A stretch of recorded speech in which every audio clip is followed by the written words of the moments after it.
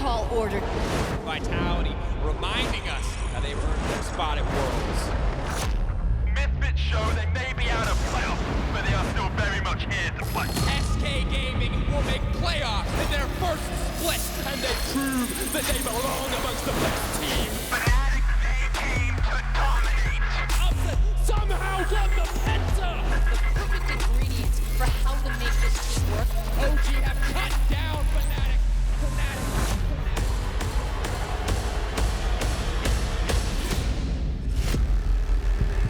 This is what peak League of Legends looks like, and it comes from Europe.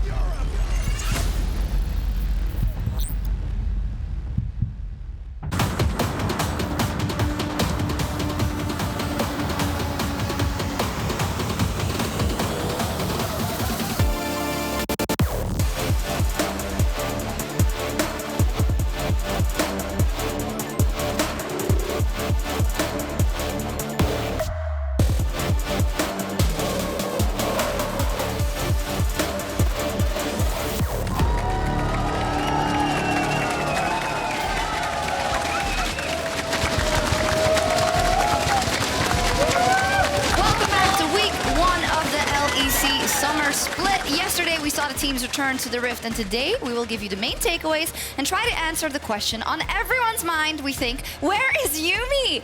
Hello everyone and welcome to the LEC studio. My name is Shox and I'm joined here by Verius and FLICKR. And this is what peak casters look like, and they come from Europe. Well, kind of, some came from somewhere else and then came to Europe, but you know what we mean. Still counts. Yes. No, it's a good way to start. No? Yeah, I'm very excited to be here. We had some awesome League of Legends yesterday. I was very happy to see our top team still looking rather top teamish. Yeah. And we saw some upsets. I mean, Misfits won a game. Is that an upset? Let's take a look at the standings. As you said, maybe everything going as expected and not too big of surprises coming out of day one. Fnatic, G2, Misfits, Origen, and Schalke winning. Although you call Misfits winning over Rogue an upset, why is that? Wow, I do. It's obviously a bit of tongue-in-cheek. I think Misfits showed a good performance yesterday. However, I still think that there's a little bit of proving yet to be done, considering so far they're only winning in the same ways that they won last split, and clearly that wasn't enough to secure them playoffs. I just want like a snapshot, like thanks to alphabetical order, Fnatic back on top. So, yeah, Frosk, Fnatic back on top. This is, of course, alphabetic, but who do you consider the best teams in the league? I think you got 3 right now, and they're kind of good for different reasons. I feel like G2, because they're G2. Origen, they have a really interesting read on the meta right now. I really love their draft priority. We'll get more into that later on throughout the day when we see them. And then Fnatic actually feel like they found development over the course of the offseason. It feels like Broxa and Nemesis are working much better, and they look evolved. So I like the 3 different looks that we're getting from our top 3 right now. Yeah, it's exactly the same as we saw in spring so far. So when we have 5 winners, we also have 5 teams that didn't win on day one. But who was the biggest disappointment coming out of that? I like how you avoided the word loser. Losers. Actively did it. I don't know why. Losers. Who's the most I think we can agree that it was Vitality. Yeah. Unfortunately, given the expectations that they went to China, they scrimmed with RNG, they scrimmed with a lot of the LPL teams. They said that they were very aware of their mistakes from last split. They come into their first game and they look like the exact same team. Is a little bit worrying moving forward. And I think the key word there is expectations. You know, unfortunately, Vitality have such high expectations. They represented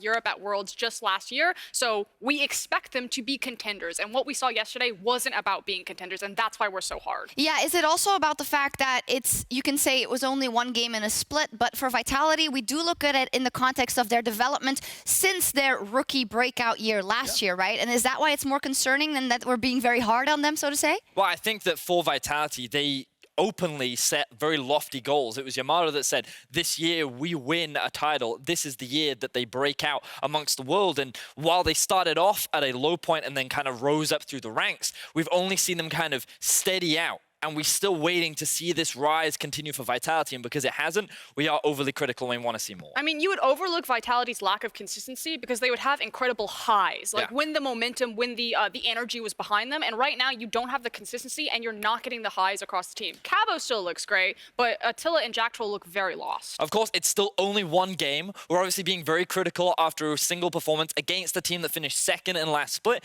which is why I think today's game against Splyce will be a better indicator of what Vitality we're going to see this I agree. We will see, of course, at the top of the table, G2 Esports, the best team in the world. They also got the win yesterday, and for an in-depth breakdown of how they are doing, Quickshot is standing by on the floor.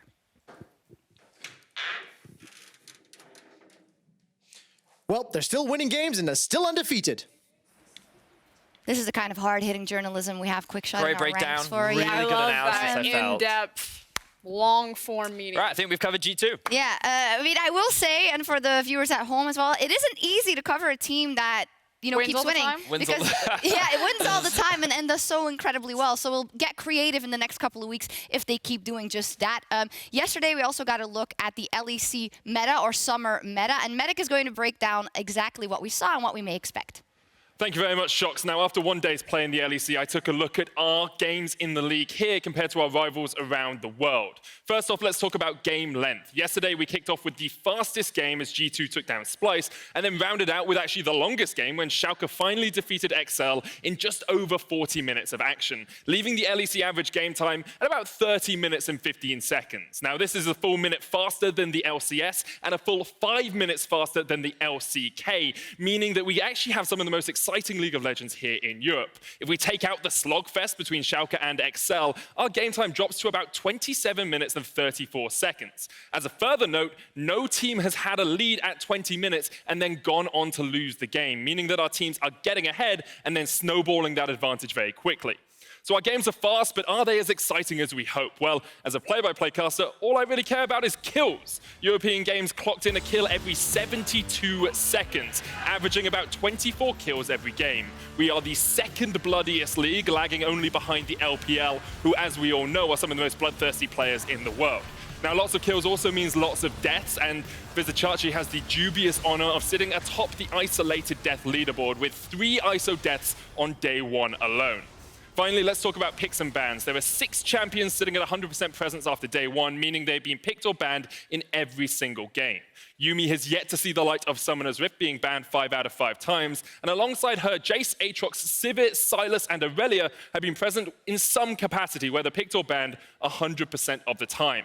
Sitting just behind them is the Spider Queen, Elise. She's been picked 3 times and banned once with a 100% win rate on day 1. Now that's it from me. Let's hear about what picks our analysts are interested in coming into day 2.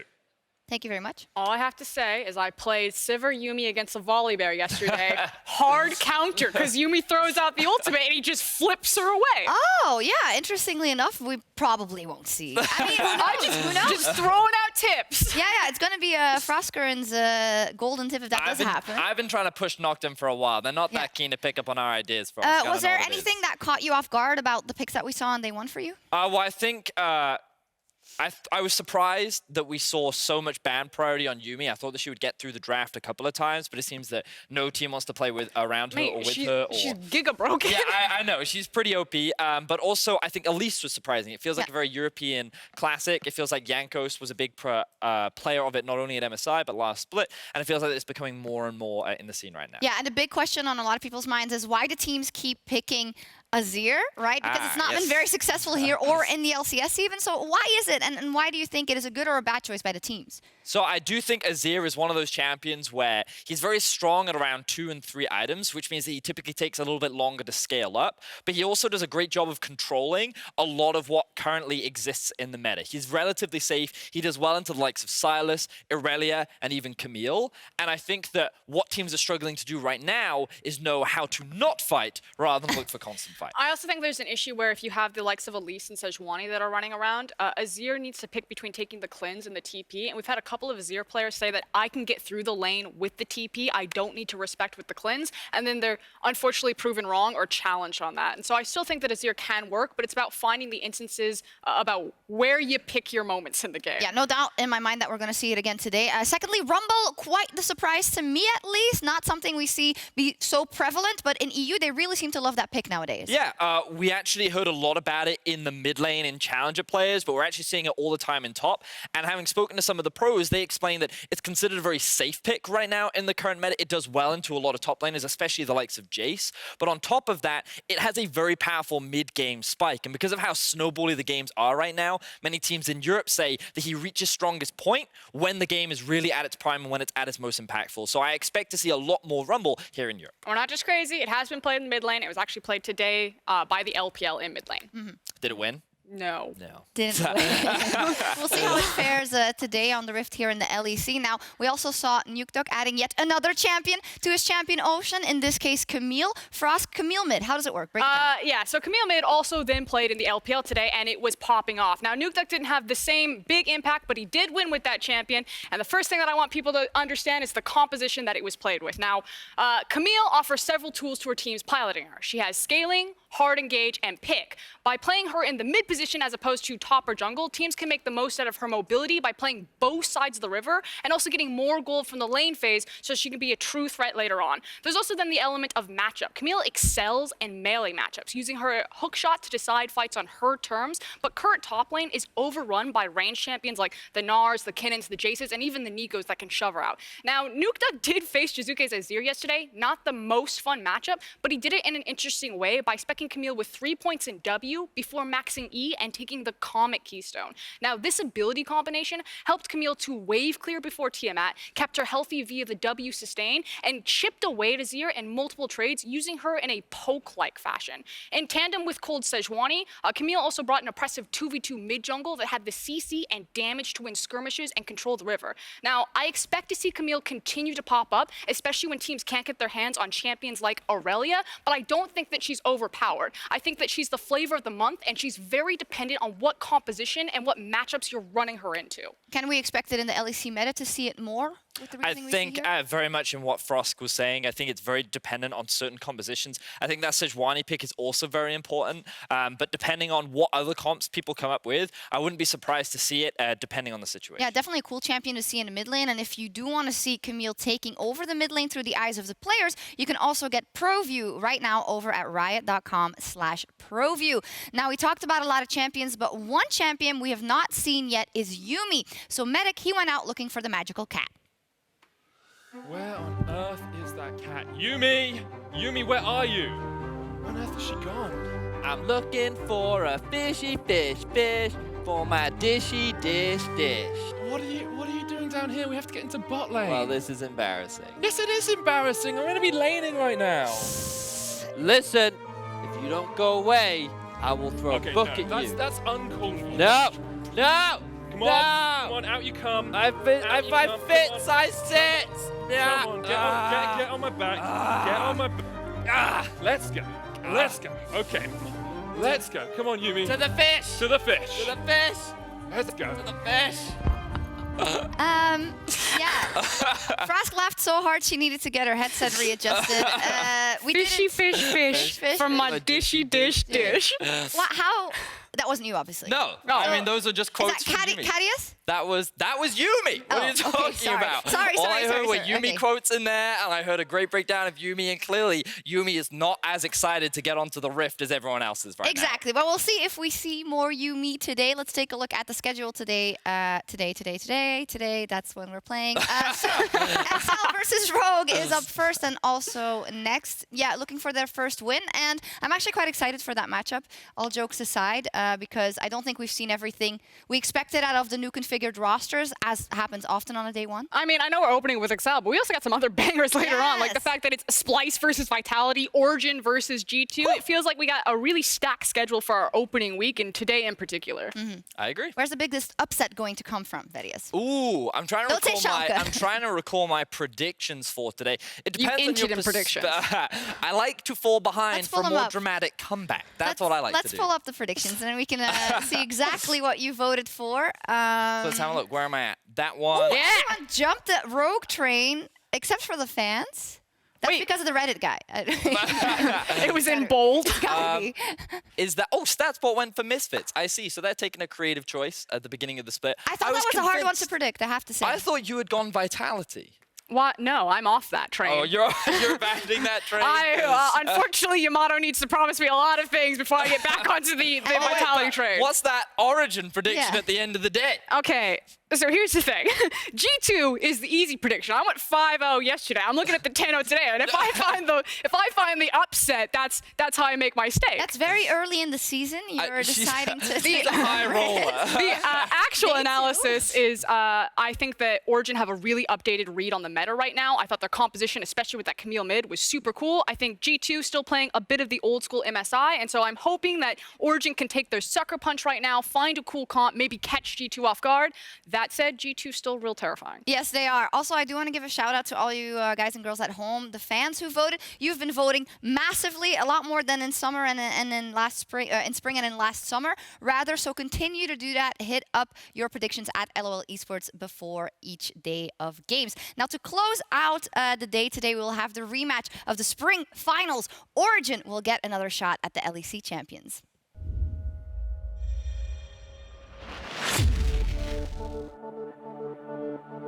What we're gonna do is gonna shock the world.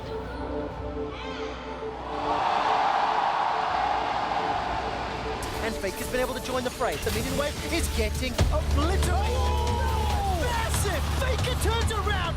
When we're down in a series, like against SKT, we're 1-2 down, and you hear the crowd still cheer for us, it actually makes a difference, you know. When you hear the crowd, then you just have to fight till the end. Caps and Wonder are on the Nexus. They will not go quietly. Wonder versus Game 5. That's a dunk from Wonder. Death from below for the double, for the ace, for the Baron, and the base. Right here, if you can find the QE. Nice juke by Cap. They find that first stun. They find some damage, but Ignite means he will get the solo kill, the 1v2. Honestly, this is like the OG series. Exactly.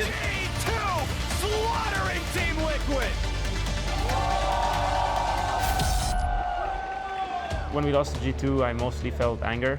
We stayed as a team to watch G2 lift the cup, and you know, it gives you a lot of fuel and a lot of motivation. A little bit of me was like happy for them, but I think a bigger part of myself was just like, damn, that could have been me. Now with G2 winning MSI, it's been a big shock for me because I kind of gave up on winning internationally. Korea had been always winning and always being the best region. Seeing G2 win the final and in the manner that they did just made me realize I haven't figured out half of what I could be figuring out. It just gave me that extra motivation, that extra push to get better. We definitely have not shown our full potential yet. We want to be the team that doesn't just 3-0 Liquid, it wants to be the team that 3-0s IG. When it comes to Summer Split, I don't know how strong we will start out. We, of course, played MSI on a completely different patch. For sure, OG was not like a weak team last split, so if there's any team to contest us, it's most likely going to be OG, right?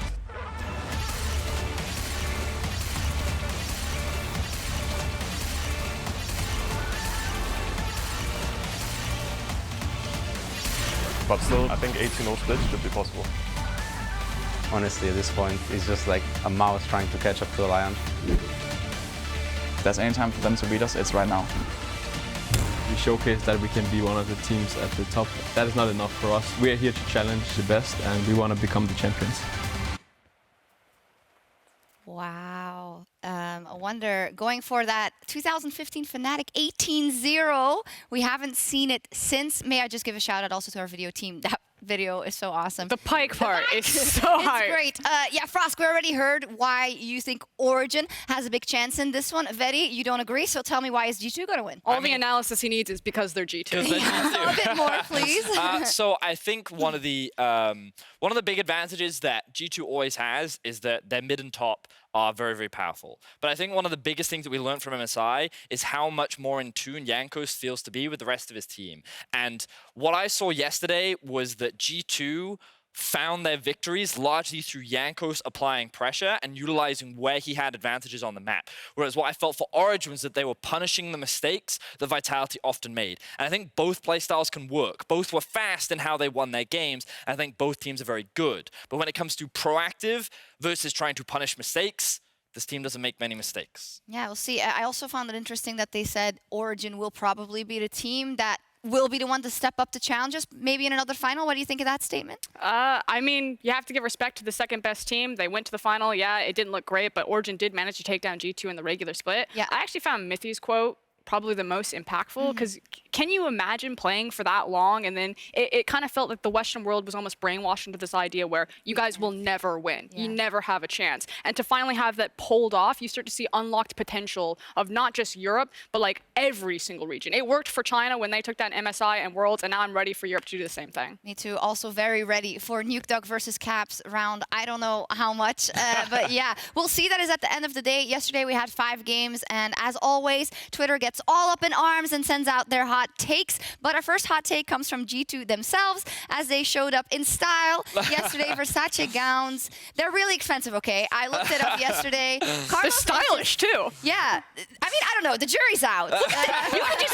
You just put a little like just logo on the bottom of that. Wonder looks like he's straight out of a magazine. He's like, yeah, I have to say, a bit of blue steel going on. Love it, G2. I wonder what they're, maybe some Gucci. We'll see. Another hot take came from @ArthurFleck0801. Why did I read that? Vitality has so much potential, but it has been going downhill without any sight of improvements. The big question should be asked of the Mowgli acquisition. I wasn't aware Mowgli was playing bot lane.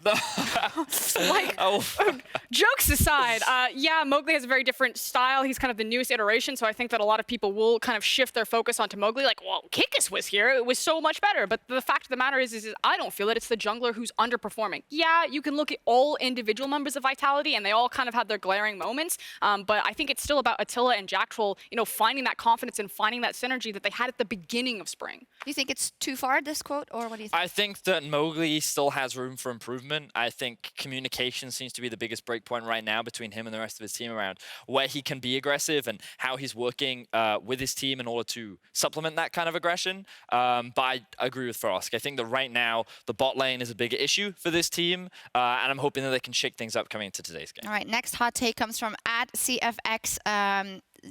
CFXGZO. Oh my gosh, I need my glasses. Misfits, they haven't shown anything convincing yet. They literally did the exact same thing they did at the start of spring. A lot to prove still. How dare my team win? Why do they How win? dare they do it in a convincing fashion? I'm furious. Girl looked great on Nautilus. It is the same way that they were winning last Who cares? Yeah, why is that an issue? Good enough to get them to playoffs. We've already seen this. Yes, but the thing here is, Wait. most of spring, they couldn't even win in any way, not even through the way that they liked winning before. Sure. So should we then not just applaud them for having a win in the first place in the first game? I mean, the thing is, they got wins at the beginning of last split, right? I need to see a greater depth of style from this team rather than get Hans Sama a winning matchup and win through Hans Sama. I need to see the return of 2015 Febiven. I need to see the GOAT Soaz return to peak performance if I'm to be convinced that this Misfits is a real chance that for the does top sound spots. good. That does sound good. Yeah, I'm all aboard that. We're all aboard. Let's see how Misfits do today versus Fnatic. That will be very, very interesting. And next up, Cloud9 tweeted, the teams who won have a 100% win rate in summer. That is the type of logic that I expect from an LCS team. Yes, definitely. They have a clear read on the league. Yeah, it seems like Cloud9, one step ahead of the rest of us. As always, they are, except for when they play EU at an international tournament. For now, let's move on to our first game of the day, XL versus Rogue. Two teams that made some key changes before the split. They unfortunately lost their games yesterday, both XL and Rogue, but I do want to look at the positive because there were a lot of changes on either side. And I know that you guys found the changes in XL quite controversial. So what did you take away from their first game yesterday? So I think, to me, it kind of went almost as expected. The biggest surprise was how well Expect performed. Like, just taking this dive as an example, outplaying this was exceptional. And later on, it looks like he gets caught out. He finds another miraculous escape. I felt like the top laner for XL was having a monstrous game. And if he continues to have these performances, I have a lot more faith in this XL run. And it was so important that Expect had to show up because he needed to buy time for his team to allow Hjarnan, kind of the other big key performer on this roster, to scale up on that Jinx. He bought them enough time, and for about, I'm going to say 75% of the game, it actually looked like it was going to be an XL victory. It thought that they had the late game Jinx and they're going to be able to walk through towards the Nexus. What about Hjarnan's first performance? I know a lot of people were, had a lot of criticism of his performance. So ultimately, I think for a lot of the game, he played very well. I felt like his laning was very solid and reliable, pretty much what I think we expected. But then he was also the player that got caught out by the Cocoon. He was the player that died and ultimately cost his team the game, right? And how much weight you want to put on that is up to the individual. But I'm not too concerned as of yet. I think the laning phase aspect is the biggest part. And we still haven't even seen arguably the biggest change in that they still have Mickey in the scenes waiting to come into the mid lane behind Special. So I think that there's still a lot of room for this team. And I think that there is a surprising amount of development that can come from this roster. Okay, let's see how they do. But for more on their opponent's Rogue, let's hear from Laure and their new mid laner. Thank you very much, Shox. Laure here, and I was joined by Larsson before his game today. Thank you very much for joining me. I'm so glad to see you back here. I think the last time I saw you was at EU Masters last year. And yesterday, you had to play your first game against a team composed of experienced players when you guys are a rookie team, if I may say. So how was it? I mean, I don't really think about the enemy team. Yeah, like if they're experienced, doesn't matter because, I mean, it's just focus on our own gameplay, right? And yeah. Yeah, I agree with you. And despite the results, we saw some promising moves from you. So can you tell me more about the synergy between you and Inspired? I mean, me and my younger Inspired, I think we think of the game very similarly. And we're both very young, so I think we understand each other very well. So, yeah. That's awesome to hear. And as I said, you were here last year with H2K. So what do you think about the league since the last time you were here in August? I mean, I think the league has gotten a lot better. Before last year there were a lot of weak teams.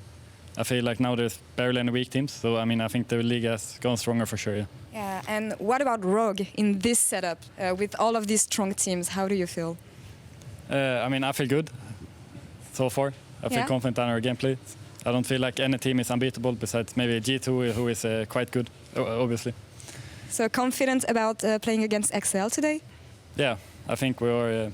I mean, in my head, we are clear favorites. I think we are a way better team. So I hope we can show it today. Perfect. Not like yesterday. I think we didn't show really how good we were yesterday, but it can happen, right? So I just want to bounce back today and get the first win.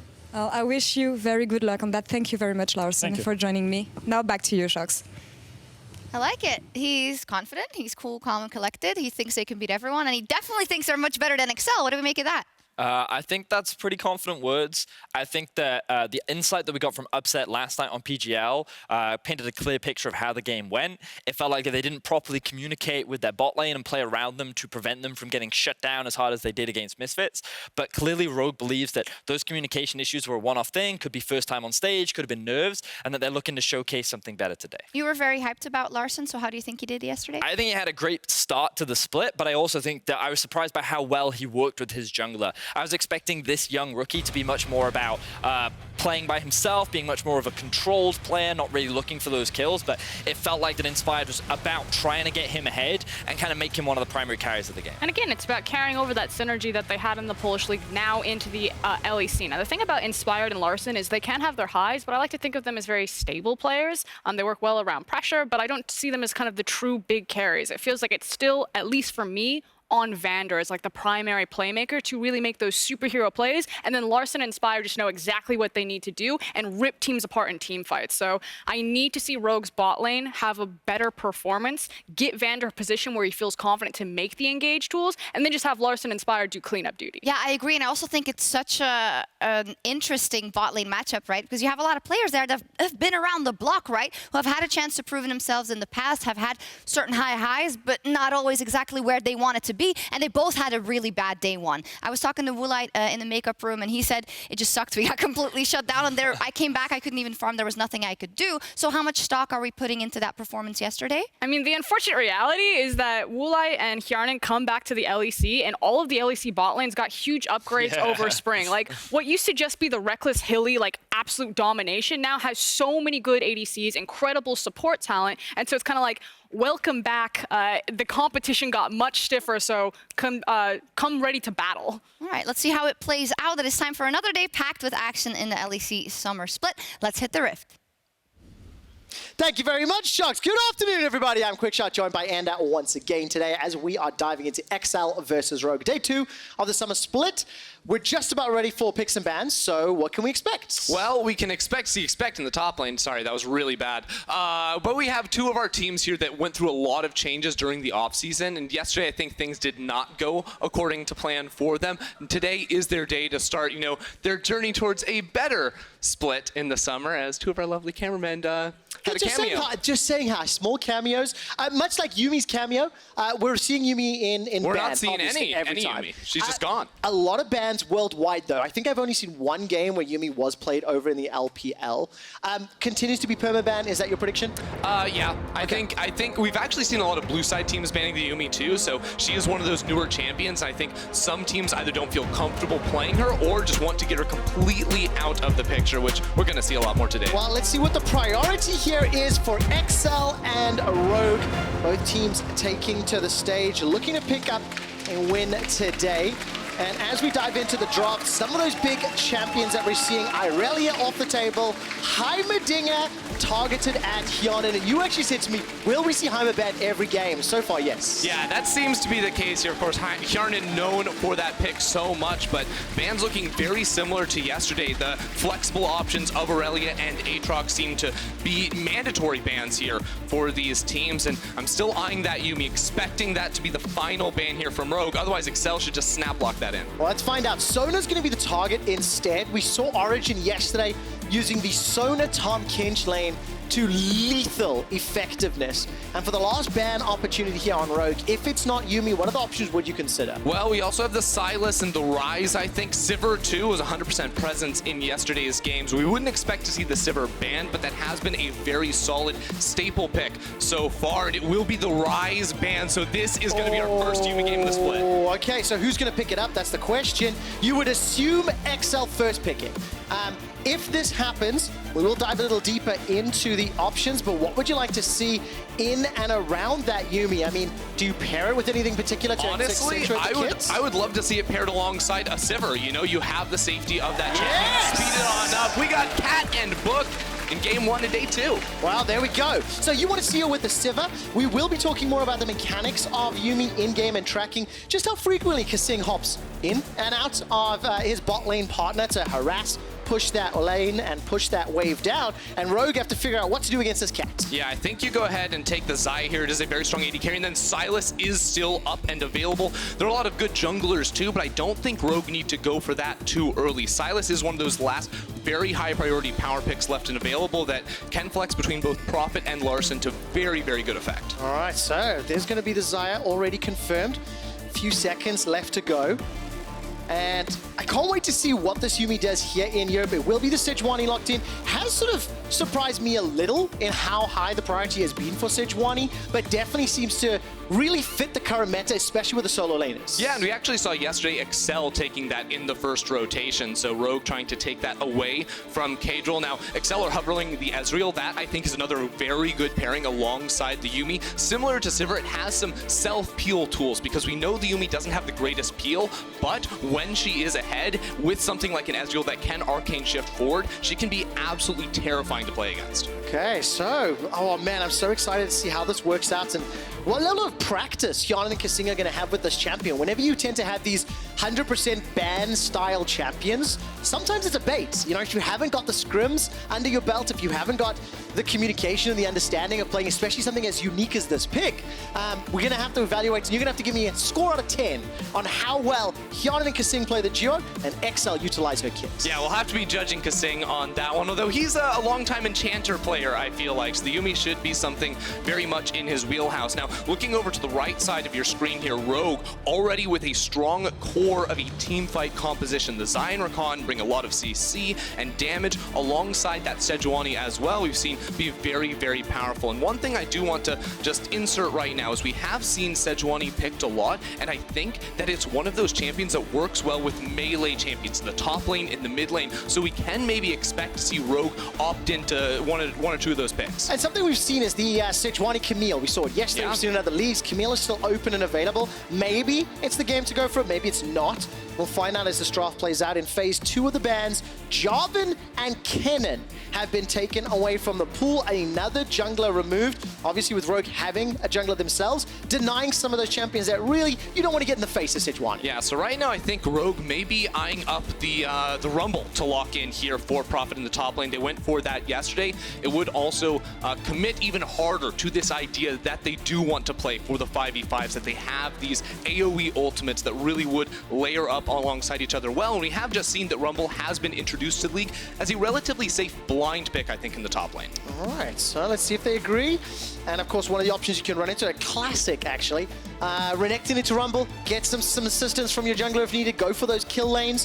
Whether or not Profit will lock this in or not is also somewhat of a denial. Expect ran that Renekton yesterday, survived a gank in the early stages of the game from his former teammate, and it wasn't enough to help XL win the game, and Profit's got that locked in. I'm seeing a lot of early to mid-game power already in this comp. Yeah, Rogue had a lot of those tools. Now I think XL need an early game jungler. You have Elise and Rek'Sai that are up. I think Rek'Sai may be a better fit because right now XL have a lot of magic damage they would be bringing to the table, and with champions like Renekton and the Sejuani that can build a lot of MR, they might want to diversify their damage portfolio for this one.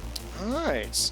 Oh. Seconds, they're going to be the Lee Sin instead, so a little bit of a difference, and Kissing will always hover the Zillions, his favorite champion. What do you make of the Lee Sin so far? A lot of pick I'm already seeing, a little bit of poke in there as well. Yeah, the Lee Sin's an interesting one here because I think if you go for the Conqueror, you can try to fight against the Sejuani early, but it's not something that really does a whole lot against that champion because Sejuani, of course, with those tanky stats, should be able to avoid any of those earlier fights. I actually think that the setup early on is maybe even a little bit better for Rogue. Once they have a couple levels under their belt, the Sejuani should end up outscaling this Lee Sin.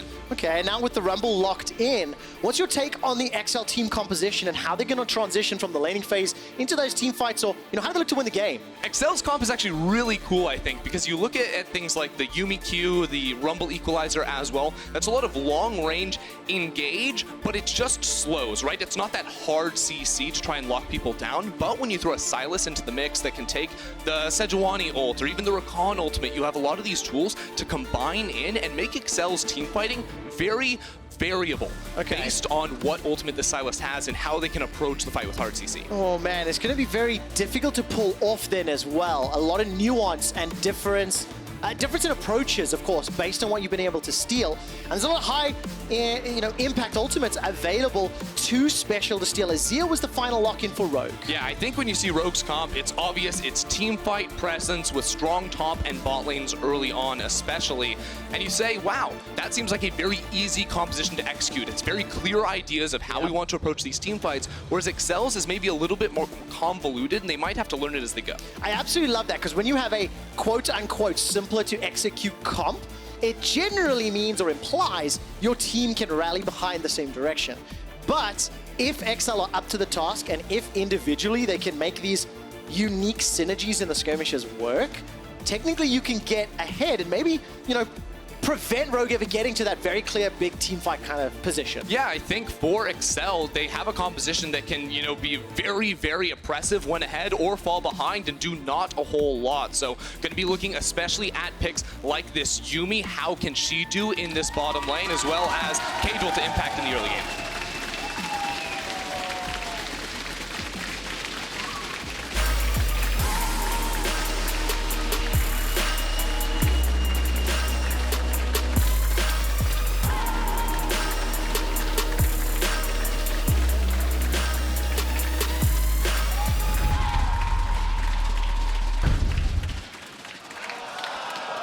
Obviously, as we load up into the game, there is a short pause. Thank you, Berlin, for having good spirits here and laughing with us. I will give you an update as soon as I hear exactly what is happening. But what I am happy about is, Ender, we get a moment or two to talk about this Yuumi. Now, let's set some expectations on what we want to see, first of all, from Kissing and from this dual lane into maximizing her potential. Yeah, well, I think when you have Yuumi on your team, you have a very interesting dynamic in the bottom lane, because a lot of people people see the attach mechanic and just assume you're supposed to sit inside your AD carry, go through laning phase, and not do a whole lot. But what we've seen a lot of pro players and high elo players doing is actually detaching and using your auto attacks to help push the lane. That's very important, of course. And then only really jumping inside if you're in trouble or when your Q is off cooldown. Because when you have that Q off cooldown, if you're working well with your ally, it's almost impossible to miss that skill shot. Oh, almost impossible. All right, we'll have to see how many land. And of course, I do want to ask you to evaluate the decision making. You know, we did talk about sort of gamifying how we watch this duo. Very unique mechanic, very interesting to see how it's impacted in pro play. And as you could see on screen just a moment ago, headsets just being double checked. I think they actually were replaced there for Kissing. And as soon as he gives the thumbs up that his audio is working, we should jump back into the game. You need to hear all those Yuumi quotes. I mean, Medic was looking for his Yuumi, and he found Yuumi under the table earlier today. Was that Yuumi? It was. It looked like Yuumi to me. Hey, cat ears in a book. Yeah, I did see the cat ears. I did see the book. The rest, I'm not entirely sold on, but I'm not one to judge. Well, it's definitely a very good cosplay. Congratulations, Radius. Just as a quick update as well, the last time Larsson played Azir on the LCS stage was with H2K in summer in 2018, and he actually won the game. It was against Splyce, so... That was H2K's first win of the split after going 0-13. There you go, breaking that record.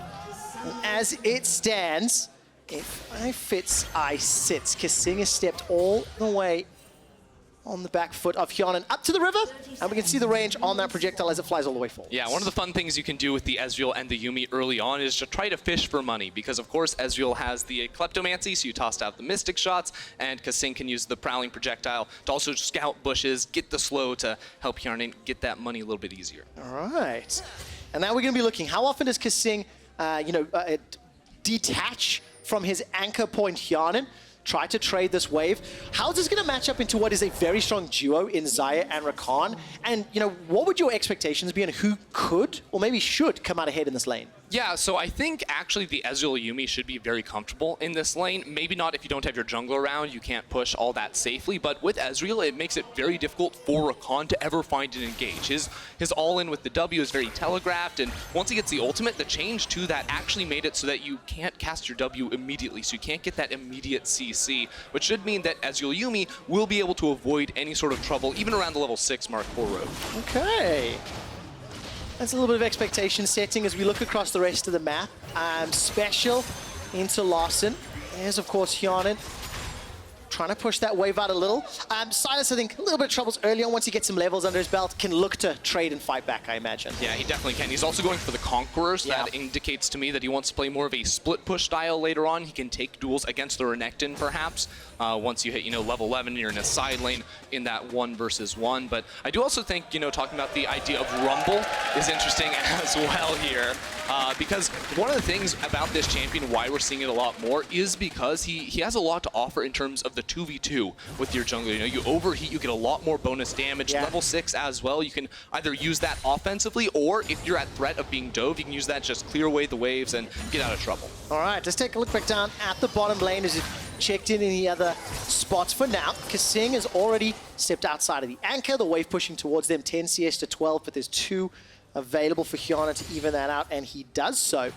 Now I'm going to keep a close eye on exactly the trading patterns and how Kissing is utilizing the kitty cats. Yeah, you'll see he is taking a lot of auto-attack trades here because his health bar actually doesn't matter that much. Yeah. If you pop out and use the passive to pick up a shield, you can actually take very advantageous trades because the passive also makes so your auto-attack is much more fluid and instant. And you can see with Cadril around them in the bottom lane, they can go a little bit more aggressive and throw those skill shots forward. Man, it's just so frustrating. Ezreal in lane was already difficult with Mystic Shot, Harass, and now you've got to add the entire kit of Yuumi to work with. Cadril will get spotted out here by Inspired, run into a flail, but that will be all. He's able to walk away. Obviously, Inspired didn't really want to go for any sort of trade there, so got the vision, got the information, and backed away. So one of the things we're actually seeing from Kissing in his rune choice is a little bit less standard, I would say. He's going for the Arcane Comet, which we do see from time to time. This is a little bit more, it has more of an emphasis on dominating the lane. It gives you more damage, and because of the Q slow, you're pretty much guaranteed to get that to land, but he's also going for Resolve as his secondary tree. And what I'm most used to seeing is actually going into the Precision tree, because with Cut Down, you actually get a whole lot more damage on your Q, which is actually really high base damage. And because she has so little HP, it gives her a lot more in these types of Q poke trades. And I like the fact exhaust and heal as well, because she's got that you and me, the ability to anchor onto AD carry, or really anybody else, can follow the teleports, can follow the flashes, etc. Means you don't need that utility summoner, and that's what this double combat. So could be very, very game-changing, especially that exhaust into the likes of the Renekton and the Azir in the later stages of the game. Yeah, and you can see what he's doing there is Kadril comes into mid lane. This is just going to be to help push out the wave and get Special a little bit better of a recall. He's going to be completely out of mana here, but they don't feel comfortable staying. Because of the lack of mana, if Inspired was in the area, they're just going to send him back to base to TP back in and get those resources back. All right, so very, very standard sort of start to this game. Difference of power, of course, in the laning phases. Profits being pushed in by Expect, but Special being bullied a little by Larsson. There's a little bit of damage onto Woolite, not going to follow through. No further engage. And the first few minutes of gameplay, what's your current review or rating on Kasing's Yuumi? I'd say it's pretty average right now on the Yuumi. They haven't been able to do a whole lot, but I think Yuumi actually scales up much better after her first base, and especially once she starts getting levels in the queue, because early on that's about a 10-second cooldown. It ends up scaling down to like 4 or 5 seconds, so you can just spam that sucker out a whole lot. And you can see, nice play from Kasing. He was trying to block the skill shot so that Yarnen's teleport or recall could go through.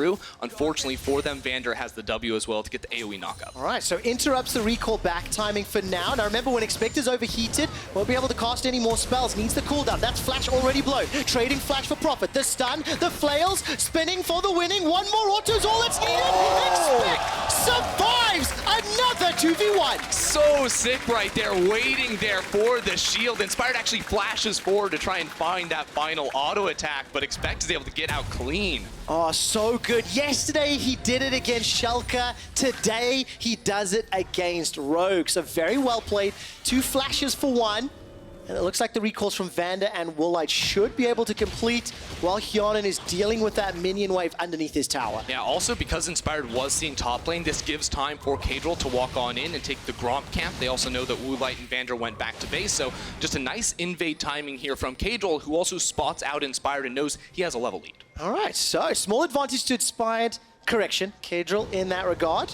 But taking stock of the CS, as we talked about, those laning benefits, Expect is up 12, and Larsson is currently up 8, as Expect's making his way to the mid lane. Yeah, this is really cool. He has the equalizer now, and he was looking to see maybe there's an opportunity. You saw a special actually with the Emperor's Divide as well to try and get that knockback in case a play was going to be possible. But one of the things Excel is doing really well at the moment is putting down deep vision. You know, first it started with Kadril on the bottom side of the map, then during that roam, Expect actually put down a control ward up top side. Kadril, or Expect, has to flash away. That's the replay. I'm getting baited. I was just about to save you there for a second. Obviously, that was the replay from Expect's POV. As we can see Excel, they've now started the Infernal, right? All of that information that you talked about in the setup, with Kadril coming in, stealing away the camp, then moving to his stronger side of the jungle. Pushing away Inspired allows Excel to pick up early objective, early farm, and this is a very good early game here for Excel. Yeah, I like it so far. You can also go on ProView, check out Kasing and his Yuumi, the first one ever. You see Hjarnan using that E to find the clean disengage from Vander popping forward. That's it. If you want to watch that ProView, riot.com/ProView. Go check it out. All right, so still trading. 63 CS to 61. It's pretty even in this bottom lane, actually. Pushing back and forth. But now we're starting to get to these level 6s. So what is Yuumi Ezreal going to do at 6? Is there any big change? Because I know that there's some kill pressure that Rogue can play with if they get there. Basically, the way that Yuumi Ezreal lanes work is you're never just going to immediately walk into lane and go for an all-in. This lane is very much about attrition and whittling you down over time because of the low cooldowns and the range of their poke spells. So once you see Woolite or Vander drop below 50%, that's when we might see them go a little more aggressive. Okay. HP going to be very, very important. Woolite's still got his flash available to him, and he's obviously got the ultimate just to jump away from any of the potential CC that can come down. But if you look at the minimap, look, Special's left his lane, and Kadril again is going for an invade. He's using this early game power of Lee Sin very, very well, but I think he ended up losing that fight and didn't get the blue buff from his I think Kadril could have played that a little bit better, holding his Q to time it with the eventual smite coming down. Maybe then could have stolen it away from Inspired. Inspired is level 6 though and wants to find a play. No, oh, that is so good. Oh, they're not going to be able to dodge away. The arcane shift was so good, but the final chapter did so much work, and Hyanin and Kasing played that well. Yeah, I really liked that though from Woolite. Channeling his ultimate early, because again, you can't immediately cast your flash or your W after popping the quickness. So he was using the control ward to try and hide that one. It was just a quick reaction from Hyanin to make the play. All right, True Shot Barrage is available, but there's not a lot of mana to work with on Hyanin's side. We'll get the channel, an ultimate thrown from Woolite. He actually stepped dead center. Would have been close. Yeah, now luckily for Woolite, he didn't actually teleport earlier in lane when he went back to base. So if he can get this channel off, he should be able to return, but he will not have Vander with him. And Kadril is setting up for a dive with his own ultimate. Oh, a lot of damage is going to go down into that bottom lane tower. And this is going to give Hyanin and Kasing just a bit of an advantage. They're already up 400 gold. Their Kleptomancy is doing a lot of work, plus the additional minion wave. And there's the teleport you just talked about. Woolite will return to lane, and he'll start to push this back out. Yeah, I mean, you can see it's a 400 gold lead for the Ezreal, but it's also a 400 gold lead for this Yuumi. You know, with that extra range, it is so much more reliable that you're able to apply your, you can use your Eye of Frost to get that gold, whereas the low range of the Rakan is not able to cash in quite as easily. What we're also seeing is a Dark Seal pickup for Kasing, because you turn that into a Mejai's, and you're really not going to die on this champ. No, definitely not. A lot of safety. If your team's playing well, you know, if your attachment from you and me is the right time, right place, you can get away with a lot. I've got a quick stat question for you, Ender. I have to answer? You do indeed. You're usually the guy that answers quick stats. What was Woolite's CSD at 15 yesterday? Dun, dun, dun. Minus 45. Oh, terrible answer. He was at minus 66 CSD. I thought 45 was bad. Yesterday. That was, of course, against Misfits and Hans Summer's Lucian. So he really got bullied, and Misfits camped that bottom lane. Yeah, they now, really I'm not did. saying this to pick on Woolite, just saying that this game is a lot more even. There hasn't been anywhere near the same level of focus in the bottom lane, and also the matchup is just a little bit more bearable. Yeah, I mean, if my quick maths are correct, then Hyanin should have a 72 CS lead at 15, so he's got to put in a little bit more work before that mark comes around. That is exactly how those stats work and are actioned, and you're learning well, Ender.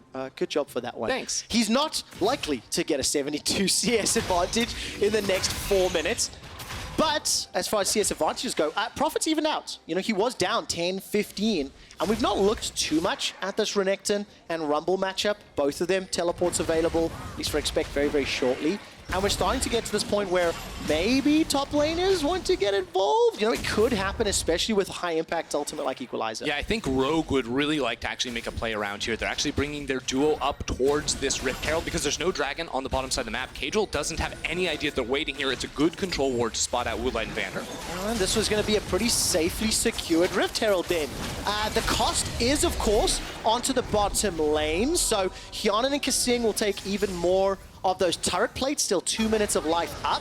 And with the Rift Herald available, you'd have to expect some sort of plate gank. Drop the Herald, get the gold, and get out. I'm loving it. The return to the plate game gank here, because that is going to be the trade in the end. Before that 14-minute mark, you have to go ahead and pop that. And Inspired wasn't going to waste any time. But at the same time, it will be first turret going down in favor of Excel. So you feel like they are a little bit more happier with this trade. Do you like the decision? You know, Rogue opted into this trade. They pulled their duo out. They opted into the Rift Herald, and now they've lost a tower.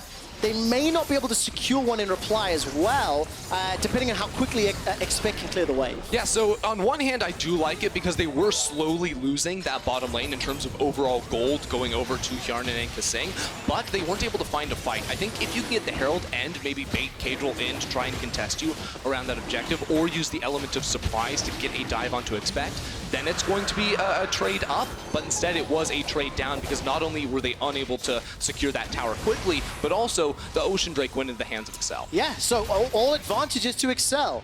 They've got every single objective except First Blood yet. And I think with some confidence, this will be the latest First Blood of the summer split here in Europe. But let's look forward for the next 5 minutes. Yuumi and Ezreal, they've come out the laning phase. They've got themselves a gold lead, a minus CS advantage. They've got the tower, so all things going well.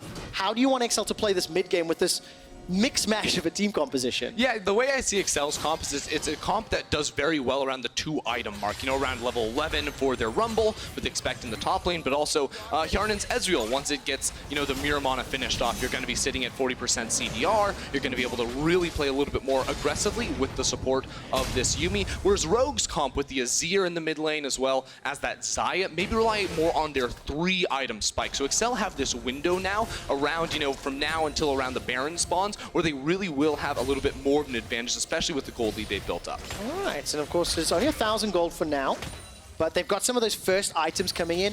You know, Iceborne Gauntlet for Hjarnen, plus the tier that's stacking, Essence Reaver for Woolite, Luden's in the mid lane, Nash's Tooth for Larsson, so itemization coming in. I'm looking at stopwatches. Very important to keep track of who has those for these first big exchanges. And thus far, I only see one on the side of Expect. Prophet teleported to the river. Maybe expecting a little bit more of an engage. You have to feel that's a little bit of a wasted summoner spell. Potentially used defensively. I didn't quite see what the reasoning was. Yeah, we weren't able to quite catch that, but Special did steal an ultimate. Not sure if that was maybe an Emperor's Divide trying to disengage Cadril, actually. Oh man, so much damage from Cadril. Inspired Force to flash out of fear of getting jumped on. Now Cadril is getting somewhat surrounded, but he's going to escape. Special has gone all the way in. He's forced to flash defensively. Equalizer was already used, and the prowling projectile tags Vander. There's the follow over the wall. You and me brings Yuumi all the way to the front, but the ultimate's on cooldown. No more chapters to read. That's a defensive arcane shift over the wall for Hjarnen, and Rogue get 2 kills. Yeah, Excel getting way too excited, jumping into enemy territory and going for the kills. Started with a good invade from Cadril, but they overstayed, they overcommitted. Cadril really trying to jump in there, and Rogue's comp had the survivability and the CC to really collapse and punish them. And just like that, Rogue closed that gold gap. And of course, as Hjarnen and Kasing moved into those choke points, their ultimates were on cooldown. No True Shot Barrage, no final chapter. And that just means Rogue do not get punished. So we crest 15 minutes, and it's Rogue and XL even footing, even game. Not a lot separating them. I'm quite excited to see the replay for where XL was going in, and it just felt very ambitious on the XL squad because they were very disconnected.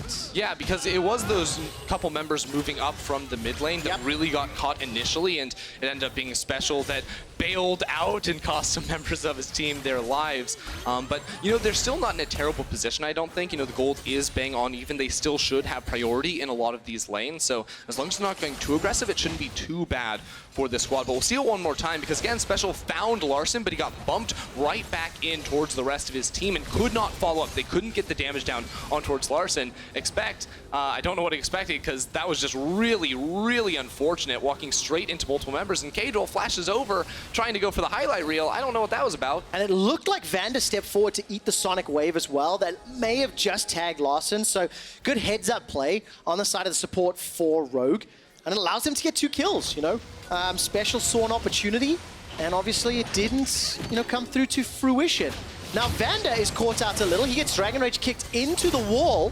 Mystic Shot will tag him, but again, no further damage. Now True Shot Barrage is available if Hjarnen sees a clear shot, but I don't think it'll be enough to kill him just yet. Yeah, the angle on that kick was just a little bit sharper there. They would have been able to maybe get him underneath the tower and lock down him for a kill, but he will be able to get out. And now Rogue actually feeling a little bit more confident with Inspired and Larsson around this top lane. They will finally break this turret, which will put them into the lead. And there we go. That gives them a 500 gold lead, evens out the tower game at 1-1. Ocean Drake is 2.5 minutes away. And we are solidly and comfortably into the mid-game. So let's turn our perspective to Rogue. They're the ones that got the kills. They punished XL. Where did they take this team composition? Renekton's got Black Cleaver. Does he want to split push or try and unlock a side lane? Yeah, I think Prophet right now in a side lane is going to be quite strong. Ultimately, I don't think he's able to really pressure down a tower because he's not a ranged top laner. It's much harder for him to knock down the structures. In a 1v1, that does make him strong. You know, he has a lot of these base stats that melee champions do have to take those types of fights. Also has the Merc Treads to defend against Expect's Rumble. But ultimately, I think Rogue are comfortable just waiting this one out a little bit more. They have the easier to execute 5v5 composition. They have the scaling on 3 items with their 2 major carries, and it feels more like Excel will be pressured to make a move earlier than a Rogue would, perhaps, even if Excel are behind. Is it clear-cut scaling advantage to Rogue's composition here? I think obviously in the 5v5s it's understandable, but you know, with Ezreal, with the Silas, you know, how do they match up at 3-4 items? So it's much harder for Excel because their comp is a lot more conditional based on skill shots from a Yuumi and an Ezreal, and based on taking much longer fights where they avoid the initial engage from Rogue. Because if they are able to step back and wait out a lot of those major cooldowns, they don't really have the same big high impact ults that they would rely on. You know, once Special hits level 16, that ult is on a 15-second cooldown, so you can keep stealing those high impact ones, and that's when Excel's comp maybe gets a little bit easier to execute playing around those silos ults. All right, well, Excel will pick up an easy dragon because Rogue committed all their resources to the top lane. Ooh, but this is going to get interesting. The projectile into the last chapter. Now Special finds the connection because stun's not going to be enough, though. It's instantly turned around. Inspired's ulti locks down Special. Yeah, the rest of Rogue just waiting there. Inspired not going to let that one happen. It was an ambitious teleport there. Hjarnan and Cassine joining together, but ultimately Rogue were able to disengage and punish. Man, just so much CC, and then there's not enough survivability. There's no real front line on the side of Excel. Yeah, there's also no hard CC. It just is all delayed. It's all not coming in all that quickly. So unfortunately for Excel, they weren't able to lock down Moonlight or Vander and burst them down because their comp just doesn't have those tools. No, they absolutely don't, and Rogue does. So they've punished every aggressive move that Excel have made in the last 5 minutes. That's why Rogue have got themselves 3 kills. I've got themselves 1,500 gold in the lead. We've just hit 20 minutes on the game clock, and the advantage that Excel has right now is in the dragons.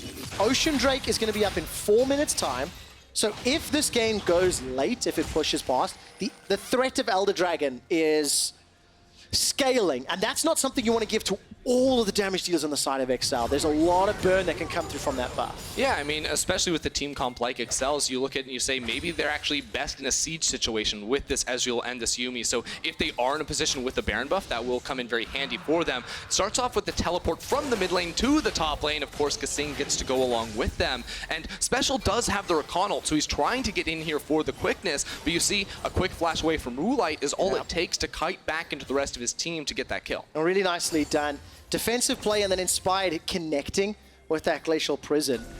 I think actually the way the observers are trying to highlight the perspective was from Cassine. Just attached to a champion and follow them around the map.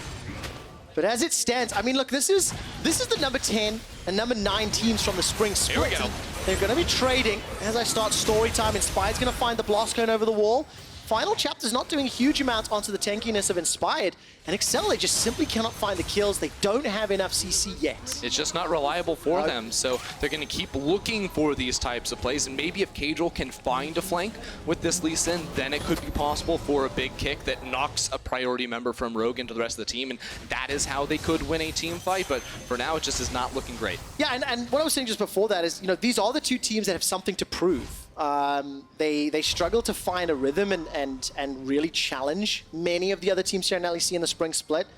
And XL, I think they had slightly higher highs than Rogue did in spring, but they both come into summer. They've both got some roster, you know, modifications and changes, and they've got to show Europe what they can do. And as it stands, definitely clear-cut behind the strongest that Europe has to offer. Yeah, you know, Excel was one of those teams that always upset. Rogue was always a team that was trying to do better. Now they've made major changes, bringing in so many players from that Polish Ultra Liga roster that did so well in that ERL, and the changes are supposed to help them. They are supposed to be a step forward. Today's game is really that first step for either of these teams. The one that wins will have sort of that pathway that they can go on to not be a 9th or 10th place team. Exactly. Very early win in the season is always beneficial. Maybe Baron's going to help either of these squads. Rogue started it, by the way, a moment ago before they were pushed outside of the pit by Excel. And I think it is very important to note just how much AoE damage is on the side of Excel. You know, when you look at Silas's kit, True Shot Barrage, Yuumi Ultimate, Equalizer, and that's before you add in any potential thefts. You know, throw in a Emperor's Divide or Glacial Prison if Special can get his hands on one of those. And there's a lot of damage to work with. Look at this flank. This is just for the tower for now. If Larsson or Inspired step forward, they will be at risk of getting jumped on. And Exile, that's a very, very good ultimate to steal with the Prism. Yeah, it's a high-impact ultimate, but it needs to mean something now for Excel, because once you steal an ult like that, or any ult really, you have to wait quite a significant time before you're able to repeat that same Sejuani ultimate. So because he stole it prior to that potential turret dive and play around the mid lane. That was what they were looking for. Now if it just times out or he throws it out in not really that impactful and engage, you're going to be missing that for a fight that could be around the next dragon or potentially a Baron now that we're 24 minutes in. Yeah, absolutely. High risk, of course, but a reward if it can land when you have an XL kit that doesn't have a huge amount of hard lockdown. That was a fantastic Glacial Prison. Inspired continues to step forward, but Special, he used it defensively, saving his own life. Dragon's Rage Kick following up, as well as the secondary Q. Now Vander continues to run for his life. Defensive teleports coming up from Rogue, but it's Special that ends up trading 1-for-1 with Warlight. Inspired is so low. Expector's trying to chase him down, can't find it out. Cadril needs to fight. Not gonna kill him! Inspired survives! It was so close right there. Ultimately, Rogue come out on top, thwarting the engage attempts there of XL. I have no idea how Vander survived, but he was the hero. But for the first time, XL get themselves a kill, but they are punished every time they try to re-engage or fight. Rogue started the fight, and Rogue ended the fight winning it. Yes, they did. Vander goes in and then does not get touched. He's at 50 HP maybe and will not go down. There are also some opportunities in there for Cadril to go for the hero plays, but ultimately it will just mean Rogue get further ahead. This Lee Sin has just simply not worked out. 25 minutes in, there hasn't been any kills secured. While Cadril had pressure in the early game, it didn't amount to any noticeable or sizable advantages for his squad. Yeah, ultimately what he did was put down Deep Vision, stop Inspired from making too many plays, and steal some camps, which is fine, but didn't have the same early game impact that maybe we would have expected if he had gone for an Elise pick that we've seen very popular, or even the Rek'Sai could have been maybe a better option for them to get them in a position to snowball this game. Yeah, and you can feel the shift in power. Rogue haven't been able to touch a dragon because Cadril, with his pressure, had early dragons on lockdown. But at 25 minutes, Rogue will get their hands on their first of the game. They still only have that 1,600 gold lead, but the control and the pace feels like it's at the helm of Rogue. You know, they're dictating it. They're very comfortable. They've got scaling that you've talked about already. And now they can just start, forcing XL's hand around objectives. Yeah, the biggest thing for Rogue here is the lead for Larsson in the mid lane, over 1,000 gold lead. Here we go, mid. All right, that was a very, very good kick from Cadril. Cast a curse. Just as we start criticizing his Lee Sin, he finds a crucial pick onto Vander. But what can they get in addition? Baron is available, but Larsson, that's the Banshee's Veil popped. He's going to be able to escape for now. I wonder if XL want to move back towards the Baron. You know, they needed to clear out the minion wave to get priority here, and there is a control ward in the pit. So if they can clear that and bait in a member of Rogue to try and face check, that could be their avenue to get a winning fight. All right, so they're not going to start the Baron just yet. Special has stolen himself the Dominus from Prophet's Renekton. And waiting to see if any sort of engages happen. The True Shot Barrage, swing and a miss, didn't exactly get the minion wave. So Hyonan and Kasing just watching as their tower gets obliterated. 3 towers apiece for Rogue and XL. Yeah, I actually really don't like that move from XL after getting the kill. You know, they had the right idea from the start. They went mid to clear that wave so they could keep that mid outer turret alive, but then they sent all 4 members into the river to clear away effectively 1 control ward. Then Cadril went to farm his jungle, Expect went top lane, so mid lane turret was left utterly defenseless. Yeah, that was obviously just completely toppled. So Rogue, very, very content as they continue to scale. Woolite just picked up his Infinity Edge, by the way. So Eye Edge, Essence Reaver, Rapid Fire Cannon, Death Cap for Larsson literally a second ago.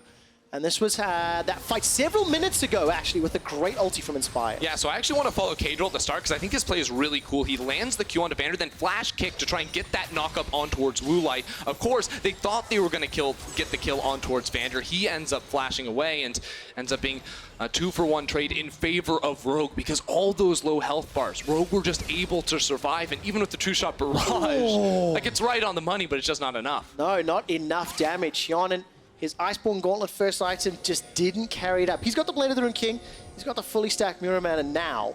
So we are entering the late game, as it were. 3-4 item spikes, but it just feels like it's Rogue that are dictating the pace, and outside of Vision, which they're now starting to channel, I want to see how Rogue continues to press that lever.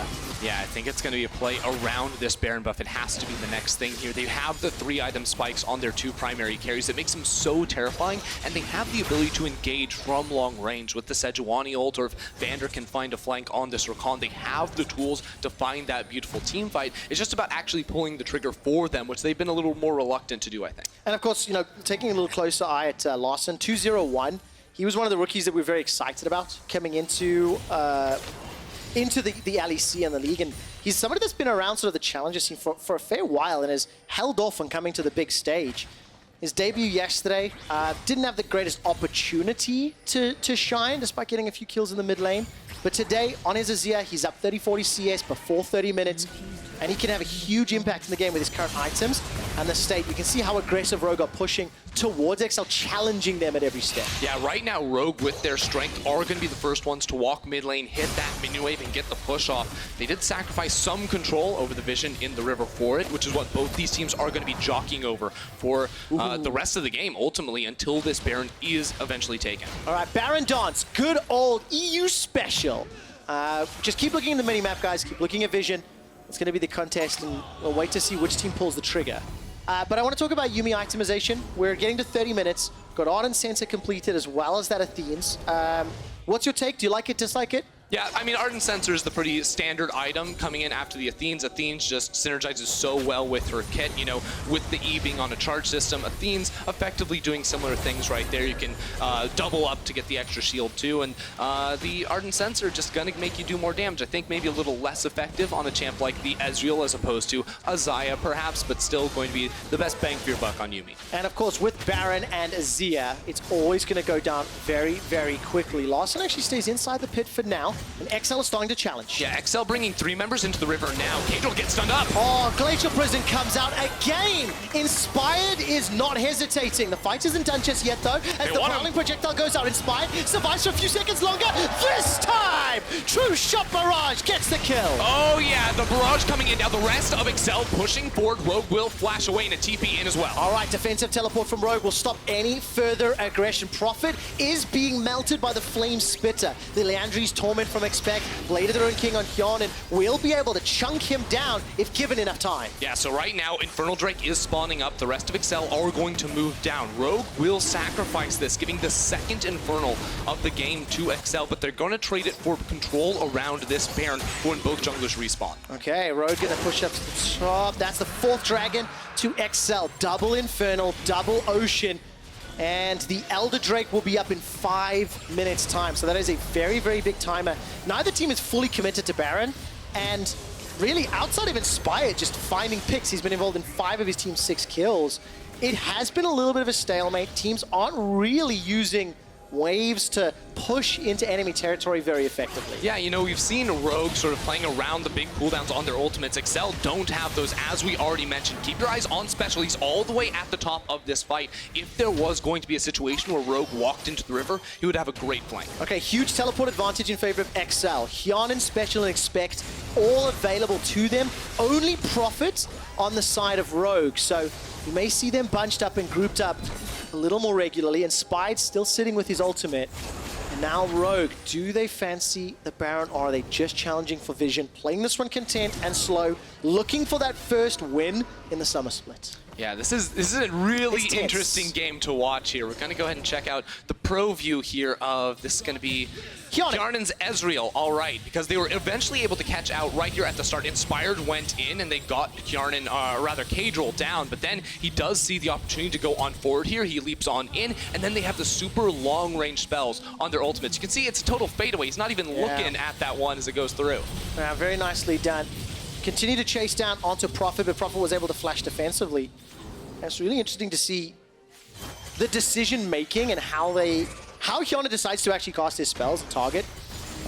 Unfortunately, not more than just the 1 kill, and unfortunately for XL, they're still behind, but that is a very positive turn in what has been very rogue-dominated passage of play. Definitely, definitely. It is really curious to watch this XL comp be played, though, because it seems like all their fights, you have a lot of very low members escaping at the end, and they're trying to use the Equalizer and also the True Shot Barrage from Ezreal to snipe people down at the end. It makes it very, very conditional on whether this team will be successful or not in a team fight. But Ender, this is exactly what you said in draft, that the composition is difficult to execute. It is situational, where on the Rift you fight, what spells are available, and without a huge amount of hard CC, it's very difficult to get the kills. Rogue, they've started Baron this time around. Yeah, Rogue want to bring XL in for a fight, but no, again, they make the call to avoid it. You have Special down in the bottom lane pushing up. Right now, Rogue with 5 members should have control over mid. This means they can use that pressure to walk back into the river and clear away the vision, make it dark again, and hope that XL walk in for a trap. And remember, teleport advantage to XL, so they're able to play the side lane. Special hasn't yet stopped pushing that bottom lane, and the Sundisk was taken down mid. Look, Special still pushing in. Luden's Proto Belt and Hourglass, so he's got a whole bunch of AP if he wants to start hammering away. Wisely backs up. There's no vision for XL really anywhere in Rogue's territory. He doesn't want to get caught out just yet. Yeah, trying to judge this 1v1 in the split push between Special and Prophet, I actually think Sylas has a good chance at this point, you know, with that Zhonya's coming in, that's 40% CDR on this champion, who also has the Conqueror for the added sustain and damage in these extended trades against a champion like this Renekton. What I love about this gold graph, if you look on the far left-hand side, ladies and gentlemen, is the differences. 1.3 was the maximum lead. XL could accrue 2.4 is the maximum lead that Rogue has been able to accrue. And it actually is very reminiscent of yesterday's game, Schalke versus XL. That went, 40 minutes, was very, very close for very long, and it did come down to just a couple of team fights around Baron. That's the Danger Man, inspired. Whenever he hits an ultimate, good things happen for Rogue. Yeah, and the hope for them is that they're able to land their ultimate before Special can steal all of theirs, because Special is at level 18 now. You can cycle through 3-4 ultimates in extended fights like XL want to be taking here, and it just seems like neither team wants to pull the trigger. Or maybe XL want to pull the trigger, but they just can't because they don't have the tools to. So what do you do now? All right, Elder Drake is up in 45 seconds. Baron has been alive for a while, so with 2 major objectives to contest and multiple teleports to deal with, it's a difficult situation for any team. Yeah, I think for XL, actually we're just seeing teleport engage. We are indeed. Vander's looking for the engage. He gets the knockup. That's technically 3. But here comes Larsson with the help of Woolite. Expect is running for his life. He got the equalizer down, but it will not be enough. Cadril forced to flash defensively. Kissing with the help of UME stays alive, but Rogue find the engage. Rogue pull the trigger and get 2 kills there, sniping out Yarnan at the start of the fight. That was exactly what they needed. They're going to move towards this Baron now, but Elder Dragon is spawning soon, and XL might want to sneak that away. Oh, it's going to be very difficult to kill, but there's a lot of damage in Special's kit. Elder Dragon, 12,500. Rogue, they have to know what's up. They've already finished Baron, and they're barreling down for Elder. Yeah, I think XL do not have enough time for this. Rogue are on the way. It is a Baron power play, 5 versus 3. There is a teleport on Expect when he spawns in 15 seconds, but this is just going to be 2 quick ones for Rogue. Okay, Special does have Rakan's ultimate hijack. That can be huge. Do they risk a 3v5 in the Elder Dragon? 2 seconds for Hyun, and he can throw the True Shot Barrage. Special has used the Vander ult. It is not secured. The knockup from Vander onto Cadril. He's running for his life. He's attached with Kissing's Yuumi and continuing to run. Prophet will find himself a stun, and this should just be a matter of time. Woolite gets Cadril, and Kissing follows after. Yeah, this could be really bad for XL, losing both neutral objectives. Now, Rogue do not have a minion wave in the bottom lane. That one's still stuck away, and Hjarnan smartly walked to this mid lane to clear that minion wave, so they will be able to buy time for their jungle and support to respawn. Oh, really, really good engage from Vander.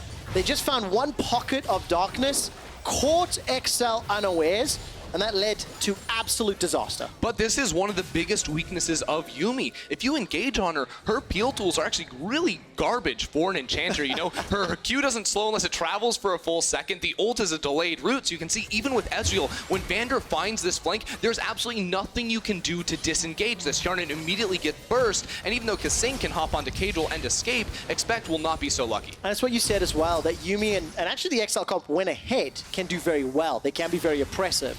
But when behind, the kit and the composition itself doesn't have a lot of get back into the game type of options. Yeah, I mean, the strength of XL's comp is their range, but when Rogue have all these tools to just jump melee on top of you and blow you up with these big cooldowns, it is not going to work. Now with the Elder Dragon and the Baron buff, the siege should come easily. Man, if it wasn't hard enough already, Hjarnan throws out the True Shot Barrage, but it doesn't matter. 2 GAs on Rogue. It is Prophet as well as Woolite that's got that in their kit. The inhibitor falls over. It's a 7,000 gold lead. And Rogue, they've played this one exactly how they wanted. get to late, then win the game. Yeah, and they're keeping the tempo up too. Larsson teleports to the top lane to catch this wave, and he's waiting for that next minion wave to group up. So they have basically 2 minion waves coming in for the last minute with this Baron buff. That should mean yet another inhibitor for them, because Excel pulling the trigger against this buffed up team comp would go really, really poorly. All right, 25 seconds for Elder. That's the first buff. 55 seconds for Baron. Equalizer is thrown down. That decent-ish damage onto Woolite. Special kind of whiffs the stolen Glacial Prison, but it does defend the objectives. Yeah, those are actually just smart zoning ults. Like, honestly, the Sejuani ult just occupying the entire lane right there will buy them time to clear that wave. I just wanted to fight, and I completely forgot they're defending their base. It's Nexuses that win games, not and also, kills. Special's ult is back up again. There we go. It is available. Prophet's going to go all the way forward. He's got himself a stun to Yarden. Yarden gets caught up once again by Vander.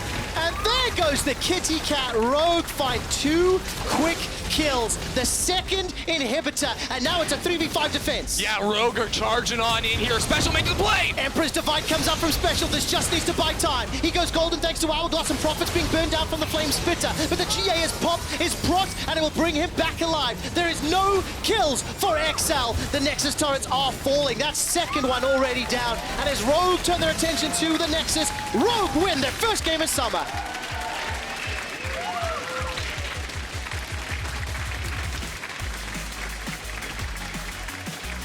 Slow and steady wins the race there for Rogue. They draft team fight, they wait for their item spikes, and then they immediately pull the trigger. You're waiting, you're saying, maybe this team's a little hesitant. I don't know if they feel comfortable finding these fights. But then Vander said, oh yeah, we're going in and we're winning the game right now. It was a low-risk game style from Rogue, but it worked. It's not what we've come to expect from the likes of G2 or OG, for example. But it is the first win of summer. And it was in confident fashion. I mean, Larsson ended up finishing the game 3-0-8. I think he closed out everything that Inspired started. And for me, Inspired Sejuani definitely was impressive this game. Yeah, after being set a little bit behind in the early game too, because Excel were doing a very good job of tracking him and stopping him from having a very high impact. But ultimately, him paired up with Vander to find these engages, you know, those 2-1s in the mid lane and in the top lane. Both times finding out Yarnin were key for Rogue to come away with the win. And when you look at the XL composition, you go back to the question we said, you know, yes, Yumi's open, yes, Yumi's available, but now you first pick her, the team composition around the cat, challenging, you know, difficult to pull off, and we sort of saw that in execution. Kadril wasn't quite able to get the angles on those Dragon Rages. Special didn't really have a high impact stolen ultimate, and the rest of the comp couldn't bring the rest to the table. Yeah, I think my takeaway from this game for Excel is that it was a very interesting, a very cool composition. You know, in theory, I really like a lot of the ideas they were trying to bring, but for this team, you know, that's bringing in a new player, that's trying to climb up, I don't think you have to be this fancy. I think you should just go back, go to the fundamentals, and bring that into play. Yeah, definitely the case, and sort of what Rogue did, you know? A little bit more traditional. Yeah. So Rogue, they end the weekend 1-1. Rogue got smashed yesterday by Misfits, bounced back today with a convincing win. One of the guys that I definitely want to look at was Larsson. We get a couple of big plays from him on that Azir.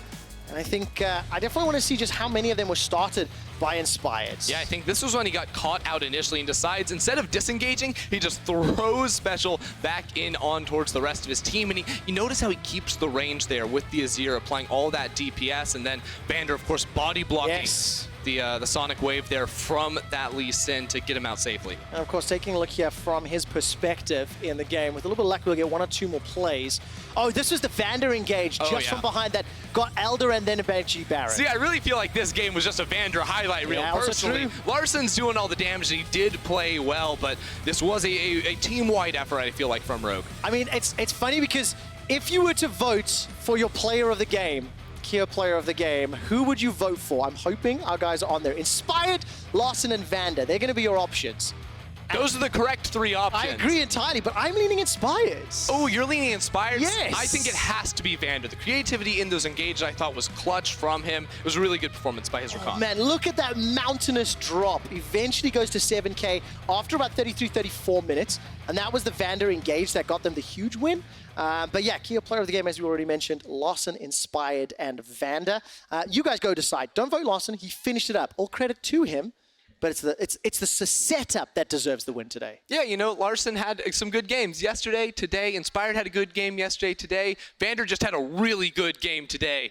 he deserves it. What's your take on Excel's performance over the weekend, of course? Now, they end 0-2, slightly more competitive game. Actually, no, that's not fair. They had 2 very competitive games, slow-paced, but they end up falling short at the final hurdle. I think this team needs reliability. They need something they can rely on, whether it's a player that comes in and consistently performs. I think that can be expect for them, but also just in the way they draft. I think they need easier things, and not easier as in this team isn't good enough to pull off these types of comps, but I think this comp is just very swingy. You know, you can have fights like in this game that were just like slivers of HP that determined whether or not they would win or lose, and that ends up making them not look too great. It's actually a concept that I really like, ease of execution. It doesn't imply that you're a bad team, right? There's no implications there. It's just, is the comp simple to understand and pull off in more scenarios? Rogue's was, they pulled it off well, and that's why Rogue won. So let's check in with Law and their rookie jungler. Thank you very much, guys, and thank you, Inspired, for joining me. Congrats on your first victory. The game took a long time to take off. I'd say you tried to gank top a few times. It didn't work. So what was the way to adapt around this with the game plan? I would say it was hard to do something on bot side and mid side because they had early game champions like Silas and Lee Sin. So our only chance to get a lead in the game was ganking top. But it was really close, but didn't work out. But even though we knew that our team comp is outscaling really hard and the pressure is on enemy team to do something in the game. I agree, and even knowing that Excel's tools in the composition were only long poking range without actual CCs as the caster said it, how did you approach team fights knowing this? We knew that we can't just start the team fight randomly without any setup because they will just poke us out. But we had to find the flank, and our champion Rakan is really good at flanking, so we just played slowly. It took us a little bit too long to find this flank, but it was fine. Why did it take long to find the flank, would you say? Maybe we were a bit too nervous, because it's our first week. Afraid of winning sometimes? Yeah, maybe. Except of that, you're one of the rookie players of this summer split, 17-year-old, one of the youngest players in the league, I guess. So tell me about making your debuts in the best region in the world. I don't know. It was a really fine week. Yeah? And I'm looking forward to get some more wins. Who are you waiting for to face? Who's the team you look Every team. Every team? Yeah, I want to check how good our teams. How about G2? It will be the hardest one, probably. Well, you have time to prepare for this one. Thank you very much for this very first interview in the LEC. We're going to take a short break, and when we come back, it's going to be SK Gaming versus Schalke 04. Stay tuned, guys. Yes, please. Yeah.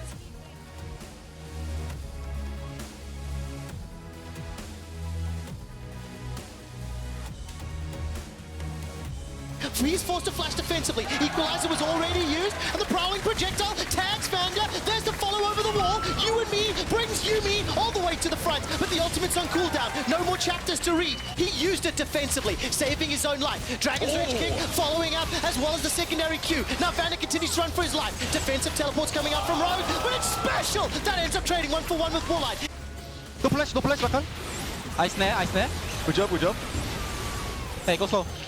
Yeah, I think for Excel, actually we're just seeing a teleport engage. We are indeed. Vander's looking for the engage. He gets the knockup. That's technically 3. But here comes Larsson with the help of Warlight. Expect is running for his life. There we go. It is available. Prophet's going to go all the way forward. He's got himself a stun to Yarden. Yarden gets caught up once again by Vander. The Nexus turrets are falling. That second one already down. And as Rogue turn their attention to the Nexus, Rogue win their first game of summer.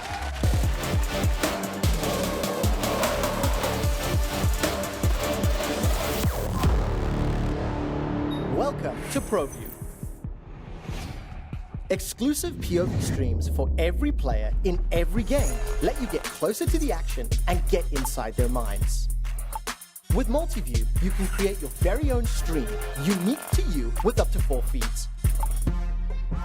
And with our advanced timeline, you can hone in on all the big plays that matter most to you. Watch LEC in a whole new way for €14.99, or get the All Access Pass for $19.99.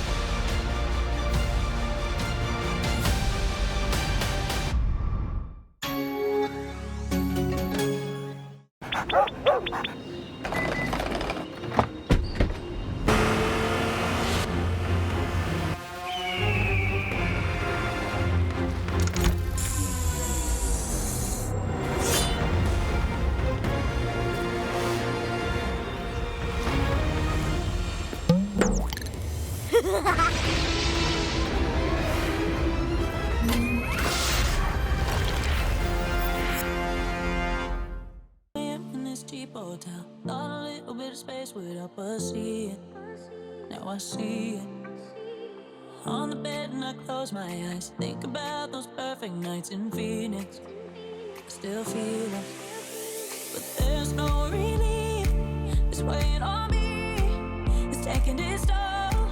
There's no letting go. Damned if we do, damned if we don't. Sometimes I wonder if we do it all along. So what are we gonna do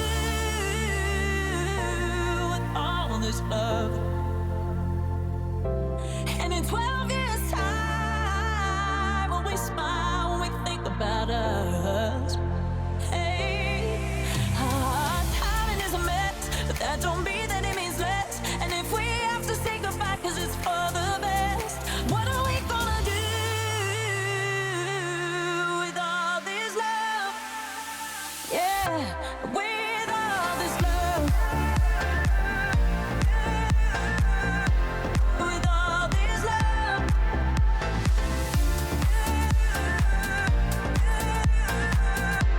With all this love. Are we gonna box it away? Save it for when it rains in LA. We need it. We need it.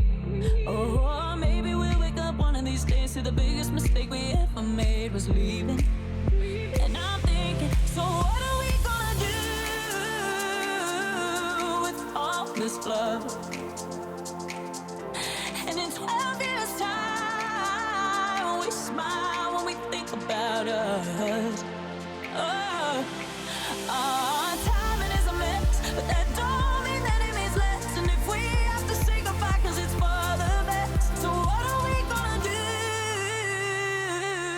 with all this love? Yeah, with all this love.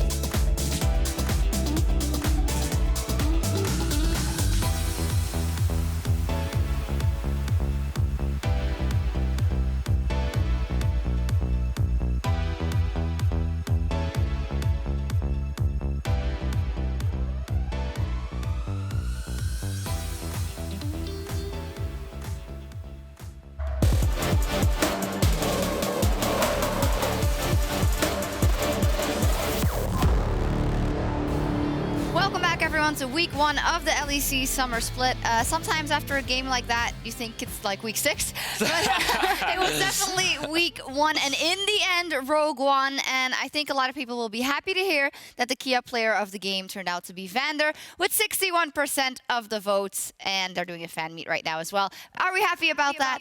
I mean, think about how rewarding it must feel for Rogue to finally kind of get their foot back onto the board right now. They made the adjustments. They brought in the new roster. They had experimented with bringing Vander onto the team. They looked much more decisive. And so it must just feel like a good payoff. We made the right choice here. Yeah, and you can only beat what's in front of you. And I think this is one that they absolutely had to win. And I think you voted for them as well. No, sorry, that was we both jump ship. Yeah, I jumped ship after a day of games. Probably. I'm sorry, Vander. I'm sorry, but we'll see how their growth continues throughout the split. I think right now they're still a little too slow for my liking.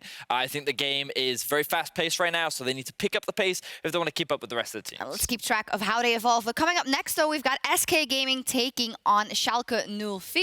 The battle of the two German teams, that is. Now, yesterday, SK Gaming, the rookies, they took on Fnatic, and it wasn't pretty, unfortunately. Not the warmest welcome back to the LEC. They got crushed. So what didn't go right for them? So one of the biggest things was, I believe they also picked the Azir, and then they also got shut down in mid lane. And I feel like that a lot of the issues were kind of stemmed from the fact that they didn't have the same mid-jungle synergy that Fnatic had coming into that game. And I was very surprised because I was expecting Selfmade to be Rookie of the Split Selfmade, you know, where he popped off at the beginning of the split and it was all about how he was finding all these early game plays, he was on the job, and I had high expectations of him, and he was invisible. It felt like that he didn't even try to have any kind of impact that he did last split. Yeah, I think about like 60 minutes in the game, he was sitting 0, 0, and 0 on the likes of the Jarvan, so just kind of a completely different look from him. That said, hard reset, shake it off, go into this game, find that gank potential, because that's where SK really thrive. It's in those team fights and bringing CC to multiple lanes. And here we see it. That is exactly what he did in the spring split and why he also earned Rookie of the Split. The fact that he can take these games and be very active in the early game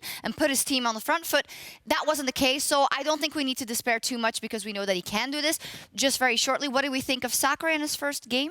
Kind of invisible. But that's the thing. He should be a carry-oriented top laner, and it should just be Selfmade and Sakura just moving together. All right, that's what we want to see today from SK Gaming. Well, they're up versus Schalke 04. And of course, the big headline for Schalke coming into the summer split was the return of Trick, and Trick being introduced to that roster. And I know you guys don't agree completely. Frost think he did amazing. Vedius says he didn't do anything. So which one is it? We had a fight. There was a couple of fists thrown. It's fine, Trick. I'm on your side. I loved what you did. I loved your river control. And I just love the direction that you bring to this team, especially in that cocoon right there. Ultimately, you were why you won the game. Only the river control and that cocoon? I just thought his early game was good. Vedius, I know you have a different perspective on it. I just think that with the tools that he had, he could have done a lot more. Perhaps my standards of Trick are a little bit higher. Maybe two-time MVP Trick? Yeah, but I think that with the tools that he had, I think that he didn't make much of them. When we saw yesterday, how the early game played out, I don't know, I guess I wasn't that impressed. So I'm still keeping my eyes on Trick. I think that he has still fundamentally helped the team, but so far, I haven't been blown away. This is awesome because last time he was here, those screens weren't there. So he has never seen himself larger than life. My favorite was Upset twisting in his chair. He's like, that's not me. There you go. Upset and Odoamne yesterday both commenting on the fact that Trick is bringing some much needed guidance to the lineup. So we'll see if that translates into a win for Schalke once again. We'll very soon find out if Trick can lead Schalke to a 2-0 week as we leave it over to Quickshot and Ender.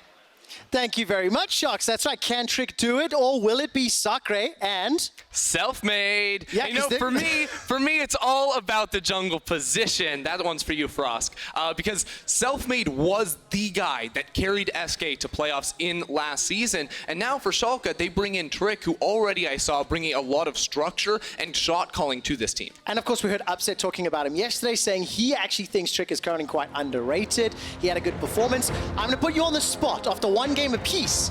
Who is the better jungler? At just one game, I'm going to say Trick. I actually thought his early game pathing was really, really cool, how he was able to track the enemy jungler and work to set his team up for success, whereas Selfmade yesterday was a little bit invisible, but I do expect Selfmade to bounce back and have a lot higher of an impact moving forward. All right, let's take a look at the draft. Of course, yesterday, the Jarvan for Selfmade did not go particularly well. Elise on the side of Schalke. Trick wasn't able to get too many early kills, but he found the crucial cocoons later in the game, and we saw his stats a moment or two ago, and instantly out the gate, Yuumi and Olaf taken away. I mean, Yuumi has a 0% win rate. I'm not sure why we're banning her, guys. Elise taken away as well. What I like about this, all of our pregame was focused around the junglers. We believe the jungler role in this matchup is going to be pivotal, and the first two bans out of SK Gaming is targeting the junglers. Yeah, so what do we have left? We have Jarvan, we have Sejuani, and we have the Rek'Sai, I think, would be the most powerful options here for SK. I think if you ban this many junglers, if you go for a third one especially, you are going to be looking to lock one in right off the bat. We know Selfmade loves that Rek'Sai. While he has different view in terms of item builds for the champion, that is certainly one that he could use to snowball his team. Yeah, definitely going to be the case, and Aatrox is the next ban here from Schalke. One ban apiece left. What are some of the power picks you could consider? Xayah is now taking out the pool. The bans from the last time we saw professional play to now is very, very different, but the prior picks are still up there. Yeah, well, we still have Aurelia and Sylas up and available. Aurelia's been one that's been consistently banned, you know, picked maybe once or twice yesterday, but 100% present so far in the LEC here. So if that one does slip through, maybe SK don't want to go for a jungler right off the bat, because we still do feel like there are two power pick junglers available. They could go for that Aurelia. All right, so I mean, it's difficult to choose, but when you invested jungle bans, it makes me think they want to prioritize that role, get that off the table early, and not give Trick his preferred option.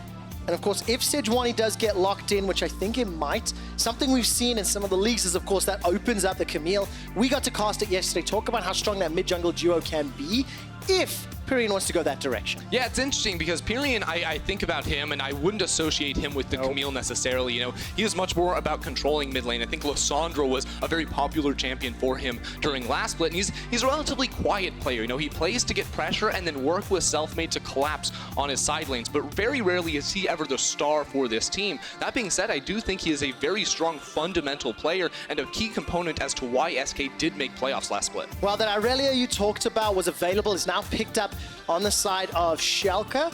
Go in the hands of Abadage or Odawamne. If they lock in the Rise, they can obviously flex that, but it will depend on what SK Gaming decide to lock in. And solo lane is this early on, that's a little different, but guaranteeing you get the power picks. I mean, there's so many power picks, why not go for them? So I think that is a very strong 1-2 punch to go for early on. Then you can maybe hide a pick. I think you go for jungler next year if you are Schalke, but you can guarantee Upset and Ignore have a good bot lane later on in this draft. Now for SK Gaming, they have the Sylas paired with the Sejuani. I think that is a very strong combination because of, you know, you add in a couple melee champions alongside the Sejuani, it really opens her up to have a higher impact gank before she hits level 6. Well, how about a Renekton and a Sylas? Boom. Solo lane is locked in for both sides. I'm expecting, anyways. Can't deny the fact that you can still flex to the bottom lane. I wouldn't anticipate it with Upset. You've got those solos. Melee solo lane is combined with Sejuani, so a lot of kill pressure, a lot of damage wherever Selfmade wants to go play, and it's going to be the Trundle response. Do you expect this to be support? No, I'm thinking this is actually jungle here for Trick. You know, when Trundle was back in meta, it was mainly as a counter pick to Sejuani. Of course, he had been nerfed quite significantly since then, but his pillar is still a very strong tool in terms of the CC it provides. The slow is still pretty massive on that ability. And of course, once he gets his ultimate, you just rip through the resistances of Sejuani. She's going to have the Aftershock, her passive bonus, inflated. If you pop the R when those two are on for her, you can actually make her go into negative armor and MR, which is just brutal for a frontline tank. It's gonna, and combine that then with Aurelia and Rise to kill anything that has had its stats subjugated. Very, very powerful turnaround into ban phase 2. Alistar and Kalista taken off the table, so that Alistar would potentially have been a threat if Sivir was an option that you were considering. Sivir could do very well into the likes of Trundle, Rise, Irelia comp, and it's actually banned away now, so denying that option from Schalke, and they've got to decide whether they go now support or bot laner. To me, it's Ezreal or Kai'Sa here for Upset. If they wait a little bit longer, they can decide what he wants to take here. I think they have a lot of strong pick tools right now. When you have the Trundle Pillar, that is a very long-range spell that can boot people out of position and set up for skill shots like the Death Sentence from this Thresh. So I think that is an interesting combo to try and throw out here. All right, it's going to be the Thresh, as you mentioned, and again, just a lot of tools, very versatile champions, really, and very versatile in all periods of the game. Ezreal being one of the champions that you anticipated could go the way of Upset is now stolen by Crown Shot. So he'll have some flexibility, some self-peel options if his top half of the map decides to go in. And obviously with Braum, you got a fairly defensive bottom lane, probably a self-sufficient. They might get left alone for a while, I think. Yeah, that's typically what you see here, and Crownshot does certainly love his Ezreal as well as Upset, so it's a double steal right there. He gets a champ he is very comfortable on while denying that one from Upset, and I think looking holistically at SK Gaming's comp, they have a lot of tools to play around the top side of the map in the early game, where Schalke may be trying a little bit different. All right, the final lock-in there, once Ignat secured Vayne, he was giving just a small shout-out to his Misfits days, the Blitzcrank, as well as the Leona up against SKT. Thank you for that memory. Now we've got the two team comps locked in. Got a lot of options, a lot of side lane threats and pressure on the side of Schalke. And they've got themselves the ability to get a lot of picks in any skirmishes. But the same is true when you combine Sidge, Sylas, Sidge, Renekton. They can do the same in their side lanes. Yeah, I think SK actually have a lot of power in their soul lanes in their respective 1v1s. Renekton should be winning out up against Aurelia later on. The same could be said. Sylas into Rise, I think, is a pretty good matchup on neutral footing between these two champions. So it will be interesting to see how Trick can play through this early game to try and maybe offset some of that scaling that these soul lanes for SK might have an advantage in the 1v1. So what is it that makes Renekton do well into Irelia later in the stages of the game? Basically, his ultimate is a really big source of power. I think Aurelia's, her ult is balanced more around hitting multiple targets, and she has a better teamfight output than Renekton would have, perhaps. She's also a little bit less reliable in her CC. With her E, the double blades for the stun, she has to land that. That's a skill shot, whereas Renekton can dodge that. His stun is instant. It's an auto attack CC, so it's a lot more reliable from that Renekton. Ooh, I really hope we get to see the 1v1 going down. Odoamne playing the Irelia and Sacre playing the Renekton. I want to talk a little bit about that player once we get into game, because you had the pleasure of actually casting him over at EU Masters. And as it stands, it's Schalke versus SK.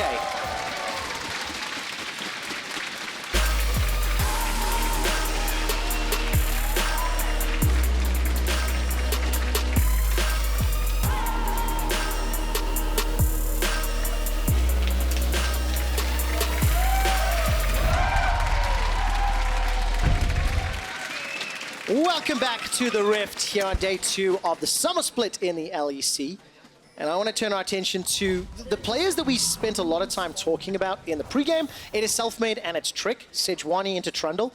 What should expectations be during the early stages of this game and sort of pathing options? Because there is so much potential to get kills in every lane if anybody just steps a little bit out of place. Yeah, so I think speaking about early game, gank paths for both these junglers, they both have really good options. You look across every single lane, there is CC to set it up. Trundle, of course, will bring more damage to early game fights, but Sejuani has more CC. So I think both these champs have very good options, but the key difference is going to be when they meet up. So in a 1v1 or any sort of 2v2, if there's a counter gank situation, I would give the advantage to Trick's Trundle because of the damage it can bring up against the Sejuani. And of course the fact that he steals so many statistics as well, Chomp is going to be so valuable. Yep. Gets an additional attack speed from the Frozen Domain. It's definitely one of the more frustrating champions to deal with 1v1. And also that pillar can be game-changing. I saw some very, very crucial pillars of ice interrupting mobility or really preventing escape paths. So that can be very important as the game plays out. And Crownshot and Dreams will return to lane just a little later than Upset and Ignat.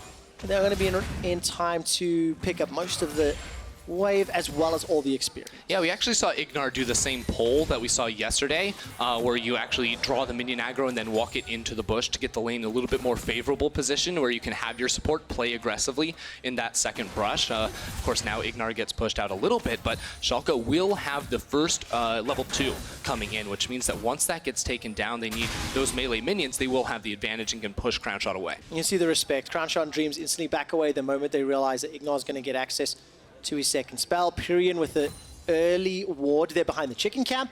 A step forward and just get some information. This will tell you a lot about where Trick is and what he's doing. On the minimap, he's heading to blue. Yeah, you saw SK actually putting 2 wards inside of Trick's jungle. First, I believe it was Sakre that warded over that Baron wall to see if there was going to be a level 2 gank up top lane, because that is one thing that a Trundle can do. If you take the pillar as your second ability, you can go for a very early game gank to try and shut down that Renekton, but they didn't see him there, so Pyrian said maybe he's on the Raptors. Once he puts down that ward and they see he's not, it's pretty safe to assume at this point that he has path down bot. All right, what about Trick? Gone press the attack, got himself the machete to start off. Very, very healthy clear on the first. Of course, didn't go into the chickens just yet.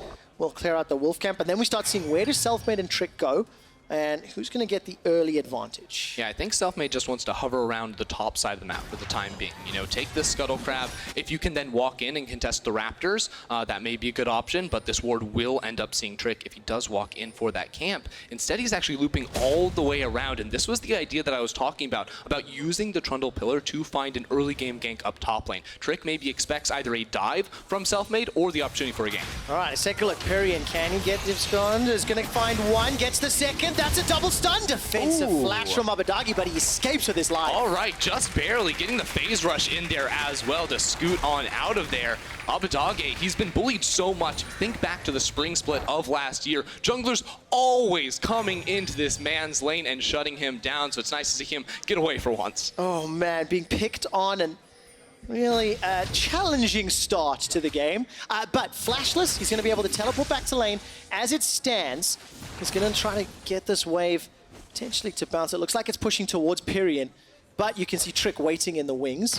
And if Selfmade can find a return gank, this is good. Selfmade, we've heard the word several times. Invisible yesterday in the early game. Definitely not invisible in the first 5 minutes. Yeah, and especially because you get that gank before level 6s come in. So now there's no flash on Abadagi. Give it 2 minutes, Selfmade's going to be level 6, and then he comes mid lane. Well, this Ryze doesn't have a flash. He opted into teleport instead of cleanse, so that means that should be a very easy kill unless Trick shows up. If Trick can counter gank, that is where Schalke can maybe turn it around. All right, let's take a look at the trade here. Pyrian gets caught and eats a lot of damage from those overloads. But you mentioned when Trick shows up, like, what is the 2v2s here? It feels like more damage on the side of Schalke, so in theory, if they get you locked down with that Rune Prison and Pillar, they should be able to win it out. Yeah, I mean, I think SK have a lot of burst damage when they go in for these types of trades, especially around the mid lane where, you know, Silas lays down all his cooldowns, which are relatively high, especially early on in the game. Sejuani has her stun, which comes in immediately, but then in an extended trade, the Trundle's going to be able to do a lot. The Ryze, of course, as well, should be able to fire back effectively. Yeah, definitely going to be the case. And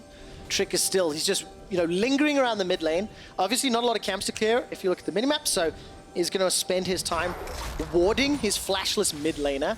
While that's going on, the top laner has been shoved in. Sakre was able to get a small advantage, while Odo Wamne is still sitting in lane, and the first back will be a phage for Sakre. He's not going to use the TP to come back up. He had the advantage of backing first, and Odo, we'll see what he can do if he decides to shove, back shop, then come back. Yeah, and my experience with Sakre is this man just always has an advantage, because when I was watching him play at EU Masters, he averaged a plus 25.2 CS differential at just 15 minutes.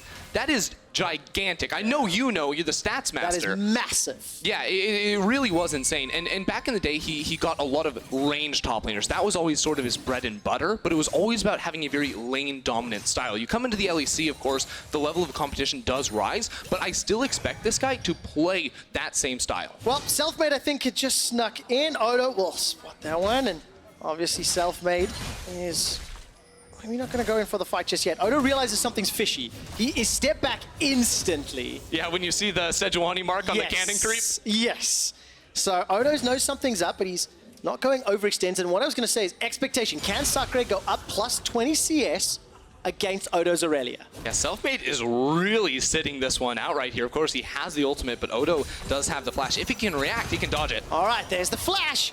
Odo was trying to bait that one out and actually ends up coming away worse for wear. I actually really don't like this gank from Selfmade. In theory, it can be nice, but ultimately, I was expecting to see him come to that mid lane. There's no flash on Abbedagge. Abbedagge is pushing up. Selfmade should just look to control vision around one side of this mid lane and then force that play. It's a very easy gank to lay down. I think it's a missed opportunity now that his ult is on cooldown. On the same token, Selfmade at least making those plays. This is an improvement from yesterday. I can see him, that's for certain. Albeit not the strongest. He's got 2 flashes from 2 ganks. That means Abbedagge's is still on cooldown. 25% of the cooldown remaining. He's not going to be under pressure just yet. And we haven't actually looked at these bottom lanes at all in quite a bit of time. 15 CS advantage for now. Upset and Ignore. Remember, they had the early level 2 and they've been able to keep the pressure up, but there is a very large number of minions pushing towards crown shots, so it will close that gap somewhat. It'll close the gap, but Upset will certainly be ahead in this lane. We saw it just from the start of the laning phase as well, where they pulled that wave into the bush, got the earlier level 2, and were constantly pushing up. And because there hasn't been any jungler involvement around this bottom lane, it has just been Upset and Ignar applying the pressure, and they're very close to getting the first plate in that bottom lane as well. This kind of benefits Schalke. I mean, Upset on Vayne, you have to feel more confident in, versus crown shot on Ezreal. You mentioned one thing about the jungler involvement. I've actually got the jungle proximity stats from yesterday, where Selfmade actually spent 49.9% of his time in the early game around his laners, despite having no impact. Trick, on the other hand, roughly 4 percentage points less. You look at his game this time around, and it's very similar. He's just been power farming, he's pretty much ignored everything, but his laners haven't needed the help and haven't been under pressure, so you can't fault him for that. Yeah, and what we have seen him doing is actually shading his laners at times where they could be ganked, whether it was pathing top lane and sacrificing maybe his Raptor camp in order to protect from a potential dive when that wave was collapsing. So I think it's pretty obvious here that Trick is a smart player and that he is trying to figure out where Selfmade is on the map. Even without the vision, he's trying to put together that mental picture and placing himself on the map where he thinks is best. Yeah, right now, Trick and Selfmade reading the same situation. They're both in place. Selfmade's got the ulti available. Abbedagge's going to flash away from it. Trick is in trouble. He's taken so much damage from Period, but they've turned around. Subjugate flash forward for Chomp is not enough.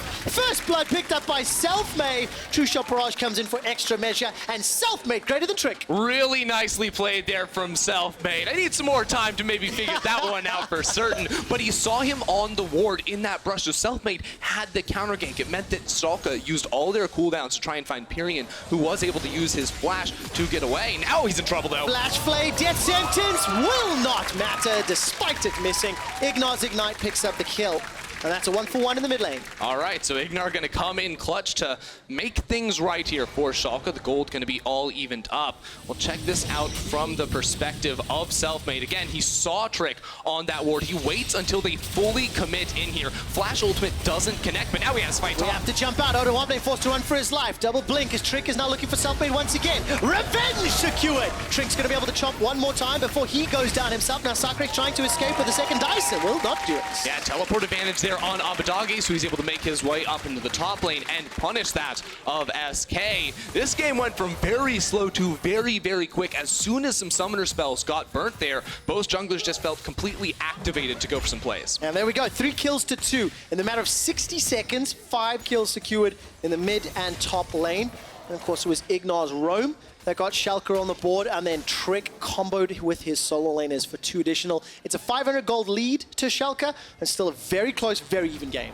Yeah, it is, and right now they are going to have some advantages. Top lane teleport from Sakre just went back into the top lane, so Odo will have that advantage. Now we see how this one starts out. Again, it's SK going all in, but this is what I said. Unless you can instantly burst down and win the fight, you will get out-damaged in these longer team fights. Odo survives, so now Trick is able to trade back and get a lot of damage down on Sejuani. There was such good usage of the marks, multiple blade surges from Odo to avoid and stay just out of melee range. Yeah, and it also gives the extra healing as mid. Every time we come out of a replay, there's a fight. Abbedagge still stays alive. He's running away. The Realm Warp won't be enough, and that gets the rest of his team out. Abbedagge finds a lantern. How are you still alive? How did Schalke get away with that? The death sentence connects with dreams, and Silver Bolts will get procced, but they don't chase further. Oh, that was beautiful. beautiful. That was so insane. Abadage puts down the Realm Warp, but he knows if he gets CC'd, it's canceled. So he says, I'm going to sacrifice myself. Ignar's like, no, wait, look at this. I've got a lantern. Come on out with me. And Schalke get away with murder. Man, the setup on the Realm Warp for the rest of Schalke to escape,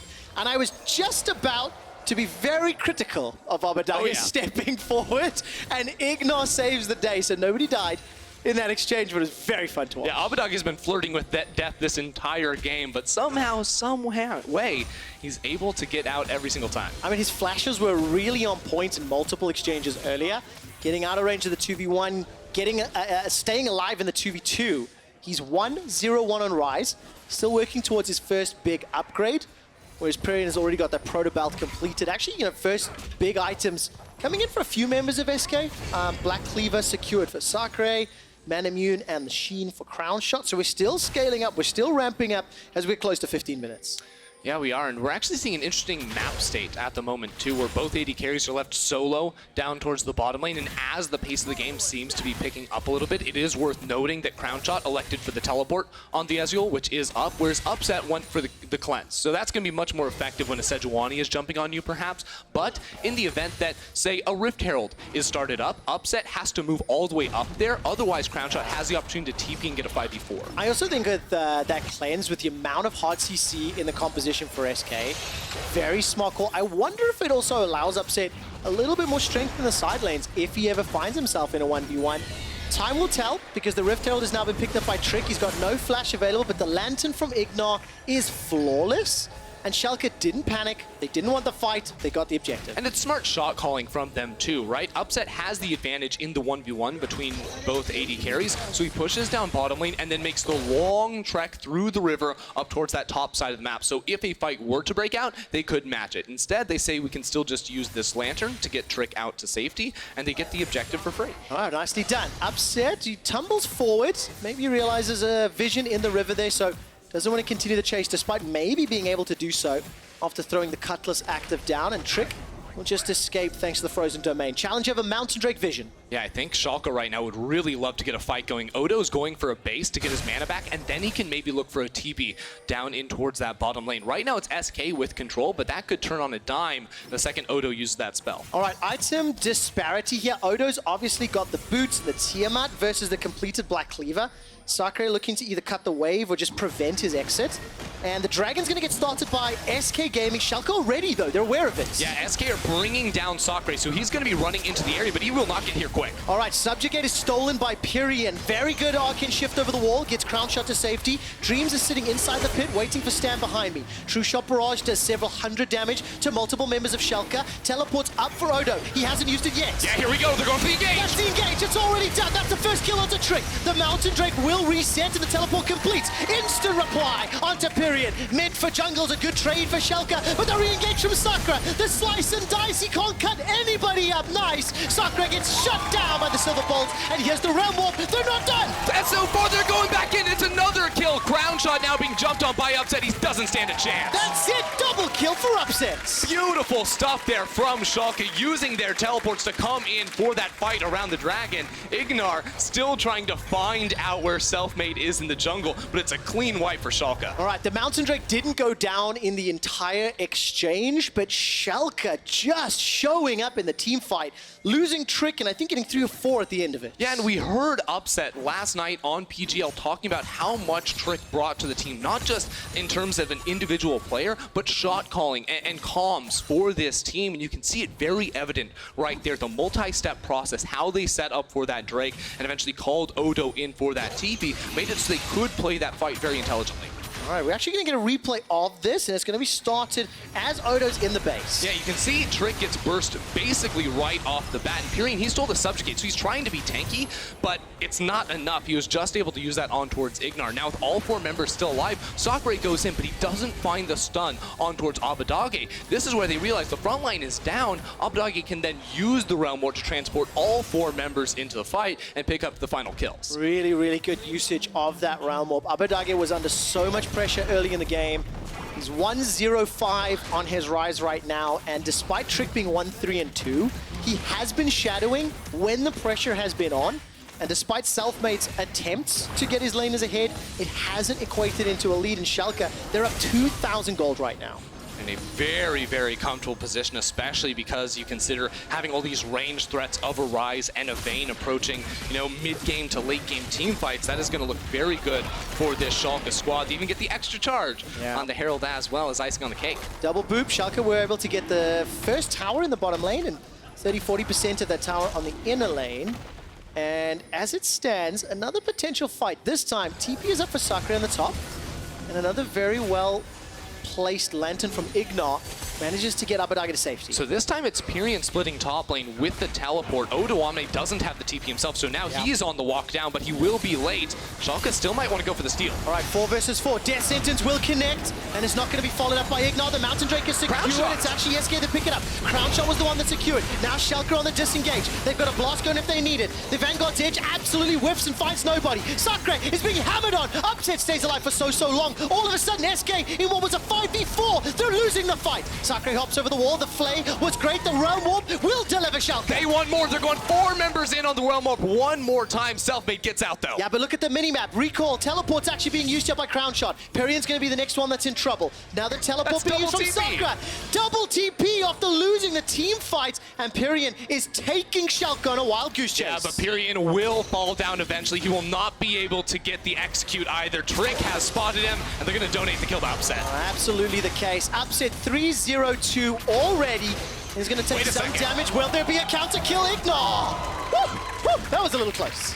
Oh my word, Schalke, that fight was so clean. At the start, I had no faith. I was thinking, what are you doing? Just send Trick in there, go for a steal if anything. But the way Ignar waited on the other side of blue buff to pull Trick out of that situation was just beautiful. Watch this approach into the pit, because again, it's 4 versus 5, but Ignar uses the sweeper. He knows he's not on vision. He throws out the hook, but then backs away from the rest of his team, knowing that if Schalke can kite back and force SK into this position, Ignar then has the flank. He uses the Lantern to bring a second member over. Aurelia is also on the move down, so the only exit for SK is through the Dragon Pit. That means they have to use flashes, they have to use dashes, but Schalke still have the response of the Realm Warp to eventually close the gap and cut off the rest of SK. So nicely done. I'm really enjoying Schalke's usage of the Realm Warp to finish in close fights. Has been used creatively, both on the front foot and the back foot.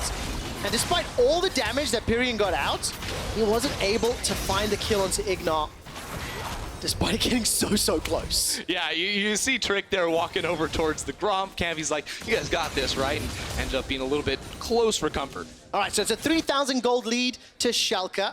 Upset, sort of the star of that fight, closing it out after the re-engage. Not really getting jumped on. He's 4-0-2. He has yet to ever die on Vayne in his career. Ask me how many times he's played Vayne in his career. How many times he's... Twice, yesterday and today. He went 6-0-8, and right now he's 4-0-2. I didn't even finish the question. I know it didn't. I just wanted to set it up myself. But it's a really good performance, a really confident start to the summer split. And despite it being slow yesterday, I do not have the same feelings today. A lot more in your face, a lot more proactive, and a much stronger lead earlier in the game. Yeah, I think the whole bot lane here for Schalke has done so well so far in this match. You know, yeah, Upset's got all the kills, but I think Ignar had some clutch roams to the mid lane early on. They were winning that 2 versus 2, and in the last team fight, I already mentioned how impressed I was by the crafting of that 5 versus 5 to get that position and find that perfect flank. It's just been a really nice game to watch here from Schalke, I feel. Yeah, absolutely the case. Rageblade picked up now for Upset. Seraphs has been with Abadagi for a little moment. Triforce for Odoamne. And of course, Trinity Force equaled by Crown Shot. No real big purchases yet for Perrin. He's been sitting on that proto belt for a while and hasn't yet been able to find his next big item until this very second. Luden's Echo. That's a small additional power spike. Now, because SK are behind in gold, they still have some very good team fight. They still have the ability to win, but how do they claw themselves back into this game? Well, SK have tools to play, I think, skirmishes very well, you know, especially if you can get an isolated, you know, 2v2, 3v3 with champions like Renekton or Sylas, you're going to perform very well. Both those champions have high single target damage as well as sustain in their kits to make those types of fights very good. But in the 5v5, what they lack compared to Schalke is range. The range of a Vayne and a Ryze to pump out DPS from relative safety. So that is where they might struggle, and if they can try to divide up the map a little bit and maybe take a 5v5, split it down the middle, that might be better for them. I get that. If they pick the right fight, their composition can steamroll. But if you get caught in open terrain, it can go south real fast. I just saw the little interaction there between Trick and Ignar. Excuse me. Pillar of Ice went up. I do have a cough button, but I just forgot to hit it. Pillar of Ice went up, and Ignar was looking for a death sentence, but a target didn't present himself. So I want to see whether or not any of these sieges under tower will be ended by a great combination there. Look, Trick and Ignar again sitting on the front line. Yeah, that really is the combination. You can use the terrain. Now watch Selfmade over on the side. Maybe he wants to find the fight, but they would have to catch Upset, and they're not going to find it. Oh, there's so much damage onto Abadage. Selfmade wasn't able to get over the wall. Vanguard's edge was stolen by Pyrion, and it's on cooldown. 1/3 already through. Yeah, Abadage has to go back to base to TP back in because Infernal Drake it just spawned. SK can start that up first, but they know they will not have the clean 5 versus 4 because of the TP coming in from the Ryze. Man, it's so tentative. Abadage was poked up by just a few spells. Teleport is coming down into the bottom lane. Odo steps into the pit, but he's too late. Schalke maybe trying to find a fight right here, but I don't think they're going to get what they want. Oh, SK Gaming, they've stepped all the way forward, but that Vanguard's edge is fantastic from Odo one day.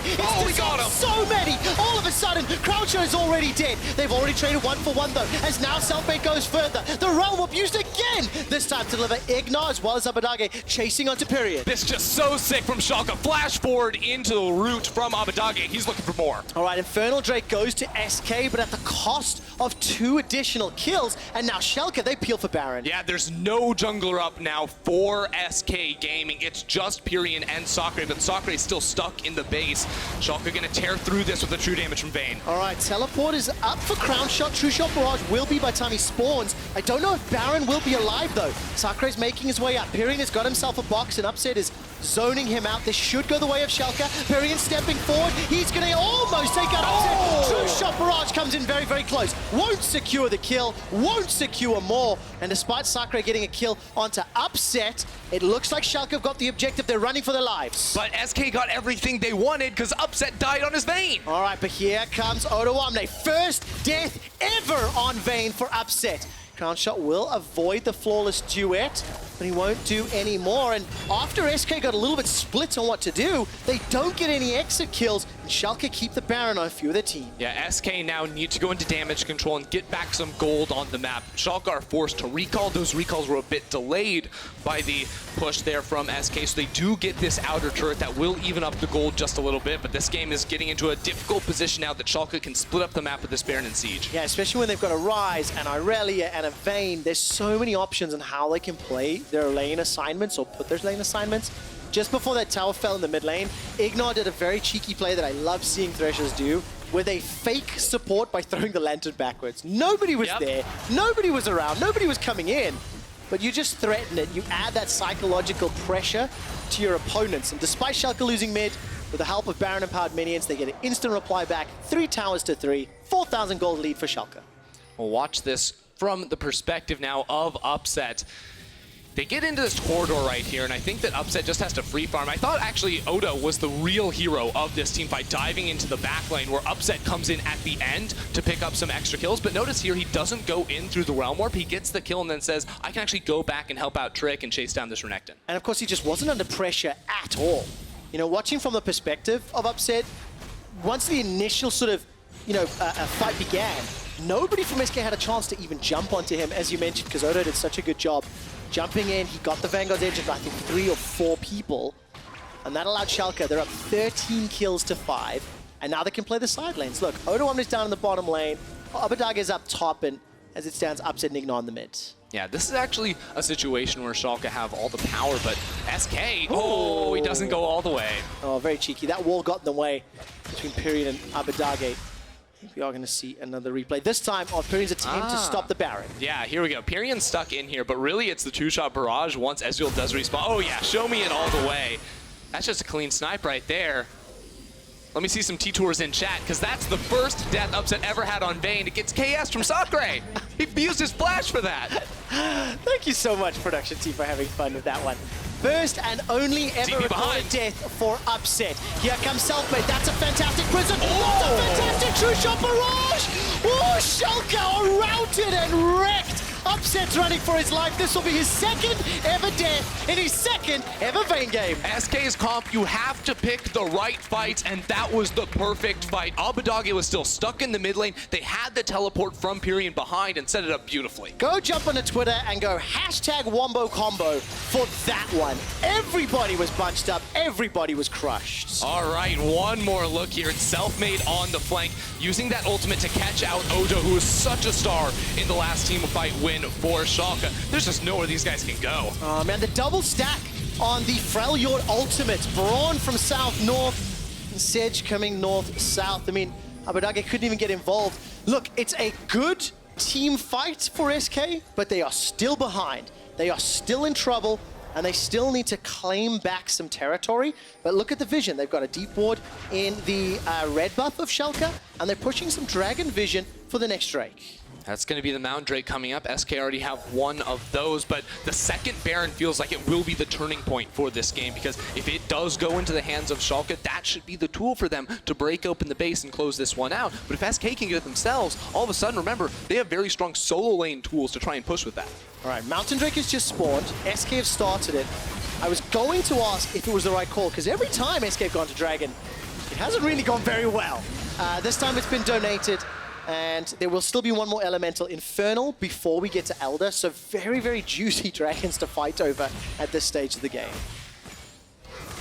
Question I have for you, is it enough for SK? You know, Baron is going to be so crucial, especially with the very low range composition on Schalke. They can really help or use that Baron to push. And as it stands, actually, they're defending. Sakre is going all the way to the bot lane. His teleport will be up in a moment or two. Yeah, right now, Schalke have the control in the mid lane, but it was SK playing on the offensive, pushing up, and you can see, I think, one of the best tools SK are using right now is Selfmade over to the sides. You know, when he throws that ultimate out from the Fogborn, doesn't give time for a Schalke player to react to it. That's where you can find that snap engage, that immediate burst in a teamfight win. And waiting for it to happen. Upset's dropped very, very low. Look at the heal. Dreams goes all the way forward. Won't be able to do it, but the tower is secured. 4 towers to 4. This gold difference is insignificant at this stage of the game. And Sakre is going to back away. He's just picked up his Guardian Angel as well. So, you know, Infernal Drake is 3.5 minutes away. Baron is 40 seconds away. Vision is pretty weak, really, for both teams around that objective, which is why Schalke are now pushing in. And I think it's so clear that Schalke want to prioritize this Baron and try use that to unlock the victory. Absolutely. I think Schalke looking for a team fight around this objective using the Trundle plus Thresh combo. I love that you brought it up because it is a strong siege tool, but also in these situations where SK have to go through very tight corridors to get into the river from this blue side jungle. That means you throw down that pillar. It's very hard for them to walk through, and if they do, it means skill shots are going to be very, very easy. So it has to be something you look out for. Yeah, definitely the case. Ignaz almost caught out. He's forced to flash, actually. Could that be influential in the team fight? True Shot Barrage was thrown, didn't get used, and if the Baron fight happens, no Brawl multi. Yeah, SK have to fully commit to this. They need to get the teleport out of Abadagi. He's currently pushing down bottom lane, getting that tower. SK know they must stay on this. All right, Pyrian's got himself a hijack box, which he has just used. Level 15, 1 away from max on the ulti. There's a peel back from the Baron. It's down to 3,000 HP. Abadagi joins the fight. And Drake wants to go in. That's going to be the subjugate, stealing the stats of Sakre there. The Baron is regenning. They throw down the pillar to try and slow him down. This is a win for SK Gaming. Yes, they lost the bottom tower, but they got the teleport outside one of the split pushes. Right now, though, Schalke have control. They have first dibs on walking mid lane, so SK still feel pressure to stay on this Baron buff, and Schalke can make a move. All right, Braum's ultimate's back up available. Selfmade, where's the prison? He's thrown it! He's hit Abadagi! Upset's down! He's caught out! Vanguard's edge has been thrown out 2 directions. One from Pyrian, one from Odo, but this is a fight that's going very long. That's a flash forward. GA's been popped from Sakre. He's gonna get get up off the ground, but Crownshot remains untouched. Crownshot can keep chasing down. He's waiting on the cooldowns, trying to find that final snipe. Instead, it will just be the push up mid lane. SK could maybe move back. SK Gaming are not out of this game. They are finding their team fights, and now they're starting off the Baron. Yeah, teleport comes in there from Sakura. Again, they have no jungler, but Trick is missing his flash. If he wants to enter this pit, it's very easy to turn, but a teleport behind could change things. Oh my word, Odo1 is going to be coming in as well. This is a 2v3. Crownshot has gone forward with the arcane shift. Winter's Bite doesn't do anything, but that's damage, and a dash forward from Odo. Baron was enlisted by SK Gaming. They get a double, and now the Baron. Crownshot just jumping in melee. He doesn't even care. He has the damage to win out in these fights. They're just going to body block to deny a hook steal.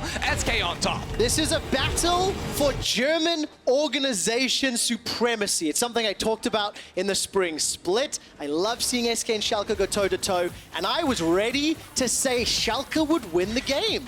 I felt like they'd have been in control for such a long time.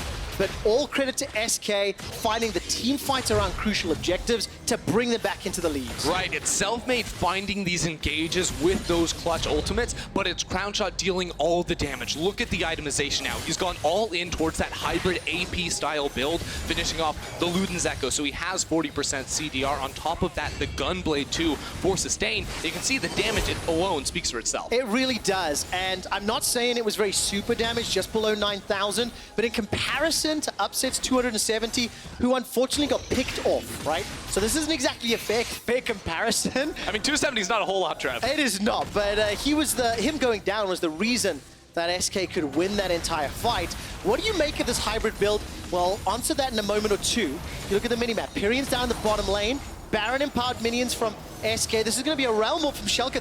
They're going for the base. Yeah, they just want the towers. They don't even have the Baron, but they don't care. SK were moving over towards that Infernal Drake. The tower goes down, but they might be stuck in the base and forced into a 5v5. Fight, fight, fight! Pyrrhion teleports in from behind the Raptor camp. There goes the engage. Waiting for the prison. Not going to do enough just yet. That's a lot of damage and Upset. He's running for his life right now. It's a fight on two fronts. The first victim is going to be Selfmade. It is traded for Odo1. The inhibitor still stands. SK have stood tall, but there's a hijack. Stolen realm warp, and SK Gaming, due to Schalke, what's been done to them? They are winning fight after fight thanks to realm warp. Crownshot goes legendary. They're looking for the ace. Abadagi, the only member to survive. And remember, SK Gaming, they have the Baron buff. They're teleporting top lane. They want to push. That is the coolest hijack realm warp I have ever seen. And with 35-second death timers, how much of the base can SK take? Oh, they're looking for at least one inhibitor, but a push up mid lane should mean two for this squad. Double Mountain Drakes as well, and only a Rise to defend. They might just make the call to go for the win. They're gonna try. Keep an eye on those death timers. 10 seconds for Odo, 15 for Trick, 15 for Upset. Abadagi is left inside his own Nexus alone. Baron empowered minions for another minute. Abadagi throws out the Overload the wrong direction. Not going to be enough. He gets jumped on by Crownshot. The Nexus is being focused. The Nexus is being chunked down. SK Gaming are looking for the win. SK Gaming take down Schalke.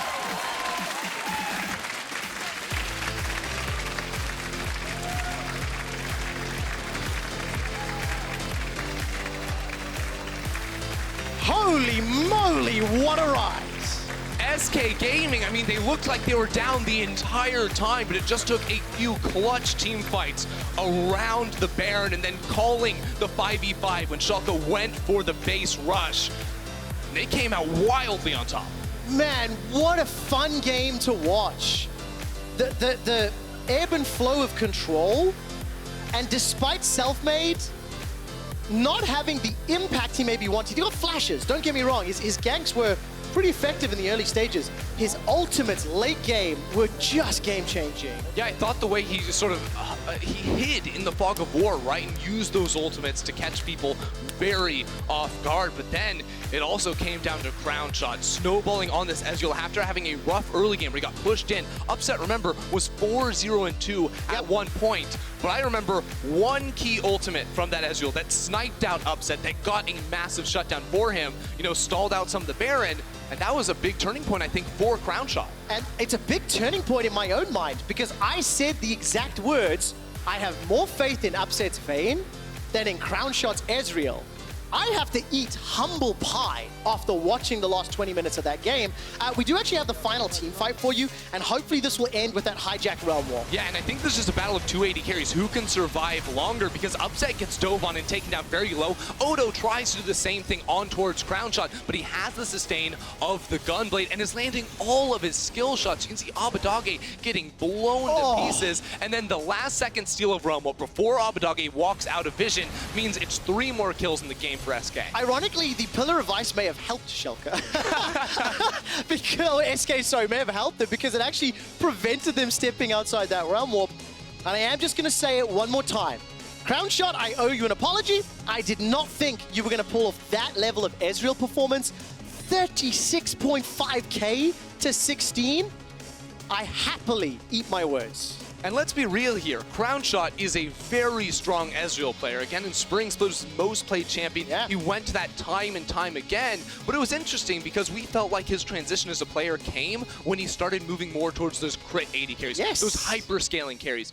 But turns out he played Ezreal like a hyper-scaling 80 carry and popped off. I also remember Crown Shot's Ezreal in playoffs, and it led me to believe what I believe today. Now I'm questioning those beliefs. You guys at home, key player of the game at LOL Esports on Twitter. The 3 players you can pick from, Sakre, Selfmade, and Crown Shot. And it's actually a challenging one because Sakre definitely had a strong performance as one of the younger players on the stage as well. But for me, it's between Selfmade and Crown Shot, and I think I'd be happy no matter who. Yeah, it depends if you value the person who throws their body into the fight and engages or the one that does all the damage. Really a coin flip for me. Yeah, it absolutely is the case. And I definitely felt the engaged players earlier in the day was where my vote would be going. So I think I might have to do the same today. I think Selfmade, after all the questions and all the discussions, that's probably what I have to go. See, you're going Selfmade. See, I would lean Crown Shot. See, I think we're on different pages, you know, and that's fine. Perspectives. Yeah, one of us is right, one of us is wrong. So very, very exciting game. After the break, Vitality's coach Yamato Cannon will give us some more insight before his team looks to bounce back from yesterday's loss. We'll see in a few minutes. Nice. Oh, SK Gaming, they've stepped all the way forward, but that Vanguard is just fantastic from Odoamne. We got him! So many! All of a sudden, Crown Shot is already dead. They've already traded 1 for 1 though, as now Selfmade goes further. The realm will be used again! Here comes Selfmade, that's a fantastic prison. That's a fantastic true shot barrage! Oh, Schalke are routed and wrecked! Crown Shot has gone forward with the arcane shift. Winter's Bite doesn't do anything, but that's damage, and a dash forward from Odo. Baron was enlisted by SK Gaming, but there's a hijack. Stolen realm wall, and SK Gaming, due to Schalke, what's been done to them? They are winning fight after fight thanks to realm wall. Abadage throws out the overload the wrong direction. Not going to be enough. He gets jumped on by Crown Shot. The Nexus is being focused. The Nexus is being chunked down. SK Gaming are looking for the win. SK Gaming take down Schalke.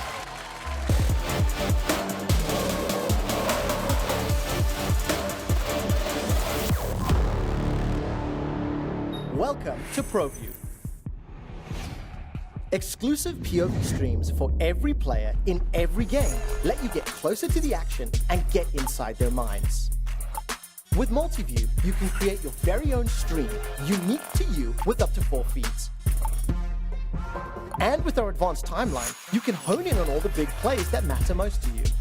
Watch LEC in a whole new way for €14.99 or get the All Access Pass for $19.99.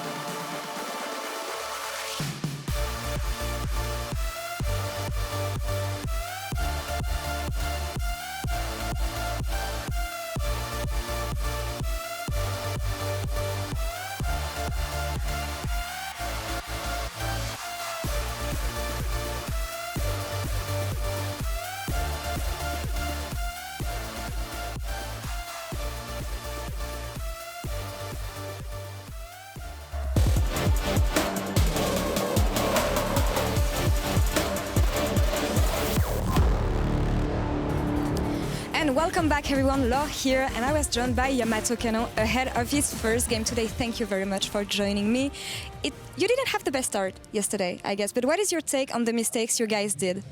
I think we did some of the more common Vitality mistakes, which are some of the ones a lot of people saw last split. These are things that we are working on, and we can't expect to just solve them all from the get-go. Origen have a lot of strengths that we don't have. They are very good at working out the basics, and that's something we need to figure out still. Awesome, and you'll have another chance to prove that today. Now tell me, you were talking about the last split. It looked like you guys needed a mental reset by the end of the split, so how is everything now? So we started off with the bootcamp over in China. That was fantastic. We learned a lot from how RNG do things. We have a good cooperation with them. I think mentally, everyone is still in a good place because we all want the same thing, and that is to pretty much win the whole thing. And I think everyone still believes in the project, and we just had a lot of bumps in the road that were unexpected. And we are tackling every issue now, and I feel like we're on a good path. That's wonderful to hear, really. I'm interested because recently Europe has been successful playing its own style, like completely, especially against Korean and Chinese teams. So what is the point of going bootcamping with RNG? Because obviously Europe is the better region. I think it wasn't necessarily to steal anything from China or copy anything from them. It was just to make sure to shock the senses. You know, sometimes practicing in the same environment can become dull, and it's very important to sometimes be experimental, try something new, and that's what we went for, and it was successful. Awesome. Joking, obviously, but I mean, had to ask it. Now, you will be playing against Splyce. How is it going to go? Well, in regular splits, I think we've never lost against Splyce, even the craziest games. So I'm not worried, but at the same time, we come very prepared. I know Splyce, they've been on the rise ever since last split, and I know they're a good contender, so we are coming in guns blazing. Well, I wish you good luck on that. Thank you. You very much. You can go back to your players. And back to you, Shox. Thank you very much, Laure. Yamato is a great PR spokesperson for Vitality. I did not take away too much from that interview, and I think he's doing a great job at that. What about you guys? They went to the LPL, they went to China to shock the senses, and it That's what his shirt did stayed to the me. same. I mean, this is what he has to do, of course. We were a bit more concerned about Vitality. They're up versus Splyce in this next one, and those are two teams that both lost. Splyce lost to G2. Vitality lost to OG, and for us, we were a bit more concerned about the Vitality loss to OG. Why is that? Because Vitality seems to be making kind of the incorrect decisions with their composition, so they're not picking their windows or their win conditions correctly. And then on top of that, you also have failed execution from some of their individual members. And again, we keep saying it, we're looking more so at the bot lane that seems to be underperforming or not quite finding the synergy that's needed. And it's time for Vitality to return to those highs. Again, you can't sacrifice having the inconsistency and then not have those incredible like coin flip high moments of Vitality. Yeah, I think the pessimist in me right now is saying it's all the same mistakes from spring, you know, Mowgli getting caught, going over aggressive, bot lane diving 2v2, nothing's changed, I'm not feeling good. But the optimist in me is like, it's just one game. Again, these really silly mistakes, I think these are solvable mistakes, so I'm very cautious about this. I don't know where I land. No, I think you have to be cautious because it was only one game. The only thing that concerned me a little bit is in the beginning of the interview that Yamato said, yeah, we also have to figure out the basics. And I'm like, ooh, that is a bit of a warning sign for me because you have been training with this roster for half a year, more than half a year now. If you still have to figure out the basics, then I don't know where we are. But as you say, you know, we have to see where they go from here. Someone we highlighted yesterday and still did well yesterday was Cabo. They always have that, right? But it is time for someone else to step up. Where do they have to start? I mean, I would look at Cabochard, but the thing is I think Whippo said it last split, and I think it's still kind of true that it seems that even when they get Cabo hard ahead, even when he's like the guy who's perpetuating and moving the team forward, that they don't know how to turn his victories into consistent carry performances from the team.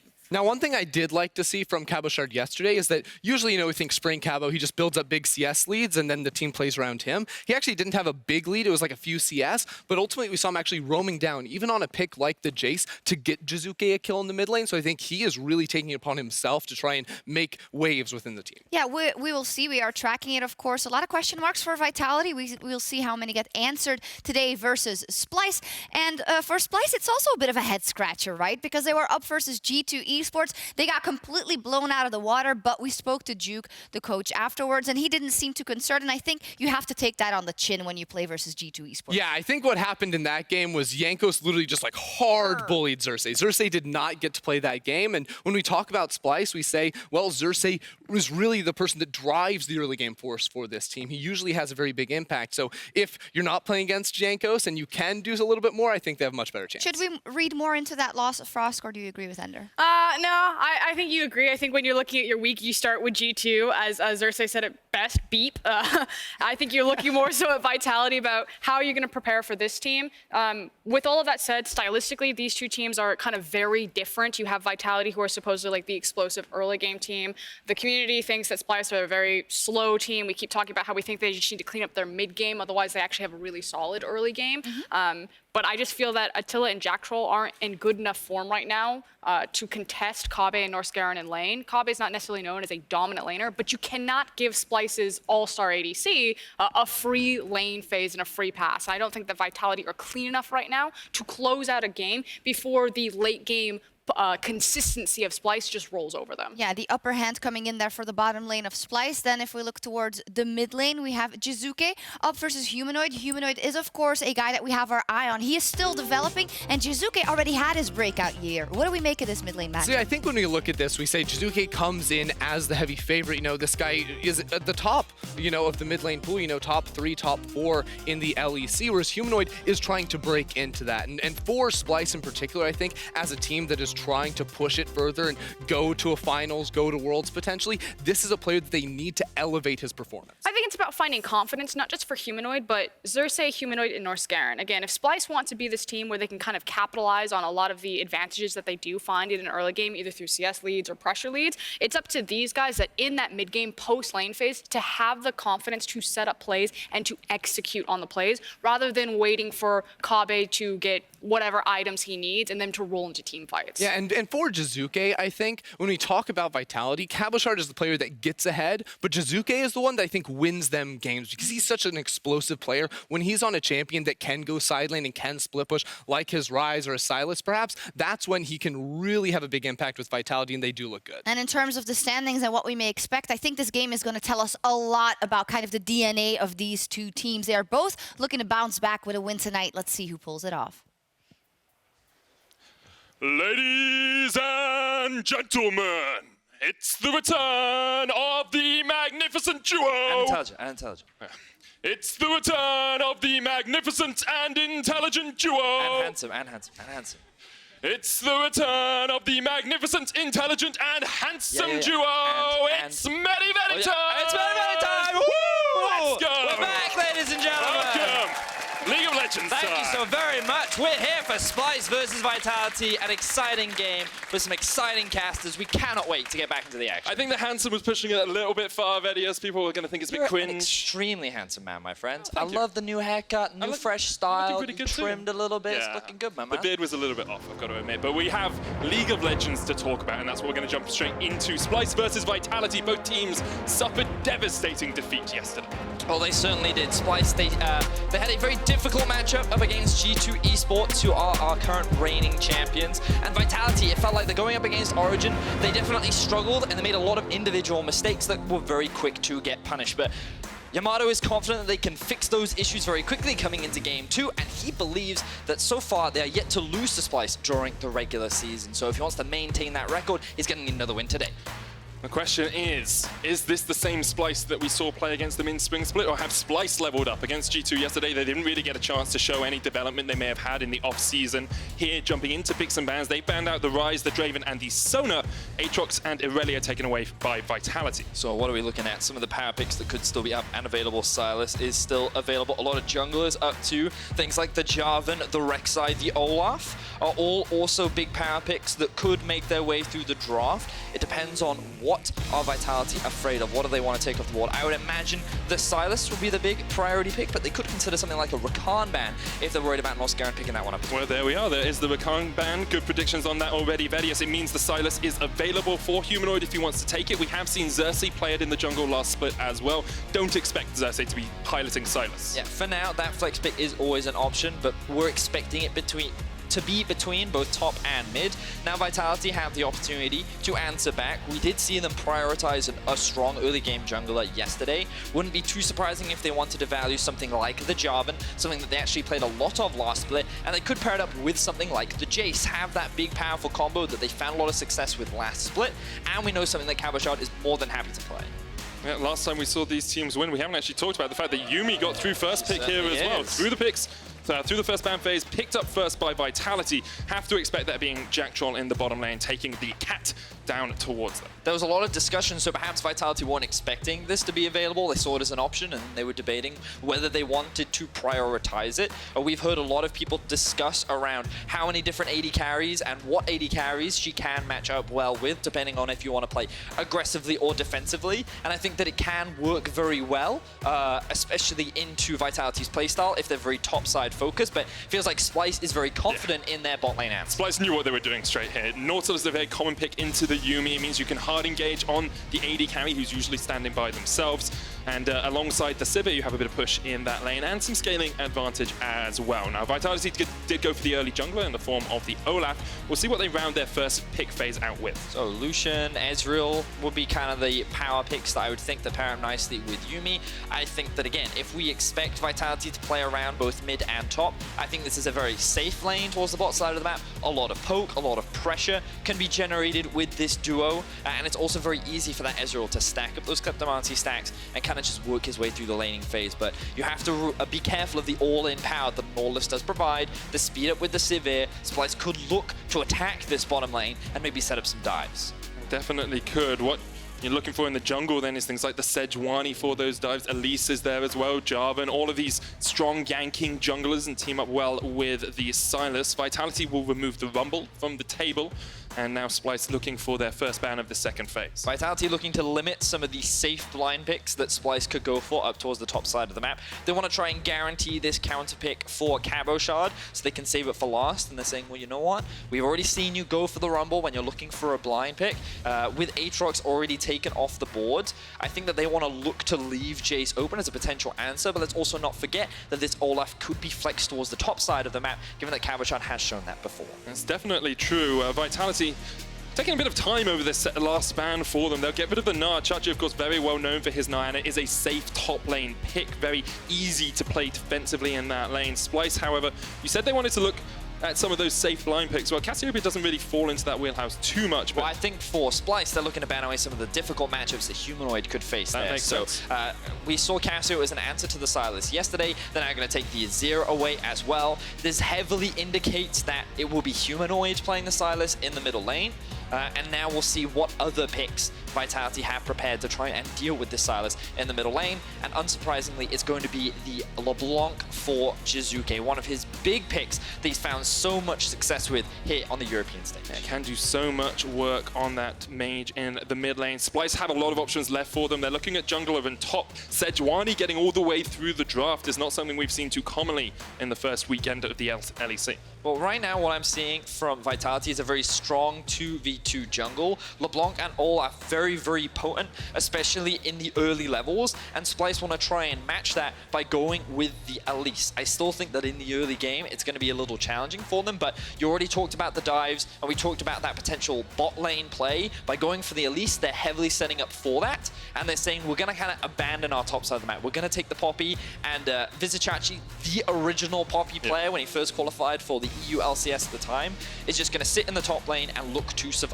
The issue is, though, last split in spring, when we saw Vitality 2-0 Splyce in the regular season, they played top lane tanks and tried to play through their bottom lane. Vitality had Cabochard on a carry like the Jace and were able just to capitalize on that top side of the map. So looking at this, it's very reminiscent for me of those spring games. Yeah, it looks like that we're just going to be trading sides. Splyce focusing towards the bot side of the map, Vitality focusing up towards the top side. And don't be surprised to see Jizuke at around level 6 to 8 look for a roam up towards the top lane to try and shut down Vizichachi and snowball Cabochard. So it's going to be interesting. Will we see Mowgli kind of what's the word?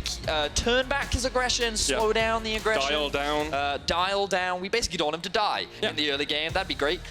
Meanwhile, for Splyce, we're looking to see something, because yesterday they didn't really get to play League of Legends. They were kind of strangled out by G2 Esports, and I love that we're continuing to see these early game junglers from Xerxes. He was very good at finding Splyce early game leads last split. The question is, can they now transition those early game leads into mid-game domination?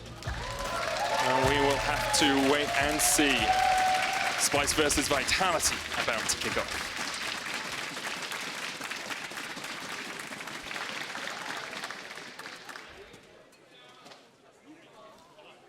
All right, we're just waiting to kick off the game. I'm expecting our new sort of LCK style intros. It's the first time I've done this, so give me a slight breather here. You ready for them, Betty? Let's go. I don't think they're ready, but they may be, as they're about to come in. There we go.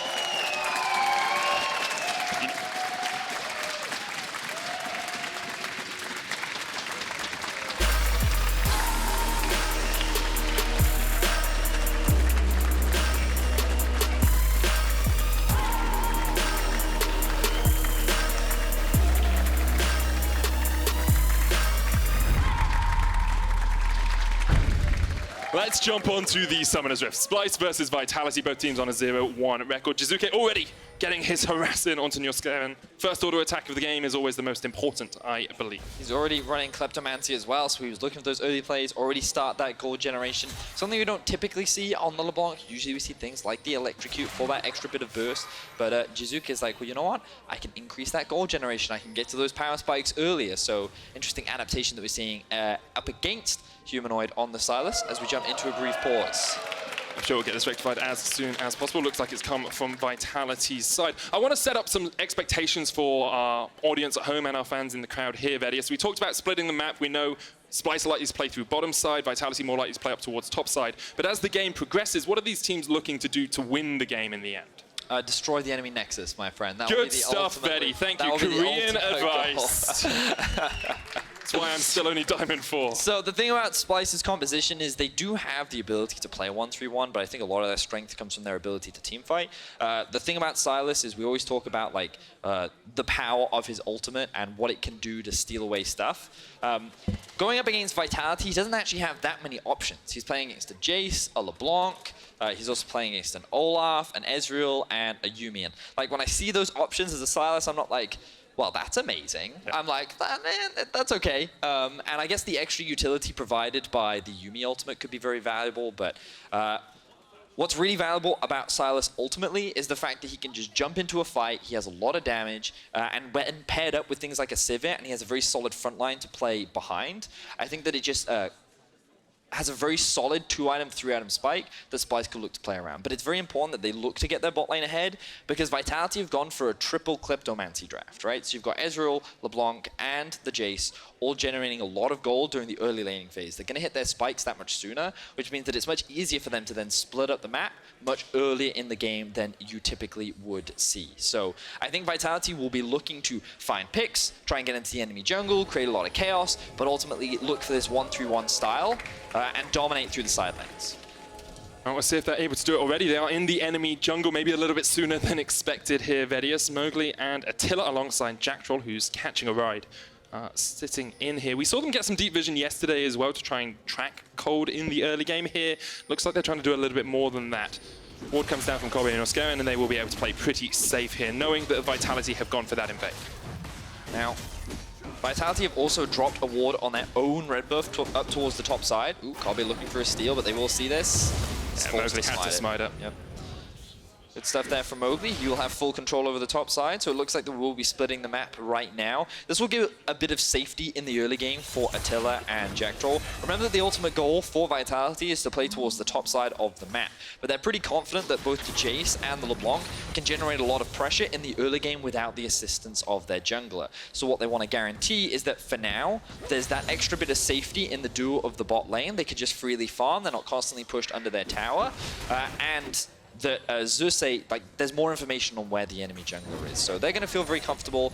Good early game start from Vitality. I like the early game plan that they've come up with. Hook landing here onto Jackshot. He will just jump straight into Attila and gets himself to safety, but there's a lot of damage already on that cat. Norscarin hits level 2. Kobe not there yet, low on mana as well, means that Attila and Jackshot can just rain some damage down on towards the Nautilus. The hook does not quite connect as you and me will get Jackshot to safety. I like the aggression that we're seeing from Attila and Jackdraw, something that Ender always loves to tell me about the cat and book down in the bot lane is that this is the cat and boy combo. the HP doesn't really matter, because you're relying on your AD carry or whoever you're attached to be your effective HP, because if they die, well, you're probably going to die anyway. You're not running the flash, you don't have any defensive summoner spells, you have very little HP, you're very squishy, so it doesn't matter if you take this chip damage early on, you actually want to try and proc that shield with the passive and then give it to your AD carry for those extra defensive stats. So we saw Vitality playing down towards this bottom side jungle early on to give Attila and Jackdraw safety. Xerxes is here now. It's a pretty big minion wave coming in, and Splyce might not want to take the fight, but Xerxes has waited around for quite a while. Not too much else for him to do on the map, so he's happy investing a little bit of time towards Kobe and Norscarin's lane. Interestingly, we did see Kobe actually go back to base by, I believe, I forget the name of the rejuvenation pot, the little pot. That refillable potion. The refillable potion, that's the Badger. And he's come back to lane with a little bit more sustain because he's realizing that the amount of poke and CC, ooh, Norscarin flashes in. Yeah, Norscarin going for the fight. Attila's going to flash away. The hook still connects though. Xerxes there with the cocoon as well, and will land onto Yuumi. Jackdraw though, you and me in and out, catching skill shots and getting out. Beautifully played there by the Vitality bot lane, even though that was a great hook from the side of Norscarin. The fact that Jackdraw detaches himself from the AD carry, body blocks the crowd control, and then reattaches himself was a great use of that ability to allow them to walk away with their lives. And it's where we start to see some of the strength of Yuumi in that bottom lane as well. There are so many of these small mechanical plays that you can do that totally change the outlook of the lane. Now Norscarin has burnt his flash, has no ignite. Mowgli coming in here behind the lane. Norscarin realizes he's in a little bit of trouble. Kobe trying to get away as well. Norscarin has nowhere to go. First blood to the cat, and Kobe caught out a little bit as well. He'll escape underneath this tower, but Vitality strike first. Great punish from the side of Vitality. They can see that the bot wave is pushing in favor of Splyce. They are overextended. There is a control ward in this brush to limit the amount of vision that Splyce's duo has. And remember that that flash was burnt from the side of Norscarin, so they find an early objective, or early kill rather. Now Xerxes makes his way top. Chachi jumping in on towards Cabochard. Xerxes here as well. Cabochard trying to dodge through the minions, gets a lot of damage down onto Chachi, but the hammer shot will come out and Cabochard has nowhere to go. The spider sinks in her fangs and Xerxes is on the ball. Cabochard chooses not to use the flash there. He realizes that he's not going to get out of that situation, but Mowgli now looking in the mid lane. Humanoid just forced back Mowgli with a very telegraphed gank there, just getting a bit of chip damage on towards the enemy laner. Norscarin's come up as well, but not too much more action going to happen. We are 5 minutes into the game, and there's about 1,200 gold lead here already for Vitality. Let's have another look at this bot lane play from Mowgli, though. So you can see the control ward was in the bush, denying that vision from Splyce. Norscarin ends up getting collapsed upon because he has no flash. And while it's not ideal that Jackdraw picks up the first kill of the game, I think Vitality can still be pretty happy, because if we have a look at the gold, Attila right now is sitting at a 400, nearing 500 gold advantage, thanks to the Kleptomancy, thanks to the early kills that they generated towards the bot side of the map. Same in the top side of the map, that Kleptomancy kind of coming into gear for Vitality. And again, we talked about the triple Klepto, we talked about how this team is going to hit those item spikes that much earlier because of the lane dominance and poke that they do have, which means that Vitality is going to be in a much better position to force skirmishes and fights, especially if Vitality cannot find these early ganks with the Elise. Splyce looking for those ganks, as you say. Xerxes with a kill on the board has gone back, picked up a Stalker's Blade. Humanoid maybe overstaying a little bit here in the mid lane as Mowgli can go for the chase, but Humanoid does have flash even if he hasn't got any mana. The first undertow will connect. Mowgli going to flash in. Doesn't quite land the second undertow, and Humanoid will escape without burning a summoner. Use of the shield there from Humanoid to dash out to safety. Mowgli will expend his flash, and unfortunately he does not gain anything, but still Vitality sitting in the driver's seat right now. 1.5k is the gold lead.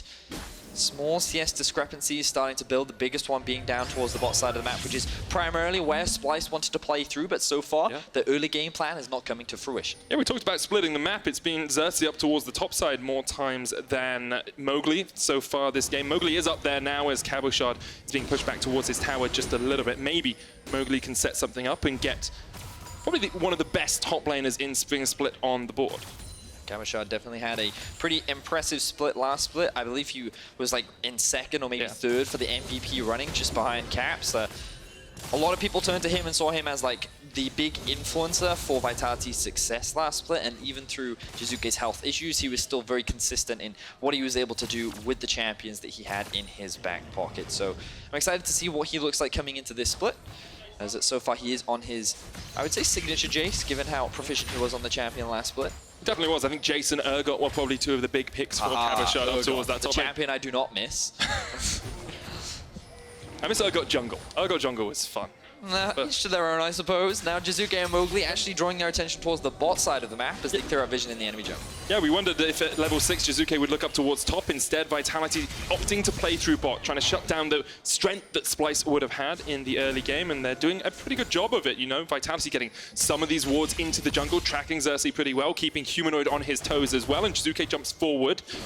Not going to look for the chains, as Xerxes just here to clear out some vision. Kobe and Norscaven pushing forward onto the Vitality bot lane as well, but it's a level 6 to a level 5 fight here. The final chapter comes out and might be the final chapter in the Book of Norscaven as he's ignited and ticking down. Jack Troll. Cool cats don't look at explosions. He walks away from the kill. Really?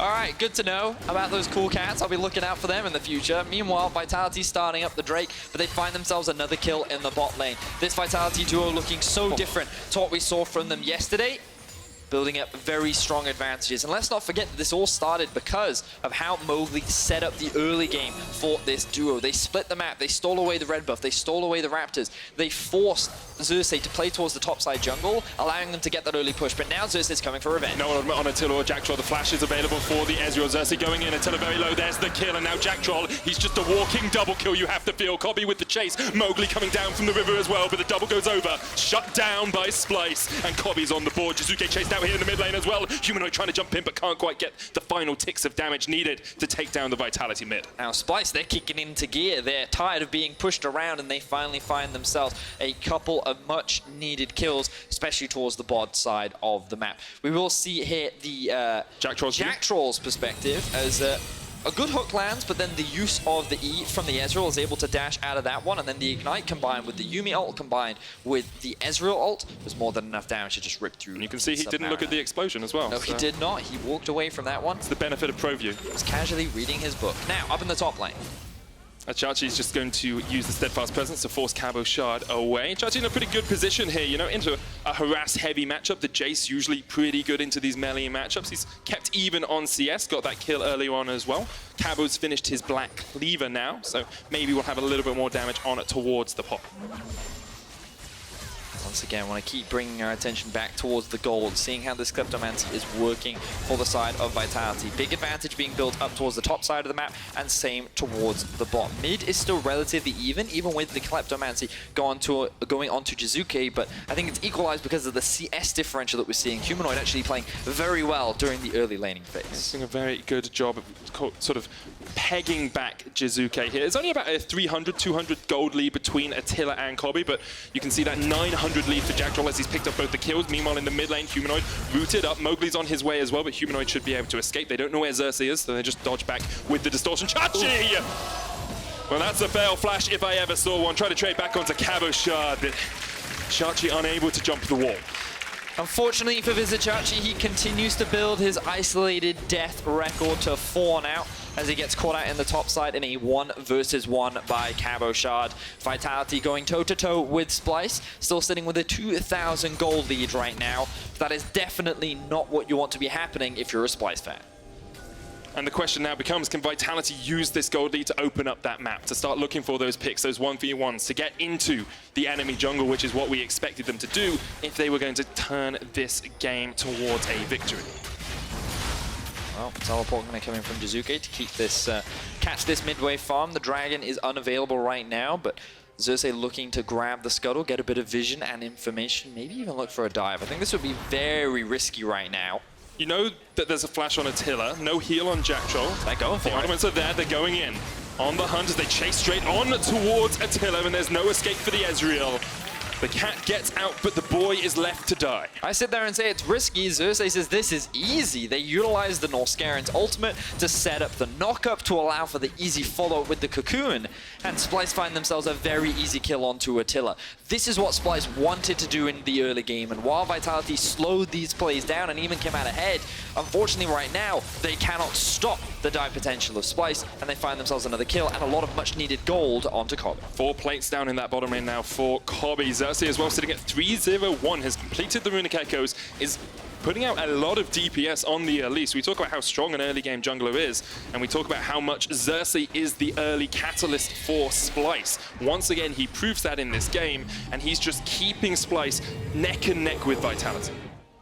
So let's have a look back at this 1v1 replay between the two top laners. It looks like the Vizichachi is just trying to push the wave underneath the tower, gets knocked underneath the tower for that extra tower shot, and then he flashes into the wall. You hate to see it, but unfortunately it did happen. Meanwhile, we then cut immediately to more favorable Splyce replay. There's the knockup from Norscarin. You cannot dodge the cocoon, and Yuumi realizes there's nothing I can really do in this situation. Meanwhile, in the mid lane. Yeah, Humanoid on the chase here. Jizuke dodges back, but Humanoid can do exactly that! Anything you can do, I can do better, says Humanoid. And this is great from the young rookie from the side of Splyce. No longer a rookie, I must say. After what was a mixed split performance, he comes back into Summer and finds a solo kill onto Jizuke. Beautiful stuff from Humanoid. Yeah, hasn't really had that much presence in the lane either. Haven't seen Xerxes doing too much around that. So it's purely Humanoid getting leads for himself. Rift Herald used here by Vitality in the top lane. This will be the top tower as Cabochard secures all of those plates. Meanwhile, in the bottom side, Kobe and Norscarin are pushing in. Mowgli's come all the way around here to try and chase onto Chachi, but Chachi should just get underneath this tower, and there will be another Rift Herald charge down in up in that top lane. So now the game has kind of resulted in ultimately what we expected to happen. Yeah, exactly. The top side of the map has gone heavily in favor of Vitality, the bot side of the map has gone heavily in favor of Splyce, and now Splyce will be looking to try and find these fights, 4v4s, 5v5s. Meanwhile, Vitality, they're going to be looking for skirmishes. They're going to try and move into the enemy jungle, set up some deep vision, see if they can find these skirmishes or fights, or maybe catch someone out of position. Jizuke's jumping straight onto Xerxes. Kobe caught up with the final chapter, and it's his final hour. He falls. Norscarin chasing Jizuke off towards the top side, but the teleport's coming in here from Splyce. Steadfast presence from Chachi into the hammer blow. Great stuff from Chachi to get himself out alive. Humanoid, though, maybe a little bit caught as the prowling projectile will connect and get the slow. Humanoid with the chain lash trying to knock back Vitality. They're still chasing him here. On towards the blast cone, will use it to get away. The ignite won't be enough to take down the mid lane. Vitality. Oh, Jizuke! No! Oh! He shoots, he scores. Ends up being a 1-for-1 for both sides. Jizuke, though, diving underneath the tower.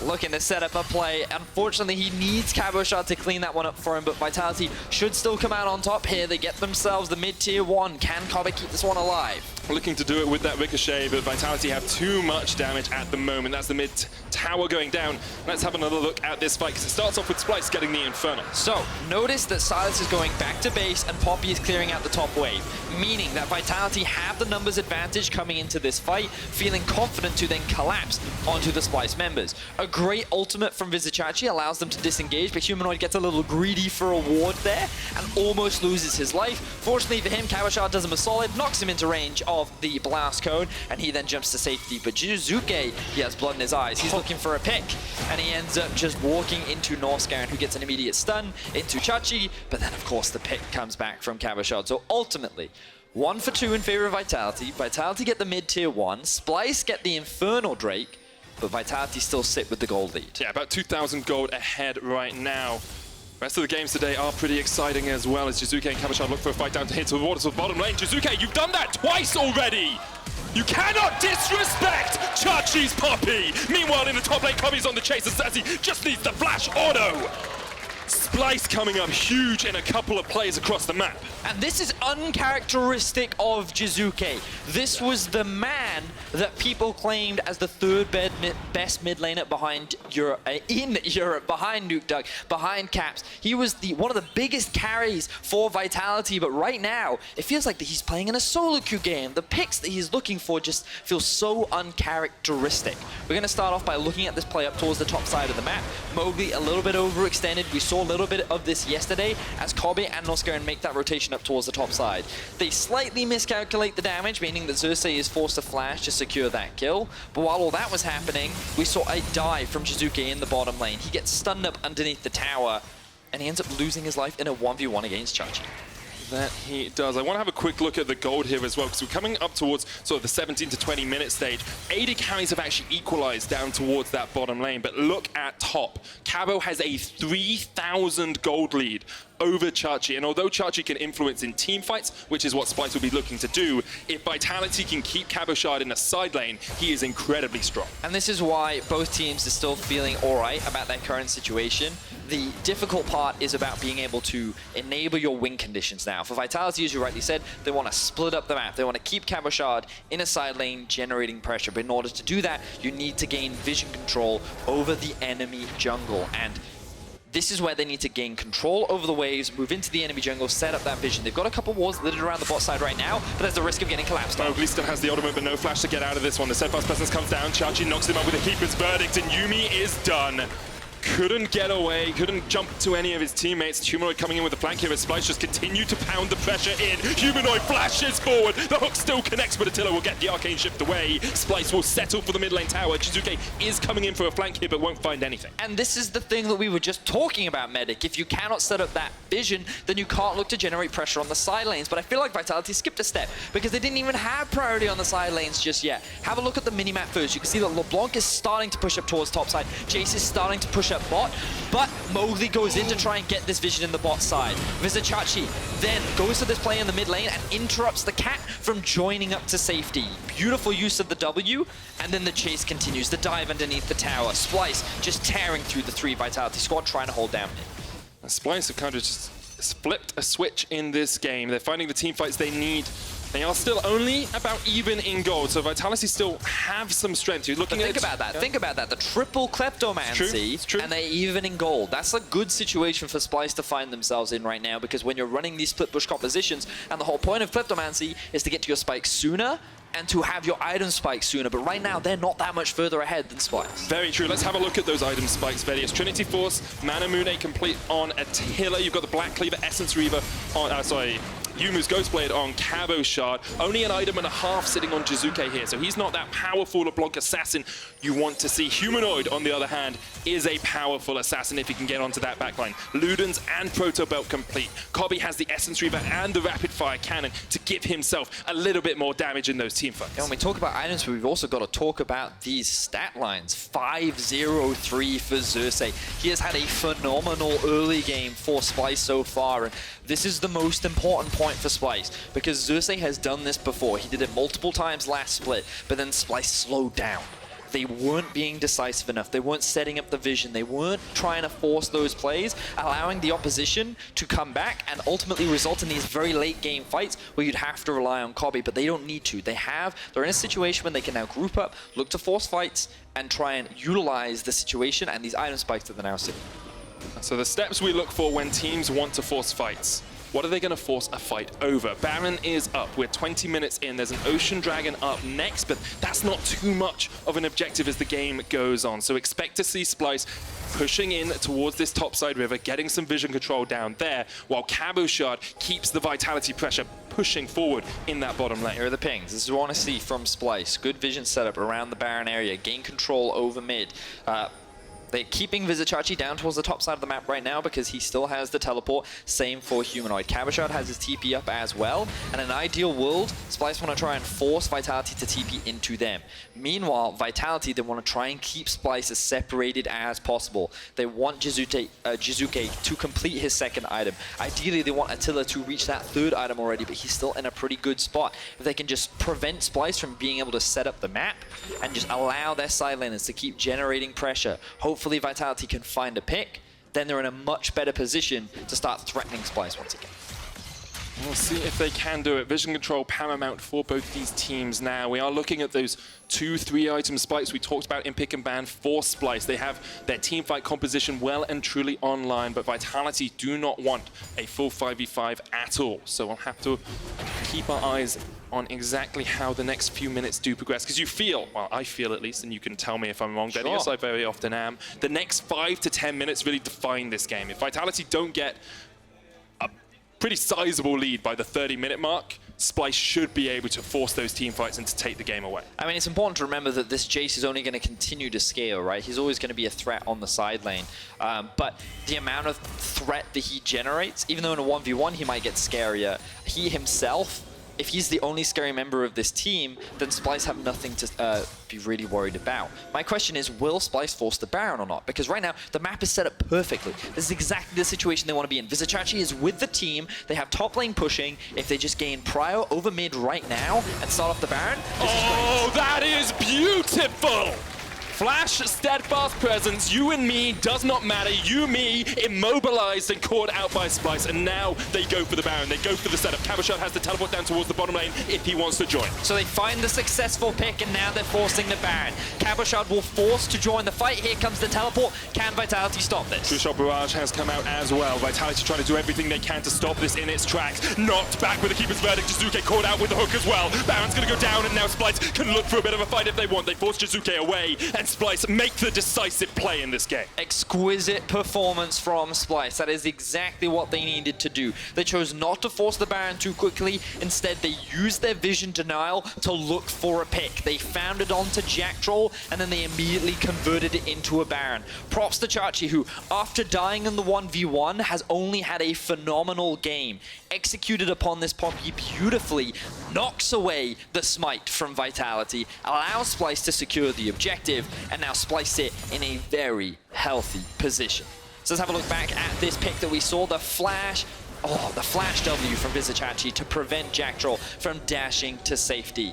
Clutch stuff from the top laner from Splyce. And I wonder if Vitality had really thought through the Poppy into Yuumi interaction, because although it obviously doesn't work in the laning phase, when Chachi gets into this team fight, the steadfast presence totally immobilizes the Yuumi. She cannot have the impact that she wants, because Yuumi's all about getting onto the front line, healing them up, getting onto the back line, using that ultimate to root multiple members by dodging around the fight. And if Poppy's in the midst of you all, you just have no impact. Completely agree. I think the Poppy pick ultimately is now coming into effect. In lane, it definitely struggled, but that's very much what we anticipated would happen.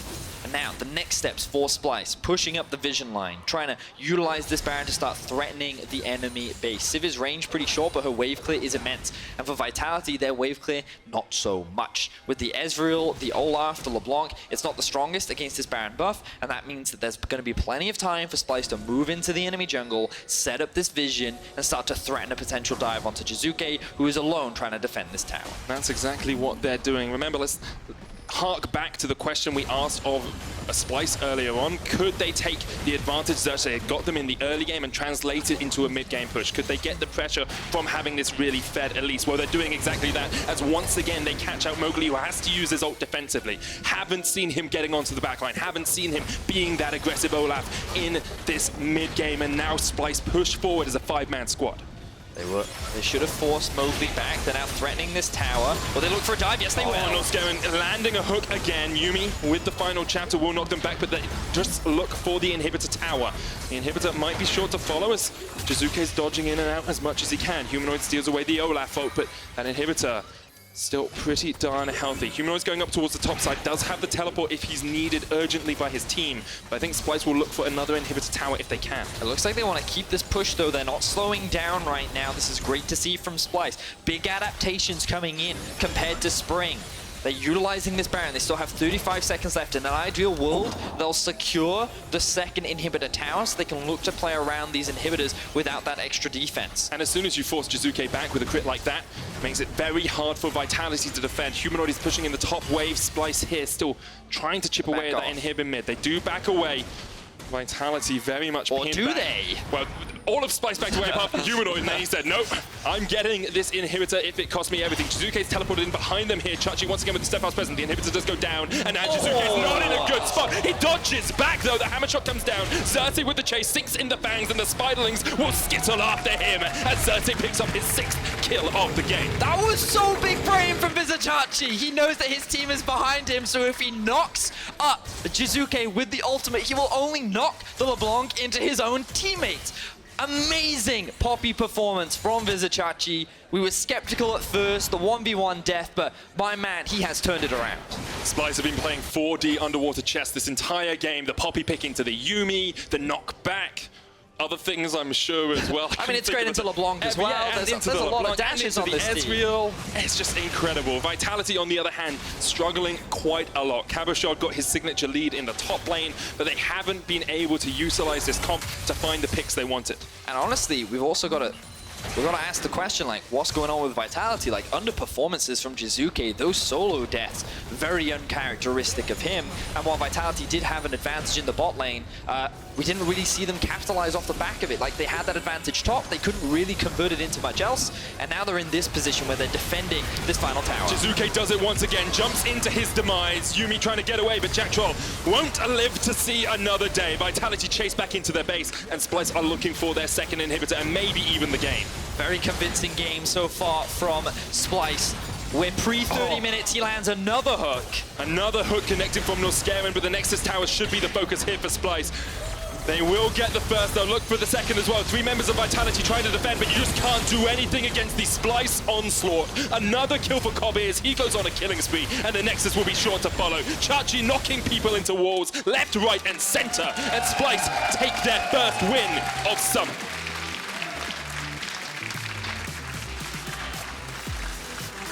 The early game was not looking too good for Splyce. I think Mowgli had a very smart strategy, allowing Attila and Jackdaw to get that early edge, being able to turn around that early gank, putting Norscarin behind. Everything was looking great, but then these small missteps from the side of Vitality, Jizuke dying in the 1v1 mid. That dive that happened from the side of Splyce towards the bot side of the map really then brought Kobe back into the game. Vitality's only option was, how can we play through Cabochard? Well, they never had an opportunity to. Great Baron control from the side of Splyce. Excellent setup of the picks to then convert it into a Baron. Good use of the Baron as well onto Vitality's base in what was a 28-minute victory. Hopefully, this means that the days of late-game Splyce are gone, and we're seeing the new and improved early to mid-game Splyce that so many fans have wanted to see.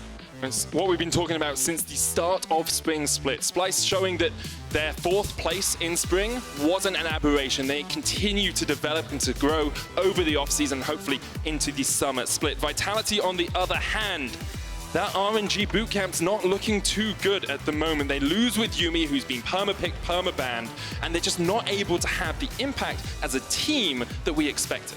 Yeah, a lot of frustration from the side of Vitality coming into the split 0 and 2.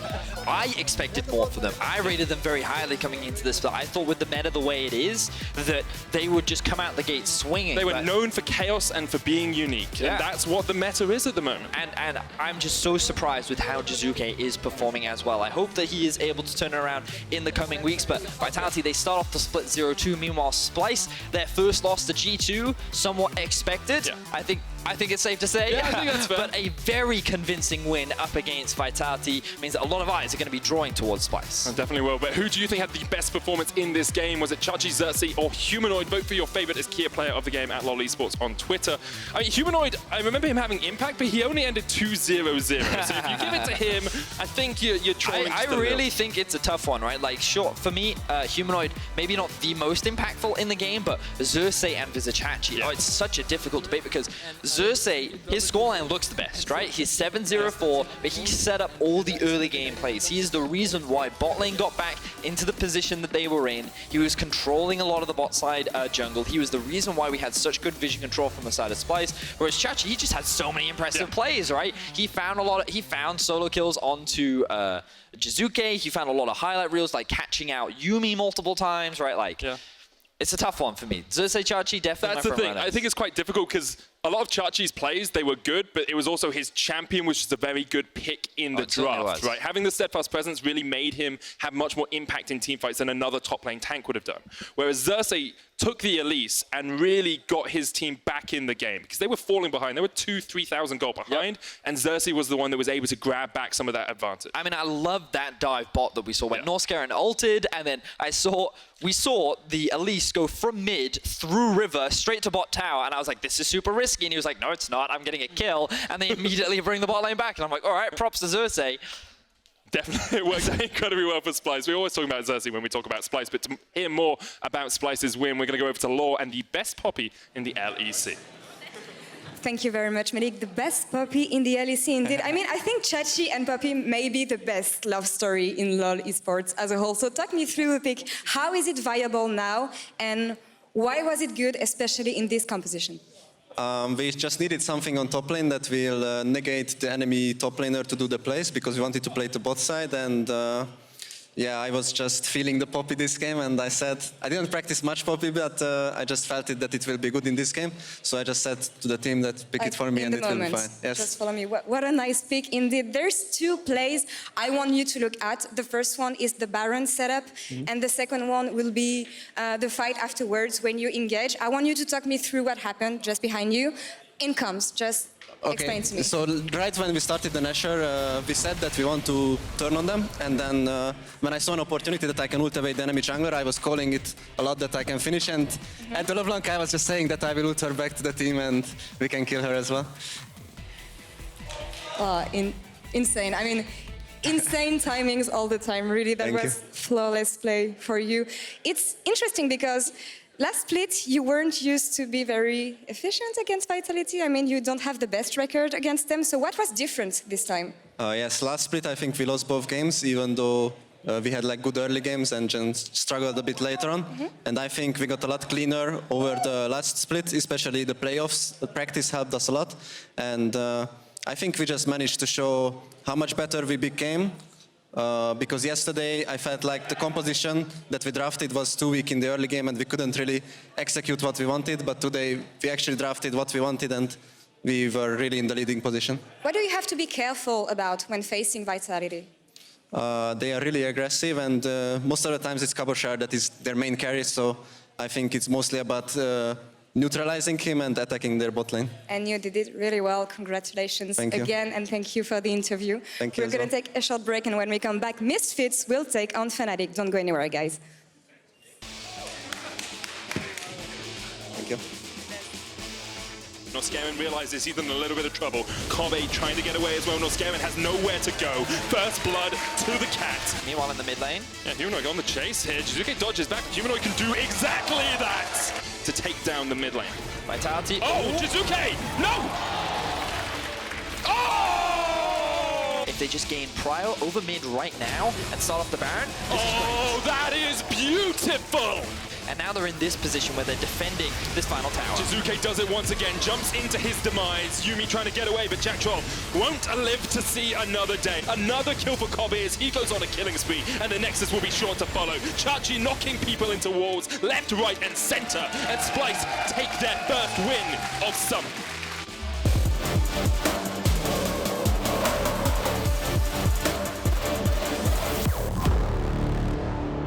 Welcome to ProView. Exclusive POV streams for every player in every game let you get closer to the action and get inside their minds. With Multiview, you can create your very own stream, unique to you, with up to 4 feeds. And with our advanced timeline, you can hone in on all the big plays that matter most to you. Watch LEC in a whole new way for €14.99, or get the All Access Pass for $19.99.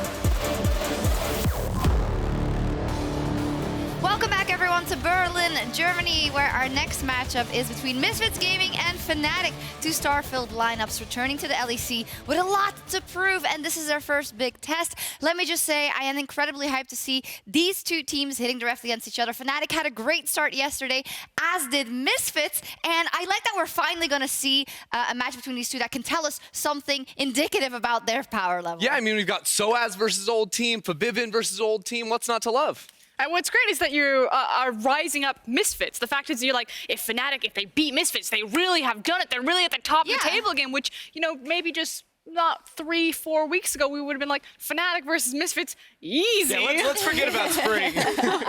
No, I totally agree. And also for Fnatic, you know, yesterday they had a fantastic game as well. So we need to highlight what went so well for them. And I think what was quite terrifying is Broxa and Nemesis. Of course, this is a duo that's only been playing together since the beginning of spring. And we're looking for them to improve, and we're seeing that. Yeah, I mean, it's sort of starting towards the end of the spring split. I think they really started working well together to get the other lanes ahead. But in this game, we actually saw Broxa visiting that multiple lane, really trying to snowball Nemesis. And that was a really good look for this Fnatic squad. And it feels like you are finally getting this new iteration of Fnatic, whereas Bwipo is a phenomenal weak side top laner. He does a lot without being given resources by his team. Broxa is back to being a playmaking jungler. Nemesis now also a playmaking mid laner. And then you have Hilly on that Thresh, who had a great game alongside the stable Sivir is in meta Reckless. And that's exactly what Fnatic fans want to see from this team. Yeah, it's workout. Do you think the meta in general is favoring this Fnatic lineup? Yeah, I think if you're playing as fast as Fnatic is, right, with Broxa being very proactive and Nemesis trying to move around the map with him, absolutely that is great for Fnatic. Yeah, we'll have our eye on that duo once again in this one as Fnatic is up versus Misfits. They also started off with a win against Rogue. Now, I know us as well as fans, we want to see more and we want to wait, but you can only beat what is in front of you. So I'm at least happy that they were able to beat Rogue in the end yesterday, Frost. Yeah, and I know that there was a lot of complaints about like, yeah, but they just did it in the same way that we've already seen. I don't think you need to reinvent the wheel. You just got to push it downhill. You have Hansama and Gorilla. Keep throwing Max Lore and playmaking junglers. Keep camping that lane, because just like Bwipo is being a good weak side top laner, guess what? So has invented that role. This is great. You don't need to give him anything and he will be fine. Yeah, and I don't think this is a team where you need to make like big sweeping changes in terms of play style. This is a team that finished 8th place, but has the players to do much, much better than that. We know that. So don't go out of left field and create something new. Just go for that strategy, which is Snowball Hansa. Hilariously, your statement was, they don't need to change anything. They finished 8th.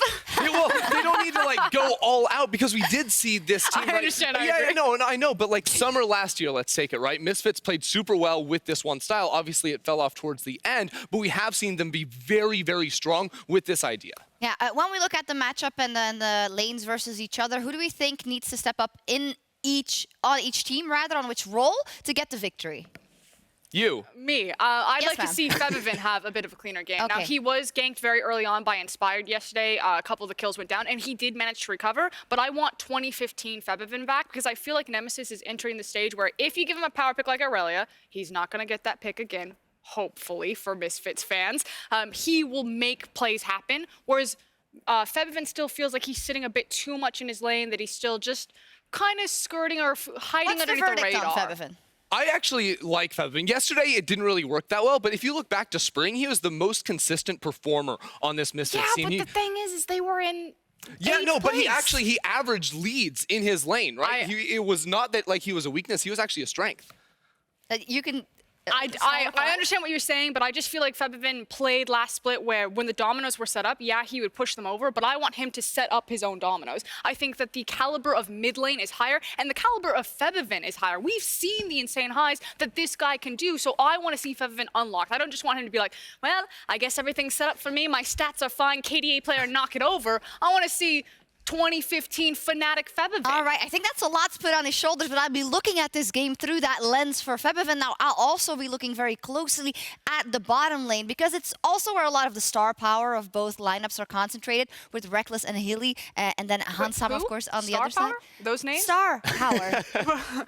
What's the name of Fnatic spot lane? Star power. Yeah, that's actually correct. We have a quota. We got to talk about Reckless and Hilly at least 6 times.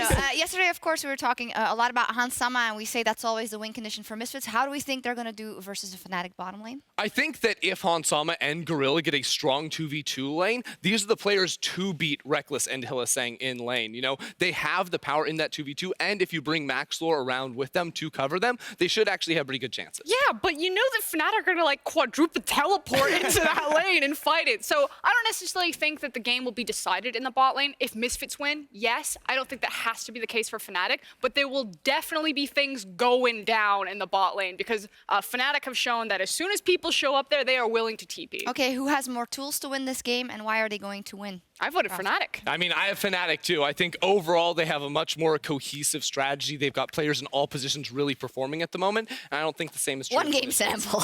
My concern was for Misfits team fighting, we still really haven't gotten a look at it because games are happening so quickly that they didn't need to go into a team fight phase, whereas Fnatic showed that they were playing the early game. We know that their team fighting is still clear. So from the tape that I have, I feel like Fnatic are the better all-round team right now. If you can't tell, we're pretty hyped about this matchup. So Misfits and Fnatic, they got the win yesterday, but are they truly back to their former selves? This game will certainly give us some answers. Take it away.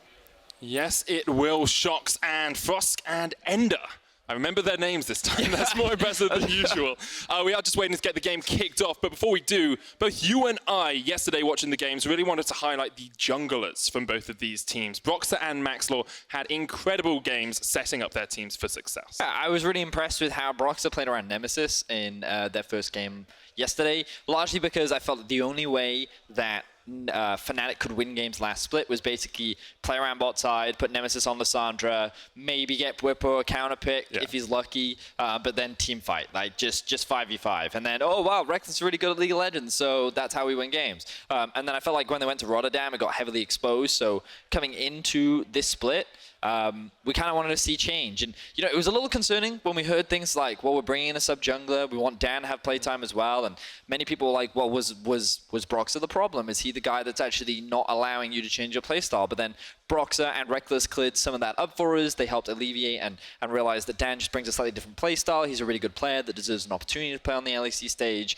And what we saw was that whatever Dan and Broxah have been cooking up behind the scenes, it is definitely some tasty stuff, you know? Like, he played around Nemesis extremely well. Nemesis had a great carry performance. They finally overcame their curse of playing up against SK, and it was that duo that ultimately enabled Fnatic to find their win yesterday. It definitely was, and it was Maxlore and Hansama, that duo, that enabled Misfits to take their win yesterday as well. Maxlore actually played a lot stronger than we've seen him do in a very long time in the jungle for Misfits, and we saw them almost revert to their playstyle they had at the start of Spring Split.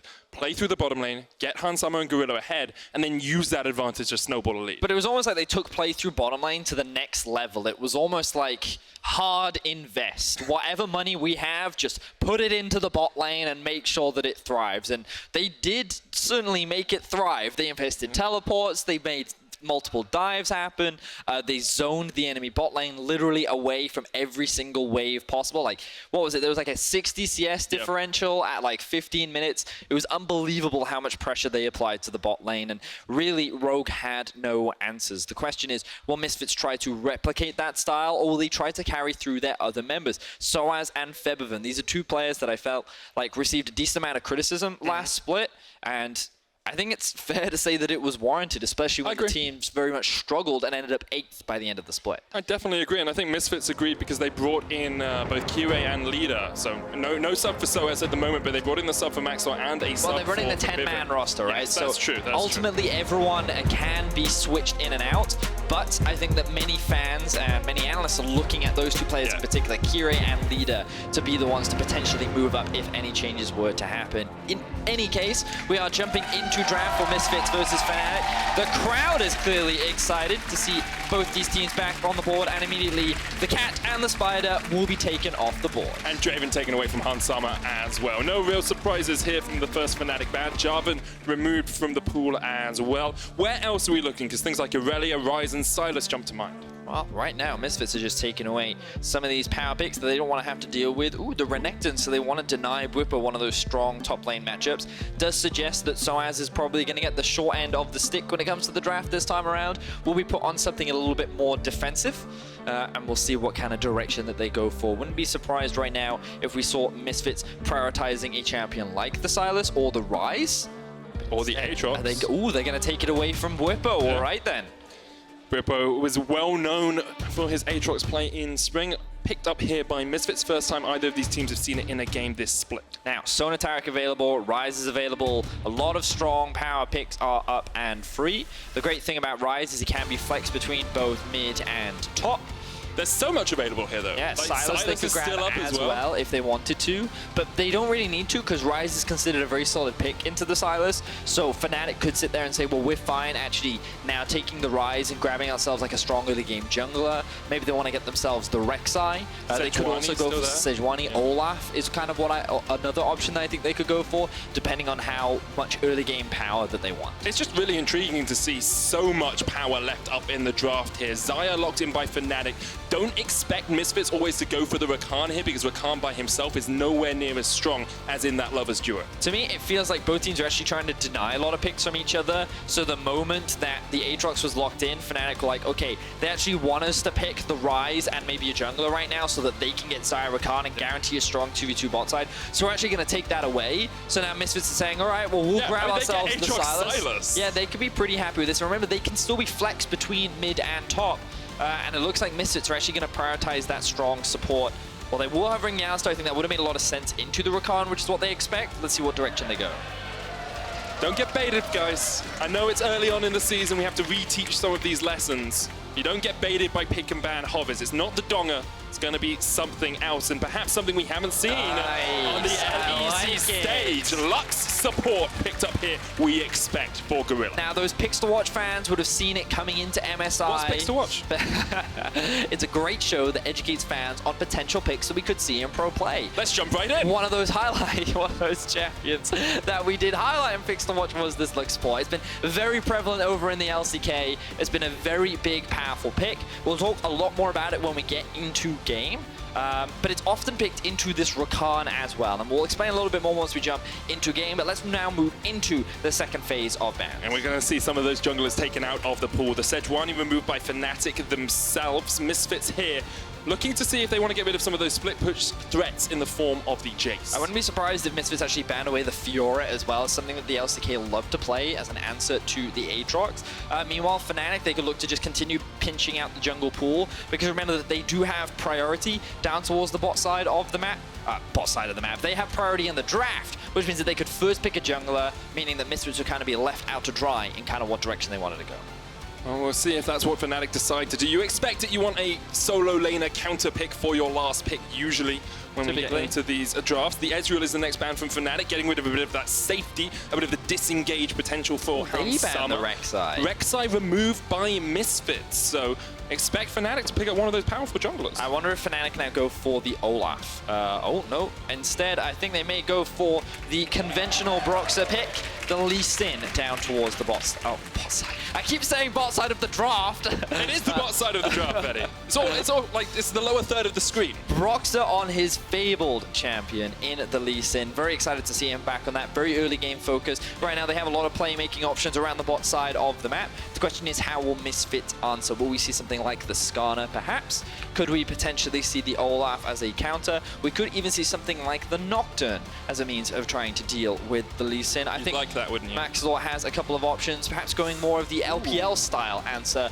with the Xin Zhao as a strong early game matchup. Strong 2v2 in the mid lane if you do pick up the Xin Zhao. Skarner the hover at the moment. I like the Sivir pick into Rakan. Pretty easy to use your spell shield to dodge out the grand entrance, and it will be Skarner locked in here for Maxlor. So, very speedy Scorpion in this game with both the Sivir and the, you would imagine, Predator boots that are going to be sitting on top of Maxlor. He's going to be one of the primary engage tools.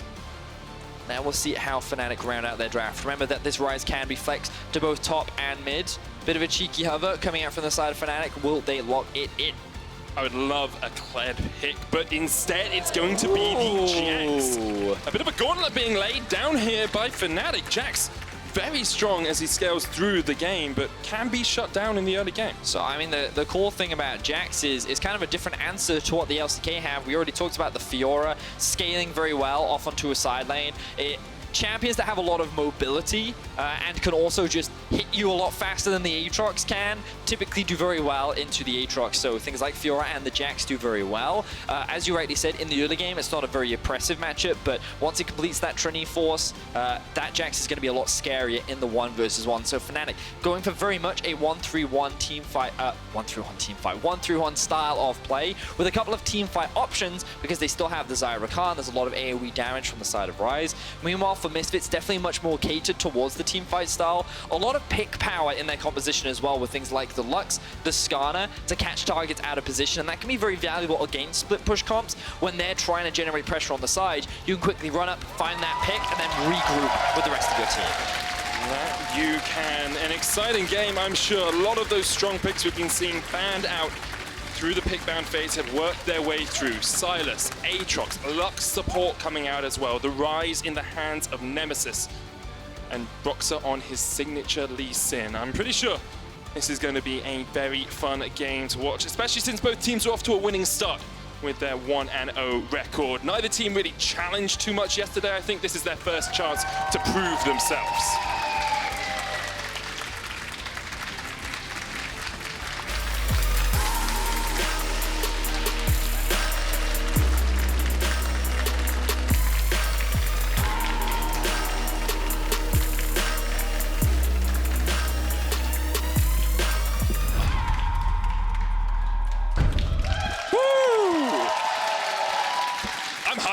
It's my first time casting this split of the LEC, and Fnatic have set up a death bush in their own jungle, by their own tower. Will anything come of it? Reckless acting as bait right now. Ooh, look at me. I am a helpless bird. Why don't you come and attack me? See, I just look at it as like protein. Get the protein. But the rest of Fnatic sitting behind being like, a sneaky trap. We are lying in wait, protecting our pretty little bird. Do you ever wonder if this happens in nature? Like, there's a lion setting up a trap for you somewhere in the world, but because you're not near the lion, not actually caught out. It's true. I'm right now outplaying a lion so hard. Good job, good job. They think they've got me. I don't even know that I'm outplaying them, and I'm just winning super, super hard. Anyway, enough about lions. Let's talk about Lux support. Lux support has been seen a lot over in the LCK. In particular, it's been picked pretty often into the Rakan. The reasons why Lux support is even a thing in pro play is because of the shift to Aftershock and how it naturally makes a Lux surprisingly tanky once she's able to land her Q. On top of that, she synergizes very nicely with things like Athene's Unholy Grail. Because you generate a lot of poke with your abilities, your shield, your W, can actually be used to not only further enhance your shielding, but as well as that, it can act as a heal too, because of the synergy with Athene's Unholy Grail. And why it's a pretty solid pick into Rakan is, Rakan kind of works in lines. Remember that when he tries to W into you, it's usually in a straight line, or it's in a single direction, and when he E's back again, you know it's going to go towards the champion, which means that you can actually often land those bindings. It's a little more telegraphed. And on top of that, when you see him jump back to an ally, if you land it onto the Rakan, there's a good chance you're going to land that Q onto the enemy AD as well. So there's a lot of pick power, and I think that it can be a very solid answer. But if you miss those bindings, she's still a very squishy support that can very quickly be burst down. Yeah, so whenever you see Gorilla pop out a Q like that, he will then step back unless they find a catch, because he knows that the Rakan can jump straight onto him. There's a little bit of beautiful symmetry going on in this game. Vedius, guess when the last time Lux was played in the bottom lane in the LEC? Tell me. It was week 1, day 2, summer split 2018. Wow. It was Attila. Played it with a Pike. Oh, I remember that game. They won the game. Yes, so I do remember that Fnatic game. fans, maybe a bit of faith for you here. Brox coming towards the mid lane. Nemesis lands the Root Prison, and Brox is on the board. 1-0 Fnatic. Once again, Broxah playing around mid lane, but that was all Nemesis. He was the one getting all that great poke and chip damage down onto Febiven. He was the one setting up the play, and he was the one that allowed Broxah to find that first blood, and Fnatic lead with the gold. Really well played by Nemesis there. Have to remember, he only joined the LEC this year. For Bivin, a veteran of many a year, been to the LCS and back again. And he got outplayed by his opposing mid. And what confidence we're seeing from Nemesis as well. If we think back to last split, all I remember him for was his Lissandra games. The games where, hey, he had pretty solid performances. Hey, he got a KO pentakill at one point. I remember that too. But outside of that, he wasn't really the guy that was jumping in your face, trying to make these plays. But already this split, we have not only seen Broxah trying to enable him, but we have seen some very commanding performances from him. And many Fnatic fans must be happy. After the departure of Caps, many wondered if his shoes could be filled. So far, Nemesis is doing a great job in the summer split. So you can see, Featherman just takes too much harass in the early laning phase. He's trying to push up the wave, but Nemesis using his range advantage, using the decent amount of mana and the low mana cost of his abilities early on to just poke Featherman down, and he sets up that play to find an early kill. And there's even more poke for Nemesis available now as he's got the Tear teleported back into the lane, can just spam out those spells and get stacking even quicker on that rise. Meanwhile, in the bottom lane, just a little bit of trading action as to be expected. It's very hard to see exactly how fights will go in this bottom lane because it feels like whoever gets the first engage will usually take the fight. Yeah, sorry, I kind of just realized that it's Hansama playing Sivir. Yeah. Right? Like, well, that's not what we typically see from Hansama. When we think about this guy as a player, it's usually things like the Dravens and the Lucians and even the Zyas, the early game. Ooh.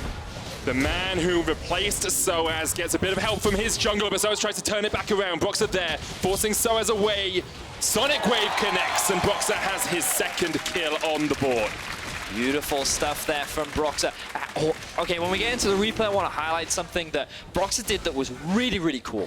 Very close from the side of Soaz to be able to turn that one around, but unfortunately it is not enough. Broxah finds his second kill of the game, and Fnatic are in commanding control of this early game. Great stuff from the side of Fnatic.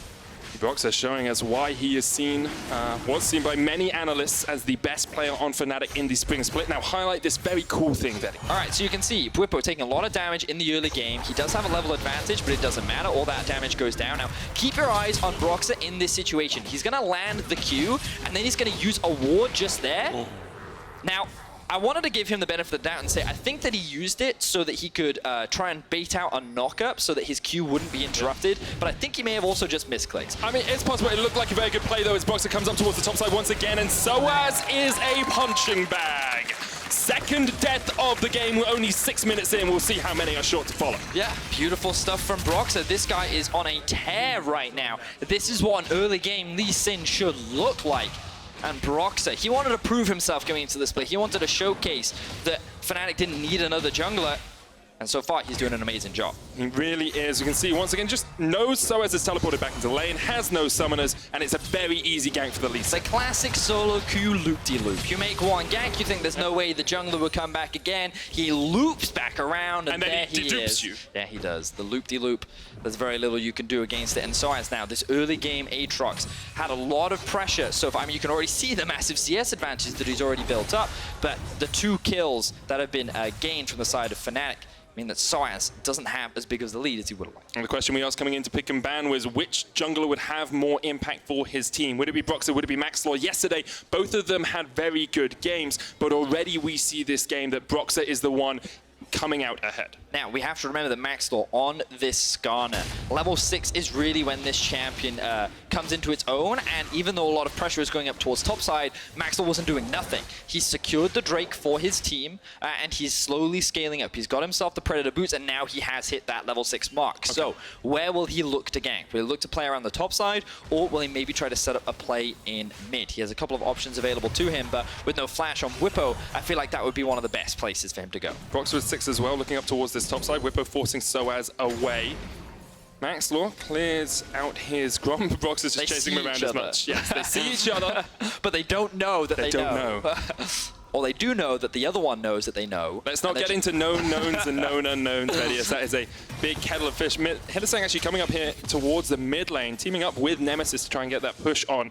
Rekkles has been forced back down towards bottom side, but because it's a Sivir, you're not really getting too much of a lead. Even if the Light Binding was going to connect on towards Rekkles, he's got his flash, he's got his ultimate, he has enough tools to get away from a fight. Speaking of Rekkles, he's doing very well in the 1 versus 2. Held on to that slight CS advantage. Meanwhile, the pressure continues in the top side. Broxer with the flash kick. Straight on to Soaz. Soaz pops the ultimate, but you need a takedown to get that revive. Maxwell trying to get there in time, has the impale, but Whippo on his way as well. Will be forced back. Soaz survives for now. So Maxwell doesn't want to overcommit on the play. He's aware that Nemesis has the Realm Warp and that Nemesis is also a level ahead of Feathervent along with Whippo making his way down towards the lane. So for now, they'll just keep their top laner alive, but again, Broxer is just not slowing down. He's heavily playing through this Jax. He knows that he wants to have him strong in a side lane. Oh, final spark! Hylissang healed up. Reckless will keep his support alive for the moment, but you can see the damage that the Lux puts out if you land a light binding in this bottom lane. Hylissang forced very low. Yeah, this early on, that was a surprising amount of damage, but that just showcases how squishy this Rakan can be at early levels without those items. Now Maxwell looking for his first gank of the game. Hanging around mid lane in the fog of war. Nemesis does still have flash up, but the stun lands. Gonna land the apprehend. Nemesis flashes away. Gets underneath his tower, and Misfits happy enough with that summon being burnt. Yeah, Feathervent had no mana left, so even though Maxwell could have flashed and dragged Nemesis back into range, Misfits probably decided, you know what, we don't have the damage because you won't have any of your abilities available, so instead, we'll just call it quits. We'll be happy with the flash. We'll look for a play a little bit later on. Well, 10 minutes into the game, Fnatic do have that 1,500 gold lead. All of it really coming through Brox's early game pathing from his ability to gank this top lane over and over and over again. You can see Whippo, even though he's 20 CS behind, actually has a 400 gold lead on this Jax. And it's all thanks to that support that Broxer has given him. Whippo, in the interview yesterday, he said that you know, he does what his team needs. If he's left on an island, then he's just got to accept it and he'll do his best. But he's getting all the resources now, and while he's not picking up the kills, pressure will fall on him to be one of the big carries of this game. Reckless and Hylissang just being left to their own devices towards the bot side of the map. Look again at Broxer, already hanging around the mid lane, looking for another potential gank, but eyes have spotted Maxwell on the Rift Herald. Fnatic do not want to give this one up for free. Both bottom lanes rotating.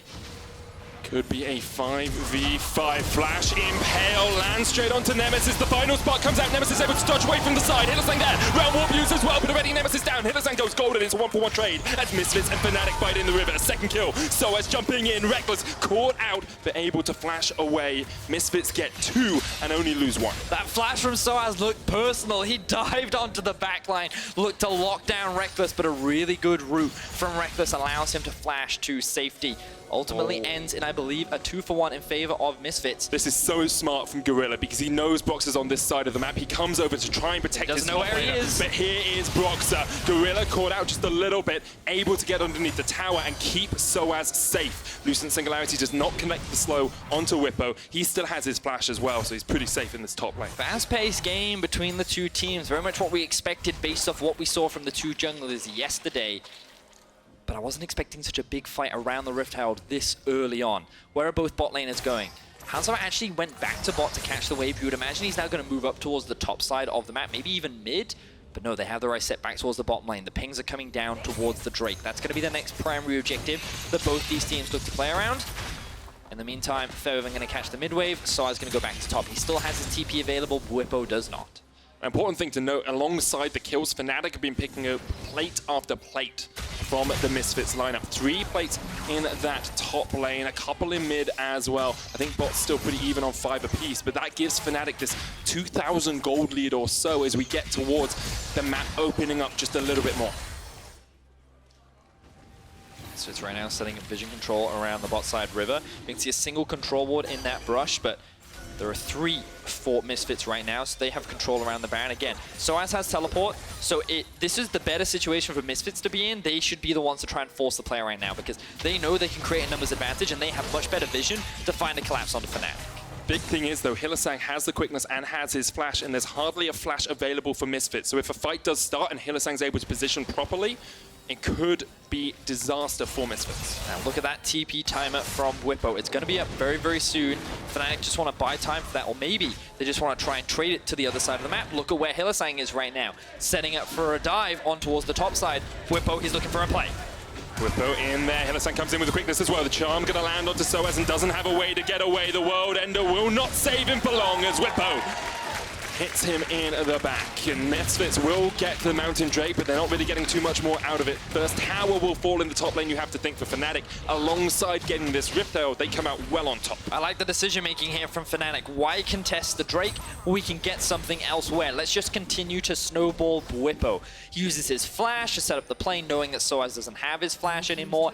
Hylissang is there to support him with additional CC. And on top of that, Broxah knows that he has numbers to mean that no one from the side of Misfits can contest. Feels like both teams are very quick on the decision making. They know exactly what they want to do. But unfortunately for Misfits, it is Soaz that is continuing to struggle. It is he who's being left out to dry. And while Hansammer is picking up these plates, Fnatic is the one trying to generate pressure elsewhere. And you're going to look at 10 plates here from Fnatic at least. They get another 4 in the mid lane. This will be the final of those 10 if they can get it before the timer runs out. Yeah, 10 plates for Fnatic, it looks like, as they get the final auto in. A 3,000 gold lead for our third place team from the spring split. And we wondered if they could have the same sort of performance as they did yesterday against SK. Well, they're looking pretty strong right now. They certainly are, and a lot of it is off the back of Broxah. So good charm there from Hylissang, combined with the CC from Bwipo. Soaz almost escapes over the wall, but he didn't have his flash available. He was only relying on the dash, and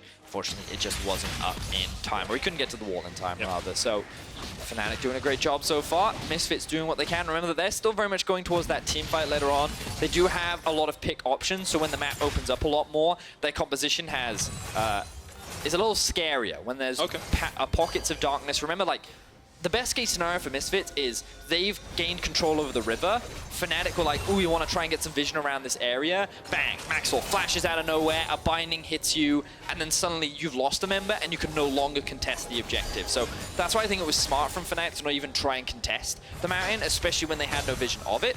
And that's why you can see Fnatic, whenever Misfits group in one location, Fnatic try to go elsewhere, because they're like, we're not going to run the risk of getting picked off, because that's exactly what your comp wants to do right now.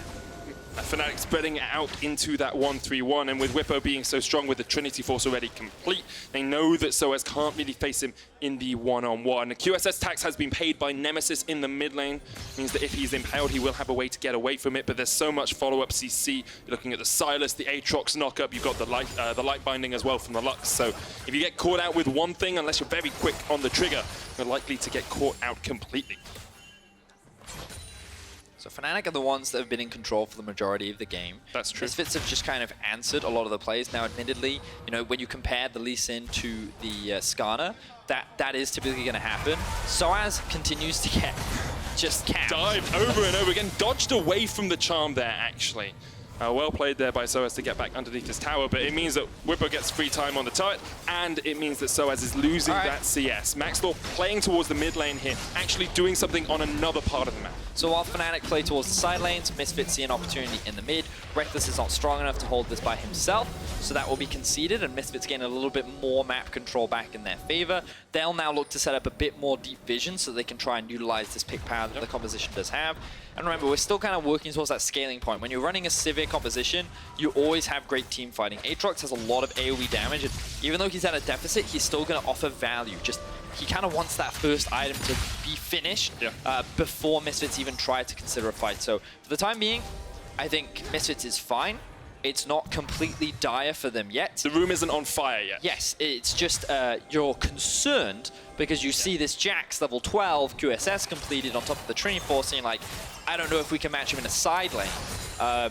And so they need to quickly get to the point where they're ready to team fight, and then they need to force a team fight before Fnatic gains so much control that you can't even force team fights. So they're looking for the Black Cleaver complete on Soaz, we expect. Do you need 2 items on the Sivir as well, or 2 items on the Silas, or can you just force as soon as you get that Black Cleaver spike? I mean, preferably you want the 2 items on both Hansammer and Febiven. But they might have to fight a little bit earlier, depending on how afraid of Bwipo they are. Right now, there are no objectives on the map for them to really fight around, so you're just going to see a lot of farming, a lot of vision trade coming back and forth. My question is, where will Misfits look to try and attack? Because remember that both side lanes are being pressured by the side of Fnatic, and one of the strengths, I think, of Skarner is how quickly he can like run into a lane and force that pick, create a 2 versus 2, and do they even think they could win a 2 versus 1 potentially if it's Soaz and Maxwell versus Whippo? That's the big question, especially since Whippo has a QSS for himself now as well. It makes it even safer, and it might sound a lot like we're talking from Misfits' perspective, but that's because they're the team that have to make the play. Fnatic will be very happy sitting in this 1-3-1 now. It looks like Misfits might be trying to do something as they teleport behind Nemesis up towards this top side. The Realm Warp stolen away by Forbidden. Nemesis trying to get away as well, but Soaz is there waiting in the wings. Inferno Drake goes down towards Whippo, down towards the bottom side, and Nemesis just able to escape with his Realm Warp. But this is exactly what you want a split pusher to do. Draw pressure to him so that you can take advantages elsewhere on the map. So while Misfits tried to make a play, they gain nothing. Meanwhile, Fnatic, they grab themselves an Infernal Drake. And that was the teleport expended by Misfits. However, they do now have control of this top side of the map. And I've seen Misfits go for a desperation ban before. I remember the Schalke game from last year. It's not outside of their wheelhouse. I'd like them to go for this tower instead, and it looks like that's their first objective. So there's no pressure on the bot side, which means the Misfits should be pretty free to take this tower, on top of the fact that mid has already been pushed in. And note how the Sivir has gone back to base, both the Aatrox and the Lux are also going back to base, so good tower pickup from the side of Misfits. That will now be all outer towers, which means that the map is a lot more opened up, which means that their ability to get slightly deeper vision has been opened up as well. Meanwhile, Fnatic, they'll continue to sit in the side lanes. Whippo's teleport has just come up. He also has his flash, so he's happier to be like slightly further away from the rest of his team. As we come up towards the 20-minute mark, it's still Fnatic very much in control. 2,500 gold lead. Whippo is about 2,000 gold ahead of Soaz. Every other lane pretty much even. I mean, Broxah has about 1,000 gold lead in the jungle as well, but that's to be expected when he has 4-0-0 as his KDA. Once again showing us just why he is such a strong jungler here in the LEC. Let's have a look. Misfits right now setting up a bit of a trap in the top side river, looking for a pick. We talked a lot about this from the side of Misfits. They've spotted their target. Do they go win for the 3v2? Because Whippo's there. The Spire taken actually is very big for Fnatic as well, because it means Maxwell has a lot less pressure in the skirmish if they go for it. Less attack speed, less mana regeneration, a lot harder for him to actually get the damage down that he might contribute to a team fight. And for now, the trap was set and it wasn't sprung by the Fnatic members. Misfits will want to try and regain some vision control around this Baron, and you do feel maybe a few bits of smoke, a few wisps of smoke are coming under the door here for Misfits. We said the room wasn't on fire. I can start to smell a bit of sulfur burning. Well, I see that that gauntlet being picked up for Whippo. You would imagine he's working towards the Steraks. That would be the direction that he goes for, and once he completes that, that's when I get scared of Jax, because not only does he have damage, he's also like really tanky. Because remember the bonus resistances that he gets from his ultimate, on top of the fact that he now has all this health, you're like, oh no, he can literally 2v1 us. He's also level 14, which is pretty scary considering Soaz is only level 12. And I just think like props to Fnatic to playing around this side lane very effectively in the early game. And I mean, it's great that Broxah found that first blood kill in mid, but I don't think that was ever the plan. Like, that was just a happy coincidence. But like, they've done a really good job of not only shutting Soaz down, but enabling Whippo and demonstrating that they have multiple styles. They can play through their solo laners, which is kind of the expectation and demand now on Misfits, because while they have shown that they can play through their bot lane, can they do it through their solo laners? And right now, the expectation is that they don't need their solo laners to carry, but they're going to be very important as team fights start to approach. So as fighting Nemesis here, he's already very low. Maxwell coming in, immediate gets the suppression in with the Impale. Whippo with the teleport, but he is not supported by his team. Misfits find the pick they wanted down towards the bottom lane, and now we'll see what they decide to do. Baron is on the cards if they want it, but with only a man advantage, it might be a little bit risky. But this is a very important pick for Misfits. Not only does it help Soaz in terms of gold, but they may even look for another one. Here we go. Can they get the 1v2? No Impale on Maxwell, no ult on Soaz. Whippo is going to get stunned up with that auto attack, but immediately uses the QSS. Forbidden stolen away the ult, no chase potential left for Misfits, and Whippo will be able to jump away. Didn't have to burn his flash there, importantly. Yeah, Maxwell didn't have the ultimate, so locking Whippo down was going to be very difficult. He also has the QSS, so that's always going to be difficult as well. Oh, he actually ended up using it in that fight as well. Yeah, he used it from the crystallized stun. Ah, yes, excellent point. Good spot there, Detective. Now, it's Doctor, actually.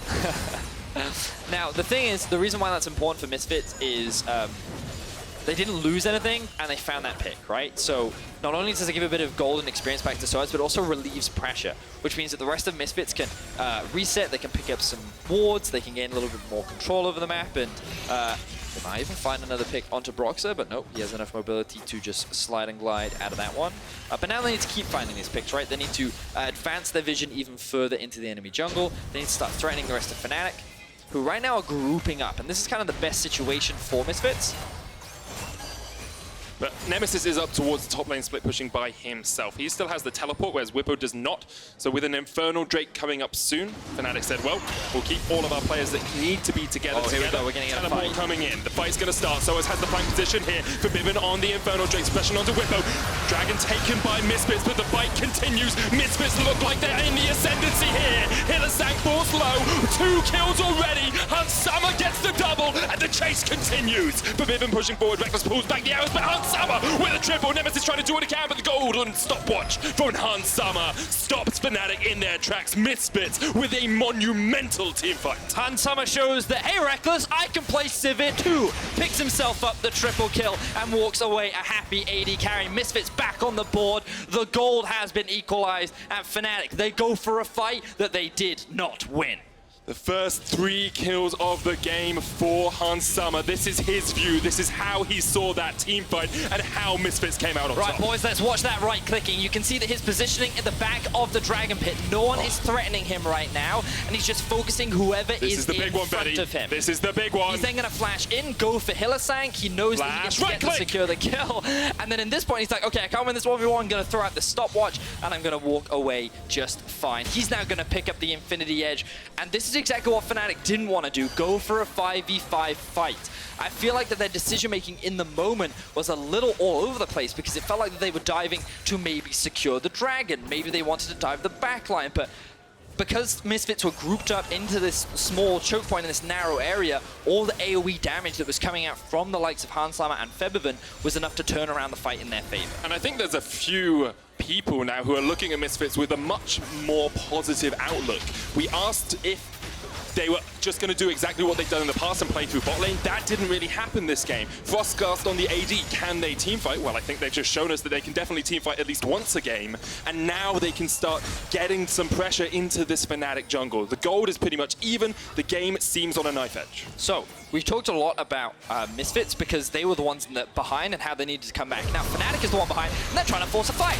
Gorilla there off towards the side, Whippo on him, but Brox is forced very low on the backline. So it's going in with the world ender, kicked away. Whippo caught out with the final spark. Reckless, though, has taken down Maxlaw. So it's still going in with the chase, the Realm Warp. The knockups are coming out, and you cannot escape. Soaz, you cannot escape the Misfits. Nemesis takes down 2 in response, though. Reckless running into the wrong jungle as Misfits go for the chase. Reckless keeps Fnatic's hopes alive as it ends up being a 3v3 between the two teams. Oh, Reckless has a QSS. Gorilla goes golden. It's all on Hansama. You've got to get the autos out. The ricochet does not bounce. He's going to continue the chase. Bot lane on bot lane, and it looks like that it's Misfits bot lane that comes out on top. Misfits find 4. They walk away the victors in this fight. But Fnatic have said, you know what? We need to go for more fights. We need to try and challenge Misfits. And I feel like that was a very dangerous play to make. The fact that they tried to force that up against Misfits, who we know is in the stronger 5v5 position. Like, we were just about to talk about what Fnatic need to do to come back into this game, how they need to regain control. And I was going to say, oh, they need to split up the map. They want to try and play towards their side lanes. They just want to give the freedom for the Jax to split push because he's really strong in the 1v1. Like, that was the direction I was going to go. And then just as I start, they were just like, team fight, team fight, team fight, team fight. It almost worked out for them. Gorilla here going to land nothing onto Whippo as he walks straight past. Nice pivot, nice pivot. Thank you very much. Reckless has picked up a QSS. We saw it used in that last fight, but you have an item advantage on Hansama. All right, no time for replay. They started the Baron. Here we go. Fnatic in a position where they have no vision control, but at least in one of the best Baron stealers in the game.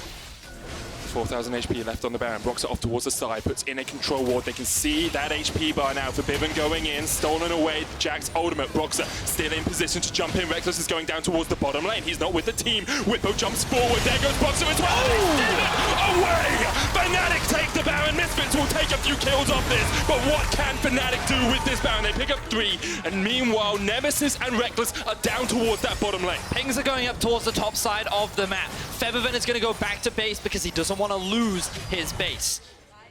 Misfits, we've seen this from them before. The Barons that have cost them so many games in the past.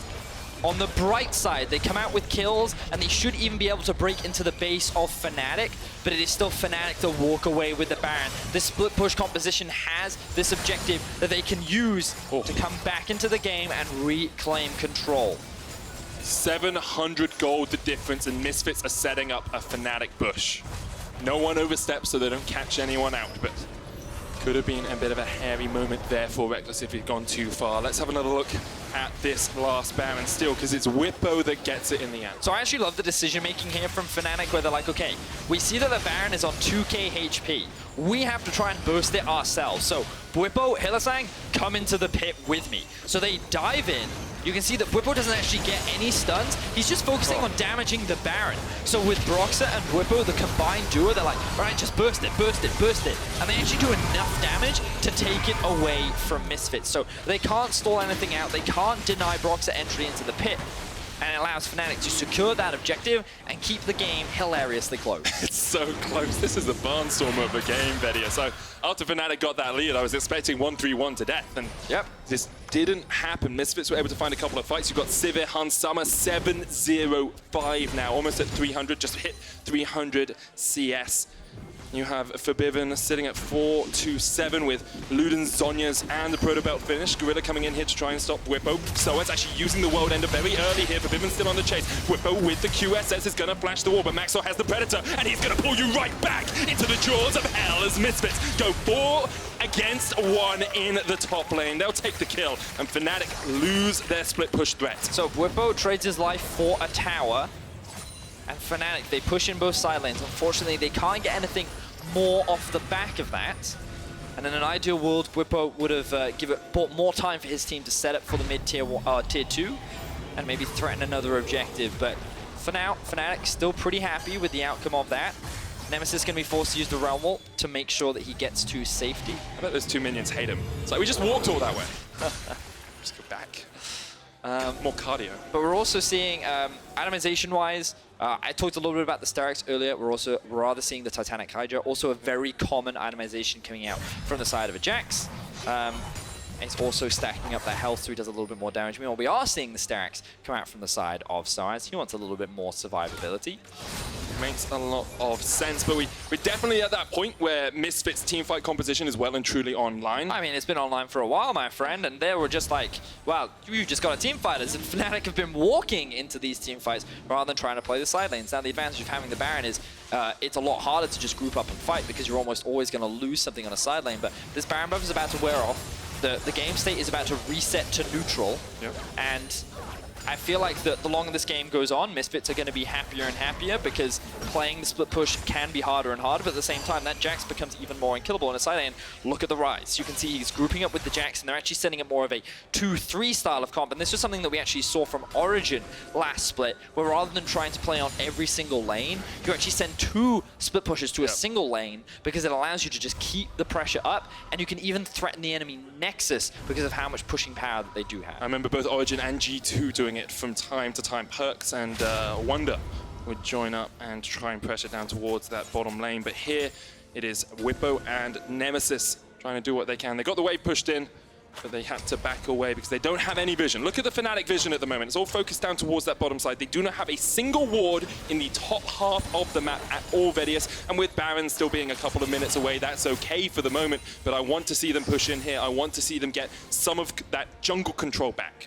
Let's remember how we even got to this point, right? Let's do it. Because you talk about jungle control, and it was the junglers that really snowballed this initially for Fnatic.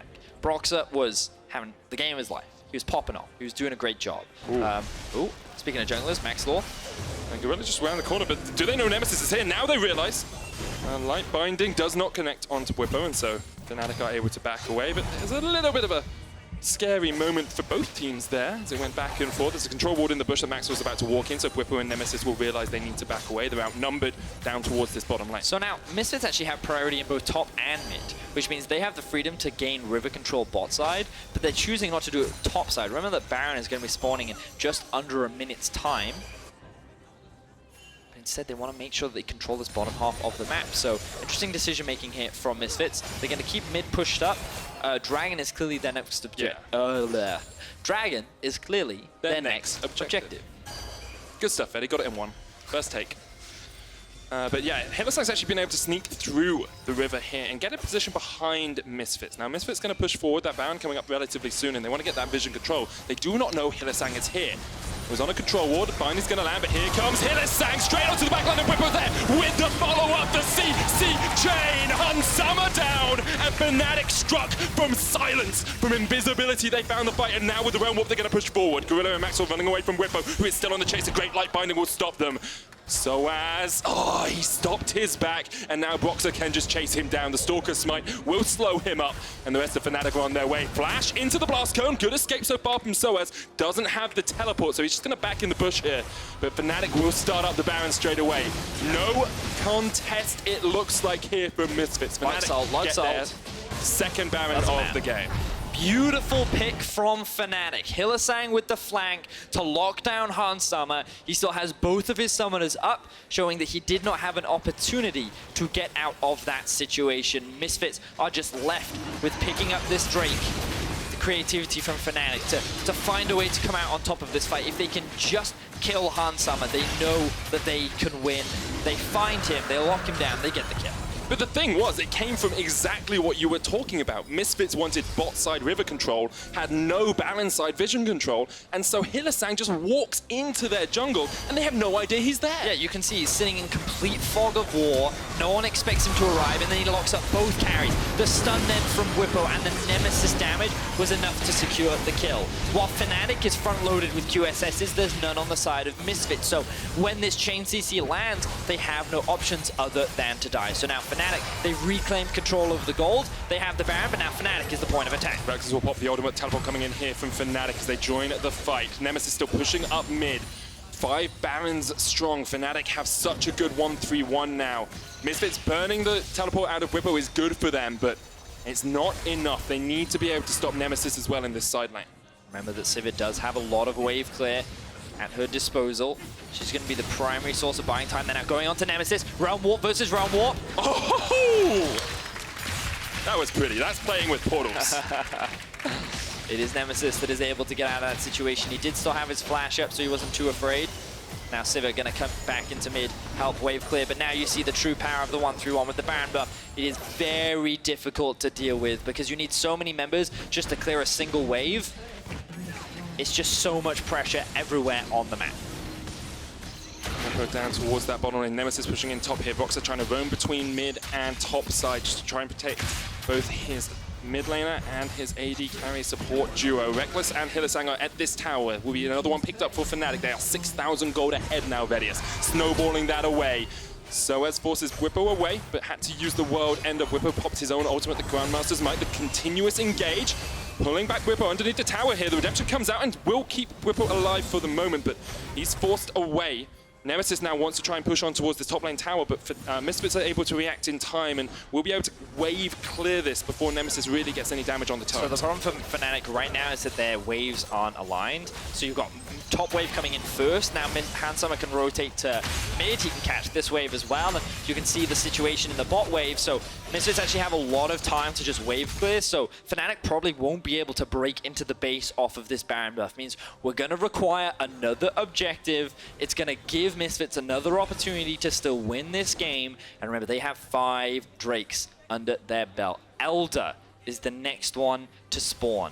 In an ideal world, Fnatic can find themselves an inhibitor before that big objective spawns, but the rate that this is going, I don't think that they will. 20 seconds left on that Baron buff, going to expire pretty soon. They haven't really got that much damage on this mid lane turret. Top lane down to about just over half or so.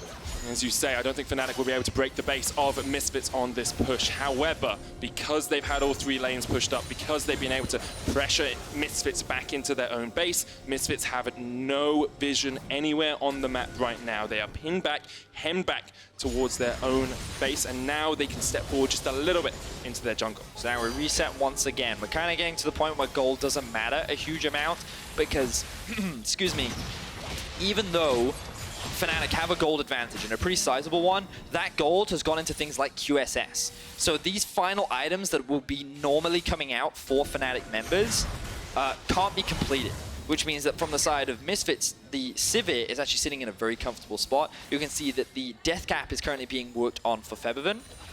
Like, both teams in a very even state. Very, very close still. Elder Dragon should be spawning soon. It's at least a minute away. You can see the timer isn't up on the little Drake pit, so we know it's going to be just a little bit of time before that does spawn, but Fnatic are setting up vision around it, so as dodges away from the Sonic Wave, and as we have a moment of pause, a moment of respite before that objective spawns. I want to talk a little bit about how different the games have been today from yesterday. Yesterday was very fast-paced, very quick action. Today has been much more scaling, much more methodical, much slower overall. You say methodical, I say we've seen a lot more mistakes, my friend. Methodical mistakes are a thing, Vedius. I think that teams have made many more slip-ups, which means that it's given opportunities for enemy teams to bounce back. And if you think about this game, Fnatic could have won, but they tried to go for a team fight, which they lost. Misfits were then in a position to win themselves, and then they went for a Baron that they ended up failing. So now we're in a position where both teams grouping up in the mid lane. Fnatic looking for the collapse. Looks like they won't go for the fight, though. The pincer movement was an option there for Fnatic, but they couldn't quite find it. Observers, if you could very quickly look at the side lanes for us as this posturing is happening, you can see in the top side of the map there is a push, and the bot side is in favor of Fnatic. Neither of these have been in control. Thank you very much, observers. Both teams A-ramming right now. We're at that point in the game. It's all about the 5v5. Whipper goes in, double stun lands, Proxer with the chase onto Hunsummer, but Hunsummer survives, he blocks the Dragon's Rage as well. You have to keep your eyes on that Sivir, that's all that matters. But Viven's gonna take down to the Ignite, Hunsummer, Whippo gets onto him, Nemesis there as well, and Fnatic will clean this one up. Soaz trying to run away from his former teammates, but they will leave him for dust. Fnatic win the fight and are gonna take the game. So much conviction in how they executed that fight. They had one target and one target alone, and the whole team was committed to shutting him down. Hansama could not get away. Fnatic win the fight, and they're looking to win the game. Has been an epic journey for Fnatic in this game. It's been an epic off-season for them as well, with trials and tribulations. But coming back into the LEC, they continue to assert their dominance over Misfits. They'll take down Soaz, they'll take down the Nexus Towers, and they will take a 2-0 weekend. Tense stuff in the final moments between Fnatic and Misfits. This game definitely lived up to the heights. Props to Misfits, going for a very different style of composition that we typically see from them. Even though Soaz was put very far behind, Misfits found a way to come back thanks to their team fighting. Unfortunately, because they failed to secure that Baron, Fnatic kept themselves in the game. They found some beautiful flanks, and ultimately they found that final fight that won them the game. Excellent stuff between these two teams, built up a lot of hype for the split moving forward. Oh, it definitely does, especially with Misfits performing how well they did after being pushed so far behind. That makes me a lot more excited, because we did wonder if it was just going to be a repeat performance from Misfits, where they struggled, where they were the 8th place team, a bottom of the pack team. That does not look like the Misfits we have at the moment. Yeah. Also big hugs there between Soaz and the former players. A lot of laughs on their faces. I think Soaz knew that he got capped. Yeah, he got hard capped. There was some malice in that. Yeah, he definitely did what he could, though, in the situation that he was put in. And yeah, I'm excited for Misfits based on what I've seen. But Broxaman, this guy, oh, his early game is fantastic. I love what we're seeing from him. Like, if he continues this early game performance, like, I think it's exactly what the meta needs. He's playing extremely well with Nemesis. The fact that he can play through Whippo as well. Ultimately, like, the reason why Fnatic ended up in this situation is because they went for that one fight that they shouldn't have. Yeah. They made that one decision which they should have avoided. They should have kept playing to their side lanes. They should have kept trying to split Misfits up. But they went for that 1-5v5, and they almost threw the game then. And they did. We want to know who you think should be key player of the game. Was it Broxer, Nemesis, or Hillisang? Give us your vote at LOL Esports on Twitter. And if you want to actually see how Broxer recommends you play Lee Sin, I know you can jump on over to our YouTube channel as well, /LOL Esports, where there is a level up episode with Broxer teaching you all his tips and tricks on the champion. I know I watched a little bit of it. I'm not mechanically good enough to do any of the tips or tricks, but they look cool. So yeah, very, very cool educational segment from the man Broxer. But yeah, very fun game, 40 minutes on the dot. definitely longer than what we've seen. Yeah. But I do think a lot of it came down to a lot of mistakes, throws from both teams. And I'll take 29 kills in 40 minutes. I'll take that.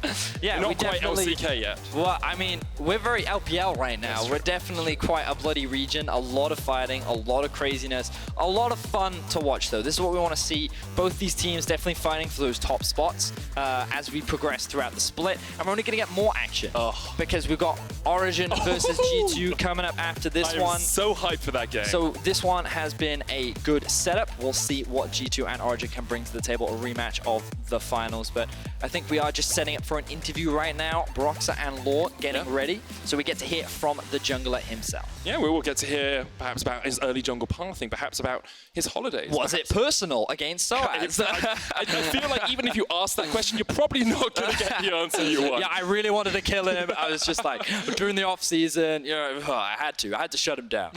Let's see if Broxah will answer that question and see what he has to say after beating Misfits. Thank you very much, guys. What a crazy game. I mean, you played out of your mind with Lee Sin. What gave you so much confidence? I don't know. Lee Sin has always been one of my comfort champs, and being back on him felt really good. I was hoping I would get a chance to pull it off this week, and the fact that I managed to start the game so successfully just makes it even greater. It was great, really, but moving forward into the game, Misfits gave you a hard time. I mean, they had the comp and the dragons to do so. So what happened in the mid-game? Because you almost lost it. Honestly, I'm not even sure what exactly happened and how we managed to drop the ball. I feel like there was just a lot of small throws here and there, and then at one point they just started adding up, and eventually they were even, and their Sivir picked up a triple kill and was super strong. So I feel like we were just pretty poor at snowballing. We didn't really snowball correctly. We didn't snowball as fast as we should, and I think we just played a lot slower than we actually could have with our leads. I agree, but it turned right and in your hands in the end. I gotta ask, because looking at this performance, it looked like you were trying to send a message somehow. So is there anything you'd like to say to the Fnatic fans watching you right now? I guess I'm just making sure that the Fnatic fans out there don't forget about my Lee Sin. Surely they won't. Thank you very much, Broxah. And for more about this crazy game, let's send it over to Shox. Thank you very much, Laure. They won't forget about Lee Sin, or Broxah's Lee Sin, rather. Also, for the Fnatic faithful, Fnatic, of course, went 0-2 in their first 2 games in spring, and we know where they ended up there. Now they went 2-0 in summer. So it's looking up for Fnatic, but let's break down this game and starting in picks and bans, because there were a lot of interesting choices coming in from both sides, and you guys mainly wanted to look at the Lux and the Rakan. Yeah, I think coming in right off the bat, we saw a first rotation pick of Xayah actually from Fnatic, and then Misfits make the call. They say, okay, a Rakan's probably coming in after that. So they themselves early pick the Lux because it's a pretty good matchup into Rakan. His W is very telegraphed, which means you can land the light binding and get the aftershock for free. And when all the compositions are kind of said and done, you kind of have these clear-cut strengths for both teams. You have Misfits who have a bit more of a traditional front line. They can look for a traditional team fight front to back, especially with Hans Sama on the likes of the Sivir. Whereas on the other side, yes, you have Rakan and Xayah who also like to fight front to back, but ultimately because it's a Lee Sin and a Jax, you need to be much more about the flanks and playing the 1-3-1 in tandem with that Rise. Shortly about the Jax, we don't see it often. It works well versus Aatrox. Why is it so good versus him? It basically just outscales in the 1v1 later on. You know, he has a lot of just reliable damage, and once you have Trinity Force, you just start beating him in that side lane. You also get to go the Conqueror, so it becomes a pretty free matchup for him. So the game plans from both sides are pretty clear going into this one, and you also know if Broxah picks up a Lee Sin, he's going to look to gank and make plays, and that's exactly what he did. I think he has had 2 fantastic days. Broxah, he was great yesterday. He was fantastic as well today. Yeah, I thought all these ganks were actually super clean. You see, he used the Ward Hop into flash, then Q to make sure there's no time for him to reactively flash away in the mid lane. Similar things up top lane here when he comes in for Soaz, just making it look very, very easy here on the Lee Sin. Also a bit of his POV. Oh, I just love that follow-up, that he holds the Q there to make sure that he can get the execution. Exactly. You use the Ward Hop to get the extra auto, then the bonus damage on top of it, and then Soaz doesn't have flash for the next gank, so Broxah definitely took it to Soaz there. Yeah, and also LEC training grounds. If you want to play Lee Sin like Broxah, go check it out. Good luck indeed. So everything nice and dandy for Fnatic, I would say. They get exactly what they want. Broxah gets his lanes ahead. They can go for the split push. What happens? Why did they not hold on to their lead. I think there's two critical errors here. So we talked about the 1-3-1 potential with Fnatic's composition, and Broxah did a good job in the early game feeding the necessary gold into who he needed to get ahead. Jax is going to outscale, so Fnatic just need to pick the right lane assignments, and they can start splitting up Misfits' composition. The issue is when Nemesis is caught in that bottom lane, and then immediately after, they run into a dragon fight, and they're like, okay, we weren't working out on the side lanes, we want to fight for this dragon fight, and they try to fight the team fight, and then that's another throw. Yeah, let's take a look at that dragon fight, because indeed that is where Misfits gets completely back in the game and actually fights their way back, but you could say it is an unforced error from the hand of Fnatic, because they don't need to contest this at this point. Yeah, they don't. Again, the 1-3 is strong. Also, executing in the team fights is very difficult for this comp from Fnatic. They have to, by some miracle, get Hansama killed right off the bat, and in this fight they weren't able to, so he picked up the triple. And that needs to be understated. It is really difficult for Fnatic to execute on 5v5s into Misfits composition, so the fact that they do manage to win team fights during this game is just mind-boggling to me. Can you just imagine walking into a Luck Snare and then a Sivir Boomerang and whatnot? It's And then awful. you're already dead. and that's what we saw here. They were already dead. But then they changed gears, right, Fnatic? The thing is we kind of got into this weird lull state where they needed Bwipo on Jack to be creating pressure. So you see Bwipo running out into side lanes, but the thing is Misfits will force members to kill him. They need to bring more than one. And so you constantly saw Maxwell kind of shadowing Bwipo, shadowing Soaz, looking to engage on him. And the problem was that Hilly wasn't finding the initial engagement. They needed to be able to engage that if they forced multiple members of Misfits down on Bwipo, that Fnatic could punish the rest of Misfits. But it was so hard to find those moments. Yeah, because Misfits was also being very diligent with their vision control up until a point, because Rakan, Hilly, he found a way. He found the spot. Yeah, it was actually so sick. Hill is saying sat in this bush for so long, waiting for Misfits to overstep, and you actually saw them really try to engage without knowing he was behind them. And look at where Skarner is. It's the fact that he was shadowing underneath Aatrox, and again, they needed Hilly to find this big engage, and he'd attempted. He'd been sitting here. He'd been camping out. He was waiting for his moment. And you just feel it when they step forward into that ward. This is it. Yeah, and it's the combo on top of the counter-strike there as well coming in from Bwipo, which makes it so that even though there's a flash and heal up for the Sivir, she can't press either of those buttons. Nope. Good stuff there from Fnatic. And then, you know, the Elder Drake is still going to be up, but we know Misfits has a good team composition. So how does Fnatic in the end close it out? I mean, even at that point, I thought Misfits were still going to win that fight around the Dragon, and it became the Broxah show. He somehow got in there and found out Hansam. I think it started with Fnatic singling out Gorilla, but really the key kill for them was Hans. Let's take a look at the final fight that makes that Fnatic can push it all the way through to the Nexus, because if it's a team fight, you still think Misfits have the upper hand, but Bwipo goes in. Yeah, Bwipo starts it up, and then there's the Brox move back there. Boom. Yeah, and I lost it. He holds his kick, too, to wait out the spell shield as well, and then re-enters the fight at the end here. He's just going all over the place. And I said it at Worlds, and I'll say it here again. Brox is the type of player that when he gets on Lee Sin, future League of Legends professionals will be made watching that type of performance. The Broxah. Exactly. That's how hyped you get. Like, I have no doubt that if we check the stats, that Lee Sin will suddenly be played a lot more tonight after a performance like that. And is also crowned by a Kia player of the game, Broxah, with 51% of the votes. I sometimes feel bad for Hilly, but if we look at the entire game, Broxah did more to set up everything for Fnatic, we have to say, so I agree with it. Yeah, Broxah was #1 in this game from start to finish. He got Fnatic ahead to begin with, and he won them the game with the team fight. Fantastic stuff, and yeah, Misfits, they still put up an amazing fight, but Fnatic walks away with the win, and we have another fantastic game coming up to close out week 1. Origen and G2 Esports face off in our match of the week. Don't miss it. Fighting, boys. Revenus, skill jacks. Nice. Vision. Nice, guys, nice. Guys, slow. I can't go. Chill. Bwipo jumps forward. There goes Broxah as well. Away! Fnatic take the Baron. Misfits will take a few kills off this. I got a stun. I'm one-shotting Lux. Lux is dead. I got Sivir. I'm coming for Sivir. I'm following you on silence. I can rise ult. Go up to me. Go. Rise ult. I stunned her. She's dead. Got her. Nice, guys. Go Aatrox. You might die. I'm coming to help you here. I'm on red to help you. They continue to assert their dominance over Misfits. They'll take down Soaz, they'll take down the Nexus towers, and they will take a 2-0 weekend.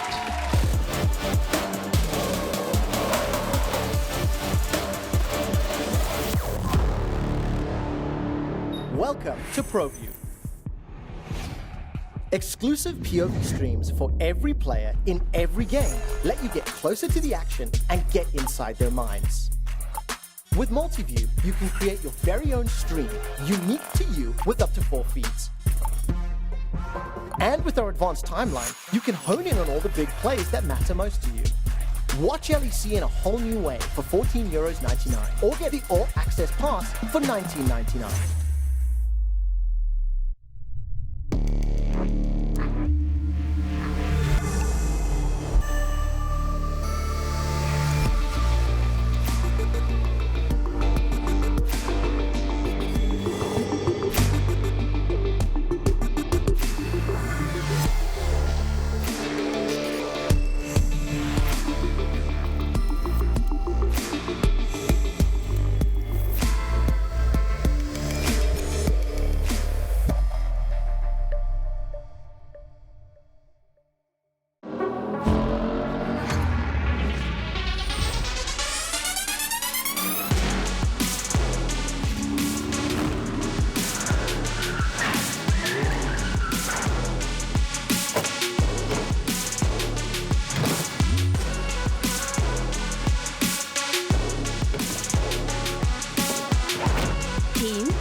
We are powered up.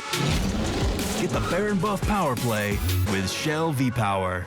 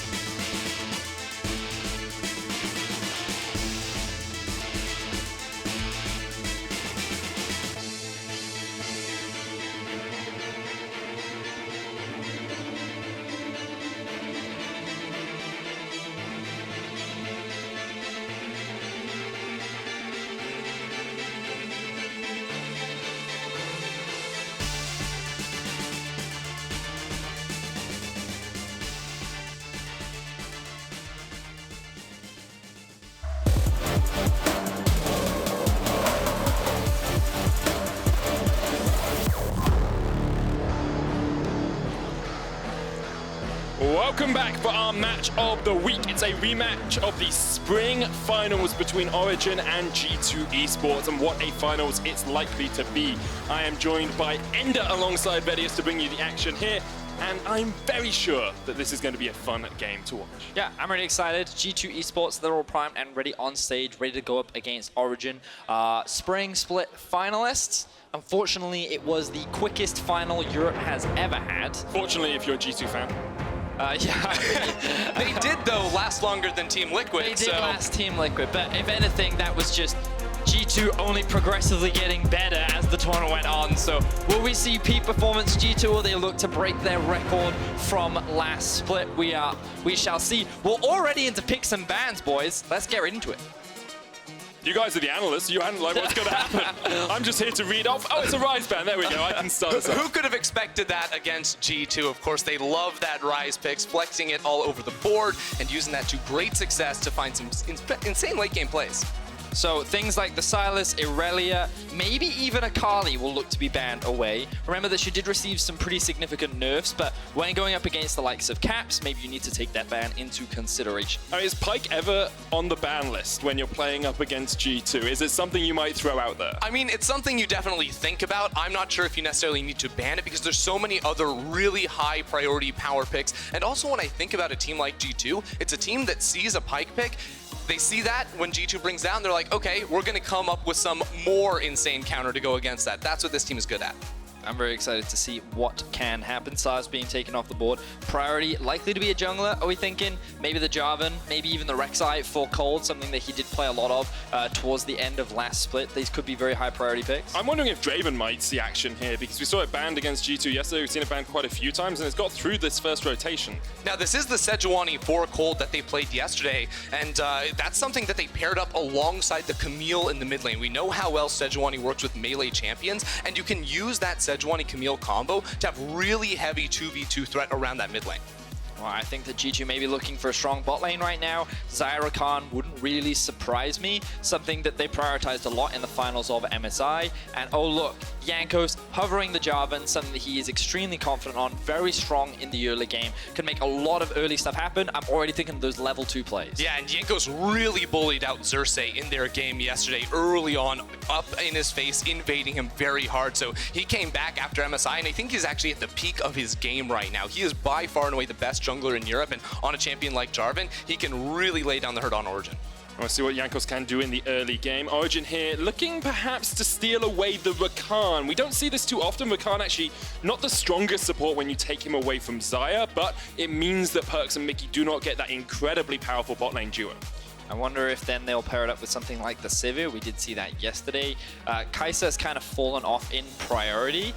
We've seen around the world a lot of the Manamune, Muramana Kai'Sas, but here in Europe it's not really been a thing. They usually go much more towards things like the Ezreal. So Patrick gonna go for more of the defensive option. But that's not to say that Ezreal can't do damage with the AP build that we've been seeing from him, and like we saw from Crownshot earlier in the day. Yeah, he definitely does a lot of damage later on into the game, but that does indicate to me at least that OG are looking to focus more maybe on the mid lane or top lane positions. Get Patrick on something a little bit more self-sufficient, whereas, you know, when you have something like a Xayah and you maybe pair it up alongside a Morgana, which we know is a very solid counter pick into the Rakan, Jankos could very well look to play through that bottom lane. Okay, I just want to lay this out there.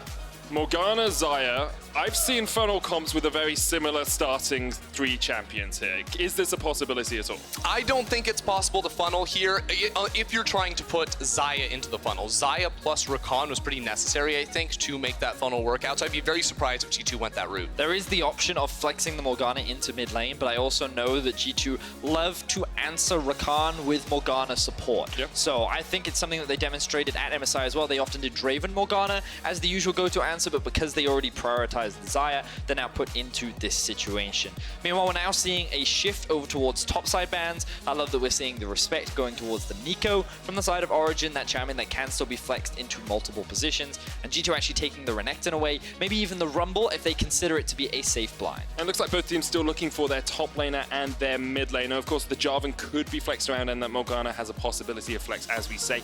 There's the Camille ban against Nuke Duck. We saw that Sedge Camille combo work out yesterday for Origen, and we'll see what Origen go for their final battle. Yeah, so now looking at this for G2, I think they should probably be trying to find a safe blind pickable top laner here for Wunder, keeping in mind that in theory this Morgana still is flexible. But the idea here for them, I think, is to make sure Caps has counterpick up against Nuke Duck. I think you can rely on Wunder much more to win top lane regardless of matchup, whereas Caps is maybe a little bit more locked into specific matchup against Nuke. How do you feel about something like Jace here? Very strong, pretty good in that blind pick position in the top lane as well, and can be flex mid if really needed. I think the Jace could be good here. They are indexing a little bit heavy into physical damage, so they need to make up with AP somewhere else. They're not going to need to, though, because they have the Vlad. Well, I think that it's also a very strong flex pick. Remember that you can move it to both mid and top lane. If this gives G2 a lot of options as well. There's always the potential that they haven't even locked in their jungler yet, and the Jarvan is in the top lane, the Vladimir is in the mid. Something that G2 have always been known for is their flexibility. Love the cheeky hover of the Zed to remind them of the last time they met during the regular season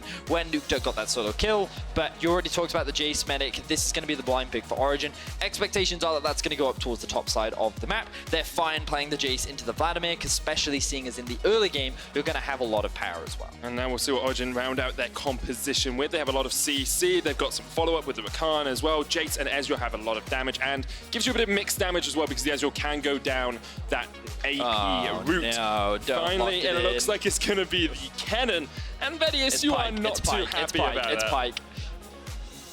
It's Syndra. Oh, okay. Averted. Crisis averted. Whenever I see Kennen, I'm thinking, oh no, it's flashbacks to the finals. Pike, apparently, according to Wunder, is a really good matchup.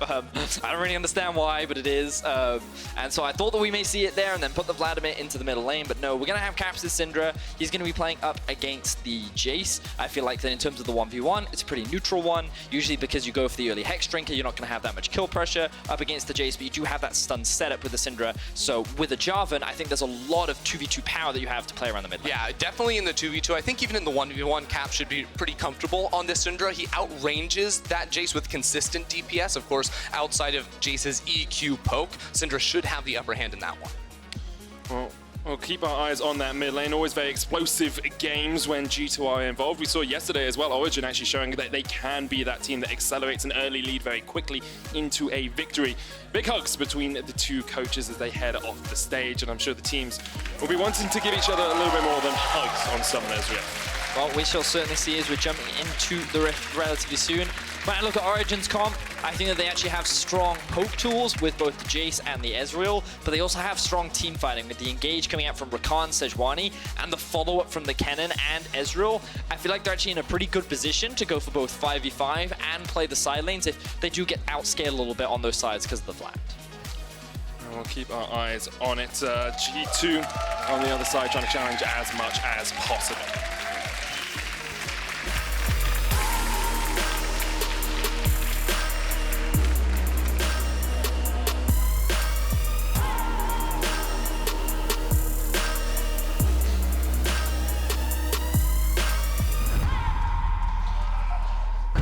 Well, let's jump on to Summoner's Rift, and as our ProView users might have spotted, Perks has already put g2esports.com/shop in all chats. Can you buy us MSI trophies there? Ocelot's try. All right, so we're jumping on to the Rift. Unsurprisingly, G2 always looking to have a little bit of fun whenever they jump onto the Rift. Meanwhile, Origen, the very calm, cool, calculated, very serious team. The last time these two teams did meet up, it was in the finals of our spring split, and it was the fastest finals that we've ever had in Europe. I believe it was 73, 74 minutes, incredibly quick. Game 3, Origen lost in 18 minutes. And one of the big things that Cold said coming into the split was that they want to be contenders for the title. They want to be able to challenge G2. And a big performance here could set them up nicely for the rest of the split. Yeah, and I think challenging G2 starts very early on into the game, and specifically for a player like Cold, tracking and stopping Jankos from having a really big impact on the map, especially when Jankos is on a champion here, like the Jarvan that we can see move around and look for these early plays. Cold has to do what he does best, and that's track the enemy jungler and again inform his lanes as to his movements. And Origen actually have already invested a lot into vision control in the river. You can see 3 wards down, 2 in that top river, 1 down towards that bottom side to try and keep eyes on where Jankos might be looking. Of course, Jarvan level 2 ganks can be very powerful, and his ability to jump over walls means that he can get into your jungle and steal away your buffs without you sometimes realizing. So it looks like Jankos going from red to blue, going to convert that into the Gromp as well. Looks like no very early stuff going to be happening.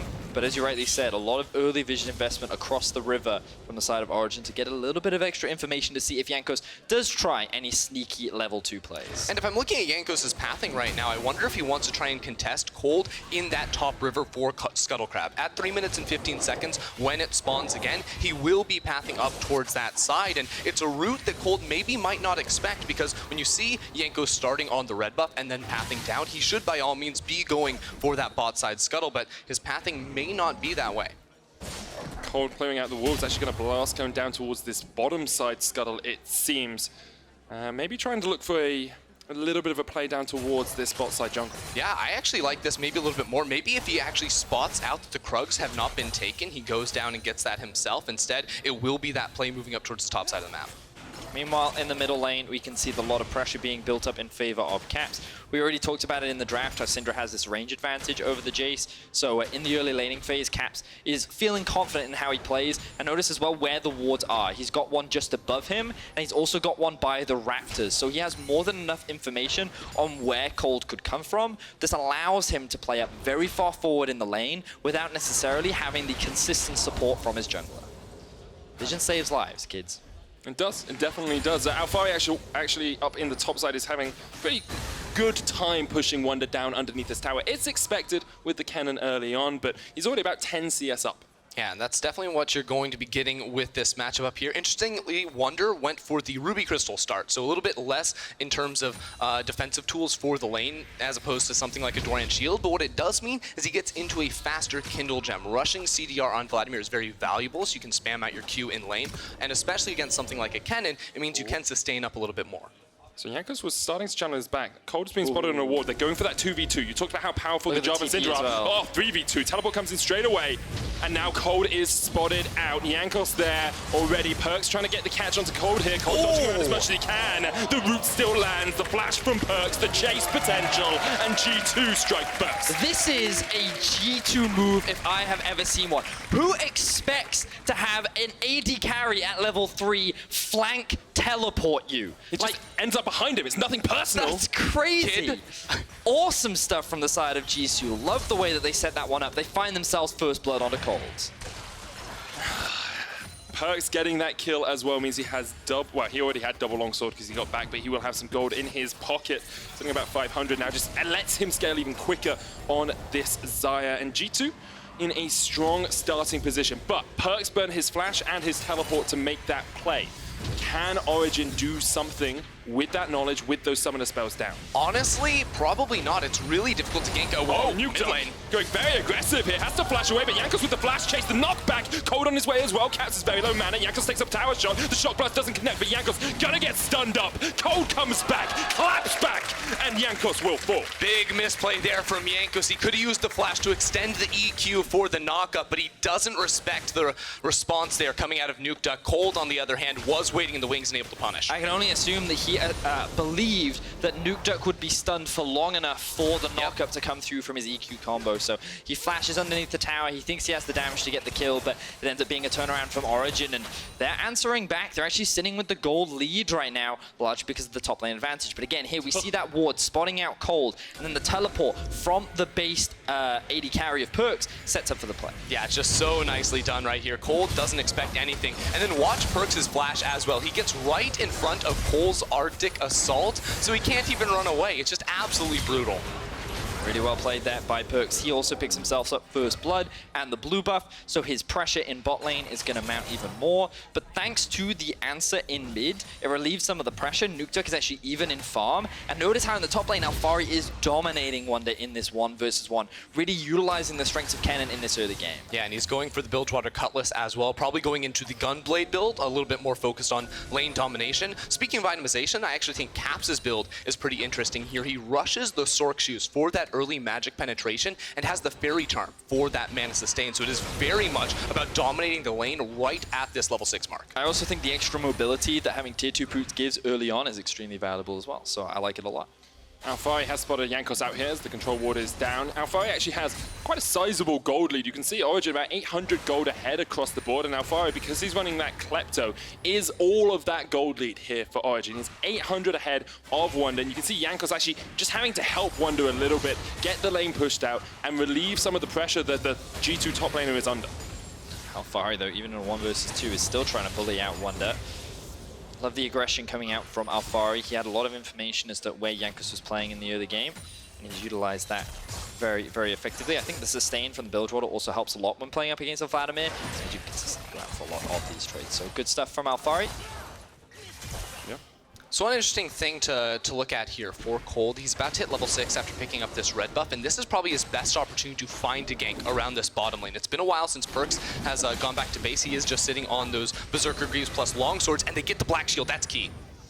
Cold starts to path down towards here. You can assume the communication was made, the Black Shield is now down. Yeah, I was watching bot lane, Black Shield was burnt, Cold has an opportunity. Perks stares straight into the eyes of death, then Cold will lock him up with a Glacial Prison. The True Shot Rush comes out, and there's the kill. Now G2 trying to react. It's a 3v3 for the moment, but Nuke Duck's on its way down. The knockup's going to land from Mithy, but Cold very low, already taken out. Mithy jumping around as much as he can, isn't yet level 6, doesn't have the quickness. Nuke Duck now coming in from the side. Double flashes, Caps goes in for the double kill right there too. G2 counter and come out on top. Beautiful stuff from the side of G2. They look for the answer and they make it work out in their favor. Still behind in gold, but ahead in kills. G2 Esports always happy to answer aggression with more aggression.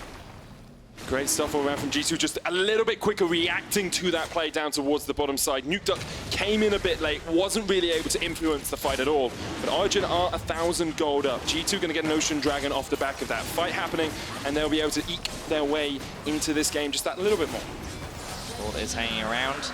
Ooh, they've also found Caps, no flash. Black Shield isn't going to help him. Nuke Duck gets the kill.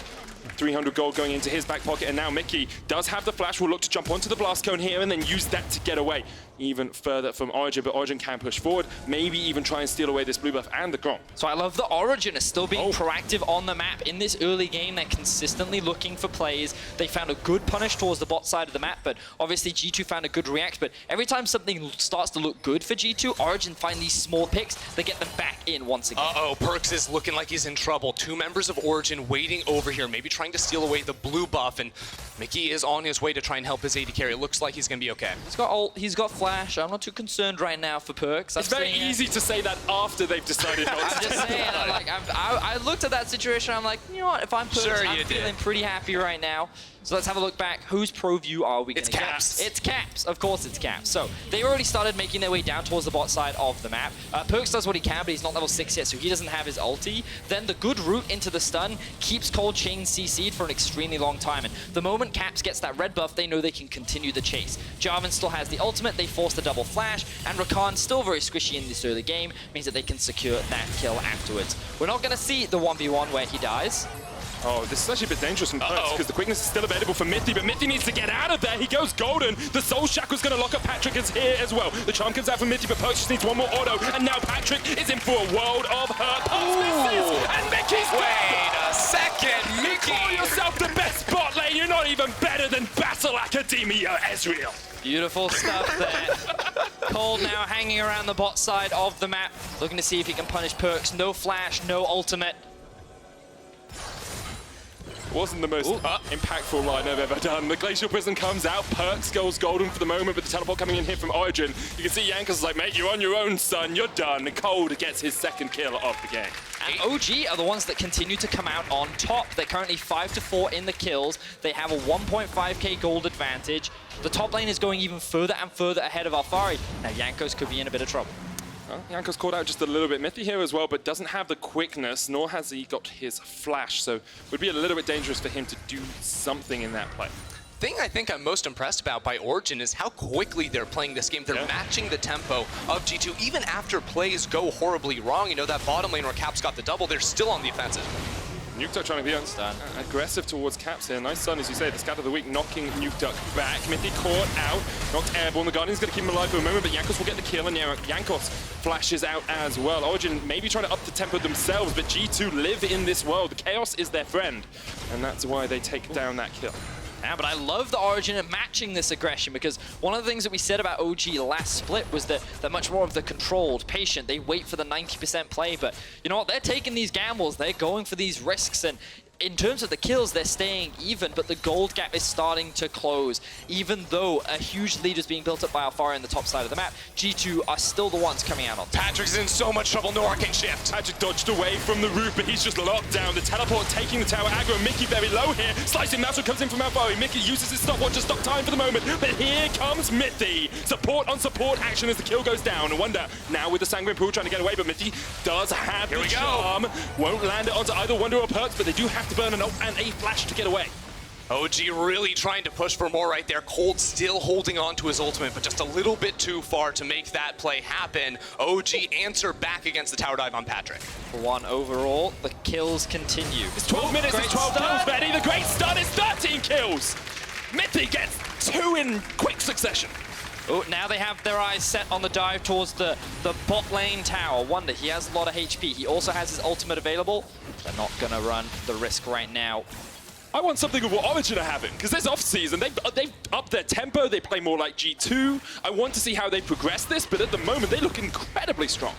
But the problem is they need to convert this into a win. They need to build this into a substantial lead, and G2 is not allowing them to do that, because every play that happens from one side, there is an answer from the other. Both these teams are battling with everything they've got only in week 1 of the split. Yeah, that being said, it is still a 1,500 gold lead here for Origen, so they are in a comfortable position at this moment. They're also working on their second items for Patrick, for Alfari, for Nukeduck as well. And once they get around to those points, I think they're going to be a lot more comfortable with their position in this game. They definitely are. Alfari does have a 20 CS lead in this lane. It's the Hextech Gunblade build that we talked about. He's now building into some AP, so expect to see him use more in team fights than anything else. Mithy almost gets caught up with the EQ combo out from Jankos, but unable to find that connection. Jankos just has to back away. Perks is pushing in top lane as G2 now have switched their focus from the bottom side of the map up towards the top. I do find it quite funny that both top laners have just kind of been 1v1ing and looking at the chaos that has been going on around them as another fight kicks off. Yeah, Blackshot Mithy went very aggressive, all on his lonesome. The shutdown goes across towards Mickey. Caps seduced the ult, but that was very aggro from Mithy. Yeah, I don't know about that one from Mithy there. That was a little bit bold. Yeah, Mickey was in the fog of war, but still, that was just, it was like a harassment play from the Rakan. You weren't going to get much off that. Well, I think they didn't actually have vision on the Mickey who was behind them, so he believed that he was catching Jankos off guard after he was trying to set up a flank. So given that they were in a better position to collapse, they looked for the play, but it was too dark behind him. He took a risk, and it didn't pay off. So Mithy ends up losing his life, and G2 will secure themselves the Rift Tower, and finally, they will secure themselves the gold lead.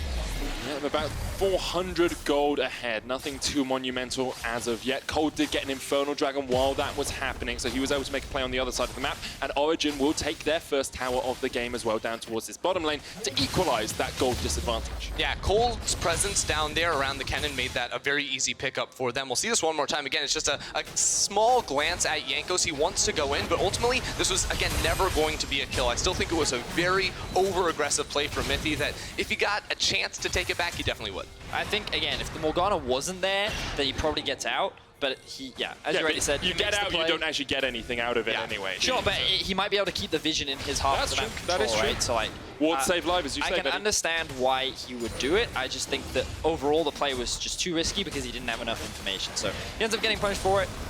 Cold does secure the blue buff. And we haven't really had time to talk about like win conditions or comps because of how much action has been going on. 15 minutes in, the gold is dead even, the kills are even, towers are even. The only advantage that G2 currently sits on is the fact that they have the Rift held and they're setting up to use it around the mid lane. They do have an Ocean Drake in their back pocket as well, but Origen answered with an Infernal of their own. Now, Nukeduck caught out a little bit. Jankos pushing forward here. Mithy and Cold are down towards the bottom side as they have vision control down here.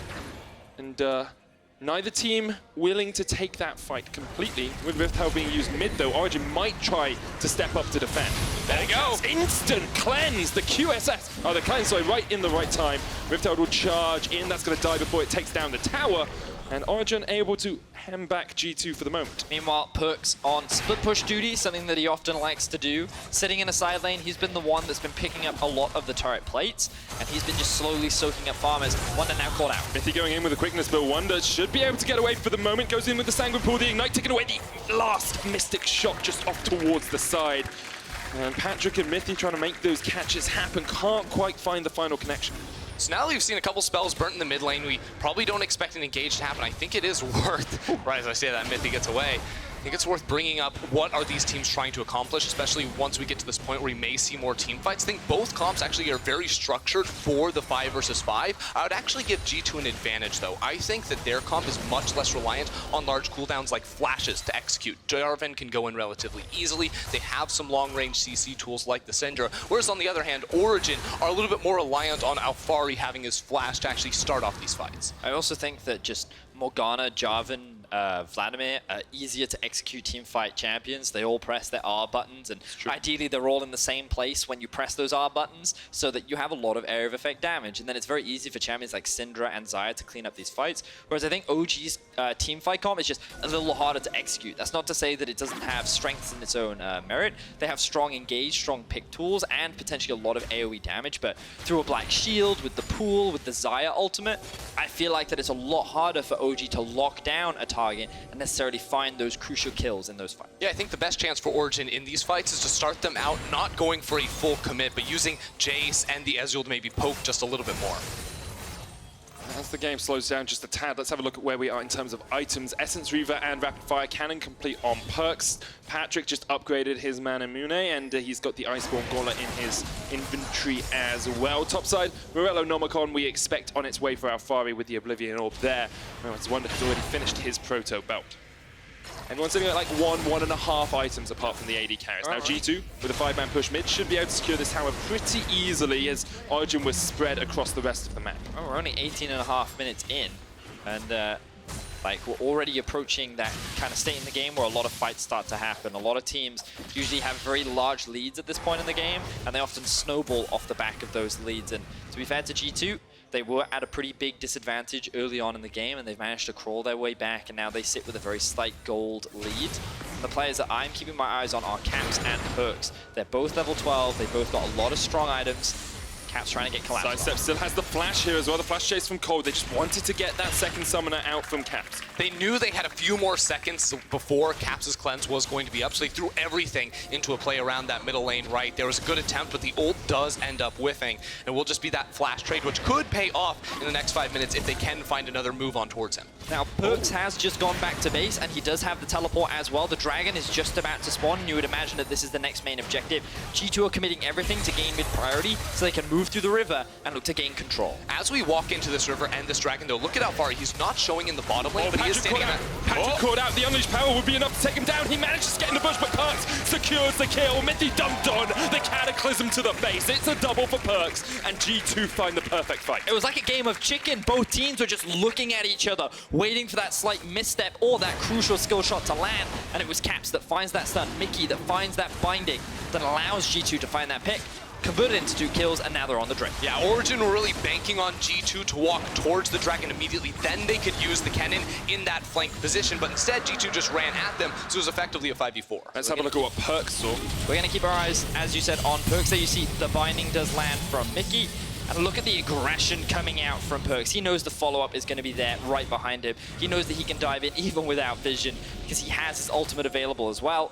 And he finds himself 2 quick kills. And we were already talking about Caps and Perks being those primary carries that we wanted to keep our eyes on. And now this man is already sitting at 5 kills. He's going to be the damage dealer as these fights come up and challenge that idea that he can't play conventional AD. Yeah, and as long as Caps and Perks survive in these team fights, they should be very good for G2. That's why I like Mickey's itemization. He goes for the Mikhail's Crucible to avoid the engage from someone like Cold or Mithy coming in towards their team. Even if Caps does have the cleanse, having a little extra won't hurt. So we said our eyes are on Perks and Caps from the side of G2, but what are Origen looking to do, and where are we focusing if we are Origen fans? What is their intention in the next portion of the game? Well, they're kind of relying on Alfari Ahri, and Ender talked a little bit about it. Like, he does have the flash available, and that's going to be very crucial in being able to dive onto the backline and get all this AoE off. But also, as Ender was saying, I think OG are relying a lot more on their perks poke before setting up for these fights, because they have the Ezreal, they have the Jace, and they just kind of want to chip away at G2 before hard committing onto a fight. Let's see if they can do that with the Baron up now. G2 are setting up vision around it. This game has gone a mile a minute, 16 kills in only 21 minutes of gameplay.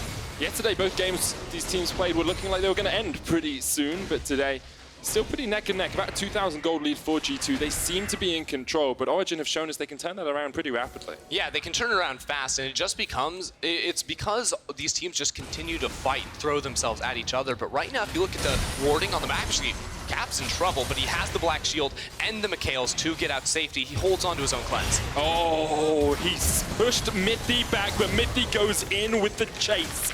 The quickness gets through the cleanse and Caps is dead. Mickey now forced underneath the tower, has to flash away because Patrick was landing that Mystic shot if Mickey hadn't dodged. Now, Wonder is sitting in bot lane. OG have priority in mid. In an ideal world, they'd love to threaten the Baron, but their side lanes are collapsing right now. Perks, again, off on a side, trying to generate pressure. Already level 14, and OG, they can't really convert it into anything, so... Sure, yes, they get that kill onto Caps, but because it doesn't result in any objectives, and G2 push all those waves into the tower, I feel like G2 is still very happy with the situation that they're in. Yeah, I think the problem for Origen really comes between these 280 carries, because on one hand, as you said, Perks level 14 with 3 completed items, including that Infinity Edge. Patrick is only level 12, and this is because Perks has gotten so many resources being funneled into him as he walks into side lanes and picks up CS. Mithy continues to jump forward very aggressively in some of these situations, relying on the fact that G2 don't have any deep vision, meaning they're not quite sure where the rest of the Origen lineup are. But as you say, because Origen had to react to those waves pushing in, they didn't even really manage to get any Baron vision control. It's still very much in G2's favor. I think it's really worth highlighting the growth that we're clearly seeing from Origen. The first thing is they've survived longer than 18 minutes, which is always a great... Good job, good job. But on top of that, you know, you already said it, Endo, we talked a little bit about it early on in the game, which is that Origen have been matching a lot of the aggression that G2 have set up for themselves. The really challenging part about playing against G2, though, is their mid-game decision-making, how they set up the map, how they control vision. And Origen right now are kind of being dragged around the map, and I'm curious as to how they answer G2 right now. Being at this kind of deficit, like, they know that the Baron is going to be a big point of contention, and they need to be able to fight it. Mithy trying to dodge away, but he's put into the Cataclysm. There's no teammate to jump to. G2 use their vision control to pull Mithy out of position. And now they're just instantly going to run back into the river and go towards this Baron. Again, they can use Morgana and Cinder to turn and burn off of this Baron the second Cold and the rest of OG walk up. No Unleashed power available for Caps, but that Baron very low already, you have to feel. 6,000 HP, Nuketox actually fought against Wonder off towards the side here. Hemoplay comes down, Patrick there with the chase as well. The Sanguine Pool used, Patrick trying to get the damage down if he can. Yanko's on the flank, Patrick still has Flash, and those Mystic shots are chunking away at G2. G2 will have to turn away from this one, and Mithy is back alive. Yeah, that's important for Origen. They thwart the Baron attempt and don't lose any members. They don't even lose a summoner spell right there, and they're just going to use some scouting there to make sure G2 didn't turn back. I actually love the decision-making from Origen in that moment, because what you'll notice is when we bring up the replay, there are pings coming down onto the Vladimir, and all of OG immediately say, hey, we've got to turn, because I don't think they want to finish that Baron. I think they want to collapse. So they immediately focus the Vladimir and then look to disengage rather than commit for the objective. That means that G2 only walk away with a kill onto Mithy, and they don't convert it into a Baron. So quick thinking there from Origen gets them out of what could have been a dire and game loss situation. Yeah, Origen are also using this time to put down some deep vision. That has been how they've been caught out a few times before, not knowing that multiple members of G2 are on their way. So they will control more of this river, which should make it a little bit easier to fight and control this mid lane. I also really like having all of your team trying to protect Alfari as he takes that top lane tower. We talked earlier about how lanes pushing in were in favor of G2 in a lot of situations. Getting those outer towers helps your lanes push towards the enemy just that little bit more, meaning that Origen can start some slow pushes and force G2 to react. So this is really interesting by G2. We're 26 minutes into the game, and it is still Perks being sent to the bottom lane to pick up CS. And this, of course, is, yes, because he has the teleport, but also he's a level 15 Zayed. He's matched with the highest level in the game. It's so huge. 2v2. Glacial Prism lands onto Wonder, but he's still got the Sanguine Pool. The Cataclysm comes out and it locks him in the Slicing Maelstrom. Yanko sliced up to Sashimi, and Wonder healing up so much. Perks goes in! Going in with the flash. Featherstorm comes out. He moves so cold. He takes him down. And he's on the chase. Here's Caps from the side. Mithy trying to do what he can. The knockup still connects. He jumps back. Great stuff from Mithy to keep his AD carry alive. Perks absolutely popping off, flashing forward in that fight right there. It ends up being a 3 for 2 in favor of G2. Great stuff. Patrick, what are you doing? Hello, and this is Patrick. And that was a pop-off play. Beautiful stuff from the AD carry from Origen. What confidence you've got to have to dive over a wall into 3 G2 members and say, you know what, Caps? Yeah, I think I can kill you, and then flashes back That guy out. just won the MSI finals, and you're flashing out away from him after jumping forward. That was insane from Patrick. Now, it's only a small reprieve as G2 continue to control the map. They're the ones that have full vision control. They're the ones with a 3K goal lead. And we're kind of at the point where Wonder in the side lane is so much stronger than the cannon is now. All these big items are coming through. G2 are still a very scary foe. The Origen have to find a way of answering.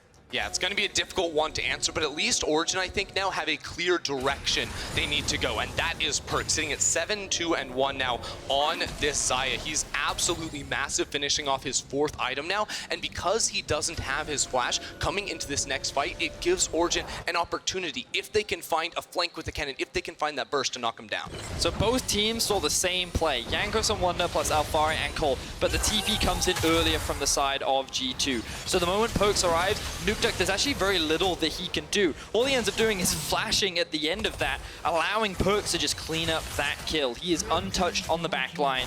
Ends up being a 2 for 3 initially. And you think at this point, okay, both teams just disengage, not that big of a deal. But Patrick, he has it in his eyes. Okay, I know where Caps is. I know he's on about 50% HP. I just hit a Q. Got no vision. He's got no vision, but then he's like, you know what? I can go for this.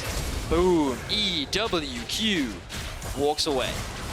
Baron being started here by G2. They're going for the fight. Mithy very low on the backline. Jankos goes in with the Cataclysm. Now Wonder stepping forward as well. G2 going to reset this fight. Mithy very low, but he hasn't burned the flash or the quickness, so he does have that team fight ultimate. Yeah, Mithy has to go back to base, but Jankos is relatively low as well. He also lost his flash in that engage. The next one from G2 should be a little bit more difficult. Still, they're walking over towards the Baron. Mithy didn't actually go back. Mithy did not get to base. Cold here. He's on half HP. There's a true shot barrage, but G2 just starting it up and then resetting. Jankos down to very low HP here, actually down to less than half. But as you say, we talked about how Origen want team fights, but they need to poke out first, and that's what's happening for them right now. So the reason why G2 are not committing to the Baron is because they don't have confidence in their ability to clear it fast enough before OG can land this poke. And if you're taking all this poke while in the Baron pit, there's a real risk that you just end up dying before you can secure the objective. But G2 doing sneaky things, they started off the Baron without Origen knowing. Patrick has the teleport. He's teleporting into this fight. Jankos down to half HP.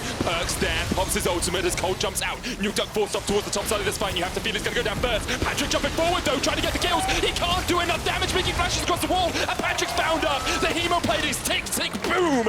Double kill goes down to Caps, and G2 have come out totally on top. There's no escape. There's no one dying on G2, and everyone from Origen is falling to pieces. G2 destroy Origen around the Baron. Wonder chases Mithy, the only remaining survivor from Origen out of the field. G2 take the Baron, and they're going to get the inhibitor in mid lane as well. Origen have put up a strong fight. They have challenged G2 at every opportunity, but in the end, it is G2 that come out on top once again. 8K is the gold lead. They secure the Baron. They'll walk away with the inhibitor.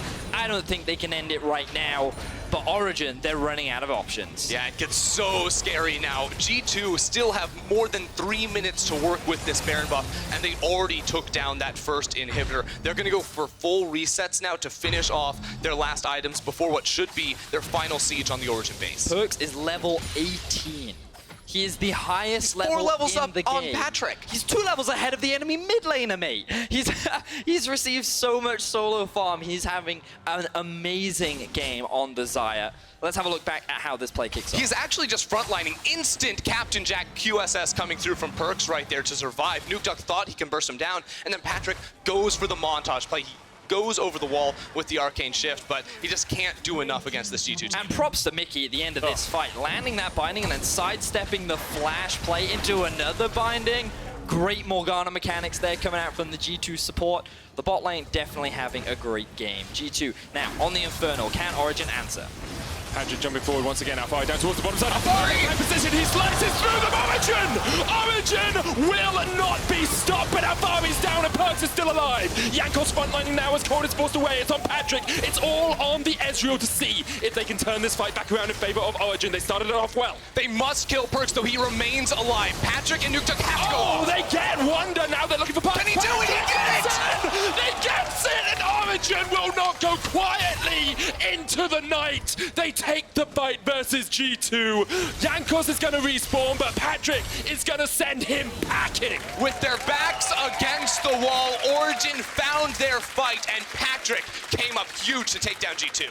Patrick is the shining star of Origen this game. Not only is he playing aggressively, but it feels like he is embracing the G2 style, and he is doing everything he can to carry his team to victory. G2, they looked convincing. They had the Baron. They were primed to end the game, but it is not over yet. OG still have some blood left in him. I just want to say there's something special about this caster combo, because last time we had Fnatic versus G2 in the spring split, and now we will see how that fight went once again. This is brought to you by Alienware. Yeah, look at this flank from Alfari. It's absolutely insane. He instantly kills Caps and the support from G2, but Perk stays alive. It looks like it's doomed for Origen, but OG used the range advantage they have with Patrick and Nuktuk to throw out their skill shots, burn down the front line, and get Perks low enough that one rotation from Patrick can take him down. Oh, this is anime in the making. You look at Patrick, he's sitting there, he knows he's in the 1v5. He goes Super Saiyan and he finds the outplay onto G2. Beautiful stuff. Really, really awesome from the side of Origen, and they find the shutdown onto G2. Patrick picked up 1,000 gold off killing Perks, and Perks still has a 700 gold bounty right now. So a lot of gold sitting in that AD carry if Origen can find the kill. Still 6,000 gold between the two teams. 33 minutes in, G2 still in the ascendancy, but Origen have shown us they are here to fight. If you want to know why Perk still has a bounty on his head, it's because he still has a 4,500 gold lead over the next closest player in the game. That is Patrick. He is absolutely so far ahead right now on this Xayah that, again, if he stays alive in these fights, it should be wins. But OG have to use their skill shots, have to play so pristinely in order to knock him out. And now, the levels are coming through from the side of Origen. They're slowly starting to close the gap. Remember, the longer the game goes, the less the gold value means, and they're just utilizing their poke to buy a little bit more time. G2 likely going to stall until the Baron before trying to end this game, unless they can land a good stun from Caps. Doesn't quite land. Still a minute 20 on that mid lane inhibitor. Perks just pounding away on that inhib tower with the black shield. He's pretty well protected. Mithy will be looking for an engaged position here. They don't have a control ward inside their own base, so they can't be sure that G2 have no vision. Wonder forced away in the mid lane, but Perks is pushing in top here, and you have to feel this is going to be the tower going down. Yeah, Origen will be losing this tower right here. They must make a play or they risk losing even more, but Perks is just a walking god! Perks is just stepping into him. The Feather Storm, Patrick flashes away. Now Alfari trying to get in, but he's knocked back. He's scattered. The weak are dying here as Origen 4 G2 continue to push forward. Wonder will heal up with the Hemo Plague. They will take the inhibitor and maybe look for the game. Perks is playing a frontline Xayah right now and absolutely tearing OG apart. Unrelenting G2 continue to look for the kills. They'll take out Cold. The Nexus towers have to be on the menu, short to follow, you feel. Another kill on the fountain, and G2 are playing with their food. Nuktuk exhausted, Origen defeated. G2 are unstoppable, immortal, and they will reign victorious still here in the LECR. MSI champions, the world's champions, are back on the European stage.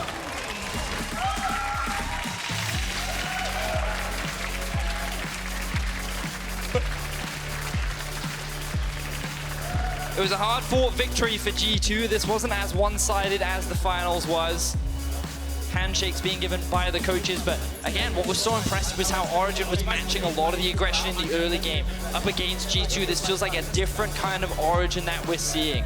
Sure, there were a couple of small mistakes, Mithy trying to force a couple of plays, some of the fights not going the way that Origen would have liked, but definitely some positive improvements, very exciting to see, but it was not enough to shut down Perks, who honestly had one of the best games that we've seen this year. Yeah, I think this was the best game of week 1 here in the LEC. Our #1 and #2 teams of the spring split. G2 obviously still on top, but Origen definitely did not come out quietly today. They came here to fight.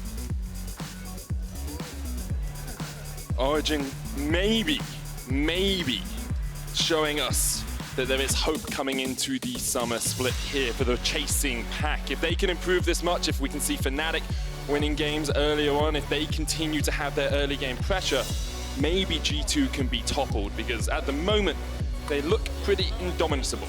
I mean, huge shout out to Patrick. Like, he played really aggressive today, and to a degree, it was over-aggressive at times, but like, it felt like it was like a testing his limits today, you know, like, and what a team to test it against, right? Yeah. Like, I mean, it's week 1 as well. Right, you know, you can test your limits. But I love the fact that it feels like we're seeing a very different Patrick, and when I spoke to Deficio, like, at the beginning of the year, he was very much about how you have to believe in this guy. He's going to be a top 3 AD carry. You've got to believe in him, and I feel like that the growth he's made from the beginning of Spring Split to now showcases the talent that he has and the room that's left to grow in this young player. We'll have another look at how he played the final fight of that game. This replay is brought to you by Alienware, and what a fight it was, because Perks was frontlining the whole time. Yeah, he just runs on in, burning the QSS for movement speed, I suppose, because he has the Black Shield on top of him. No one can come close to touching him. He's so strong at this point in the game. The G2 just run over Origen inside their base. The Bloodthirster shield on top of the Black Shield meant that you had to go through pretty much his whole health bar before you got to touch his whole health bar. Yeah, he's tankier than Jankos, it seems like right now. He has more of those tiny lines in that HP bar, so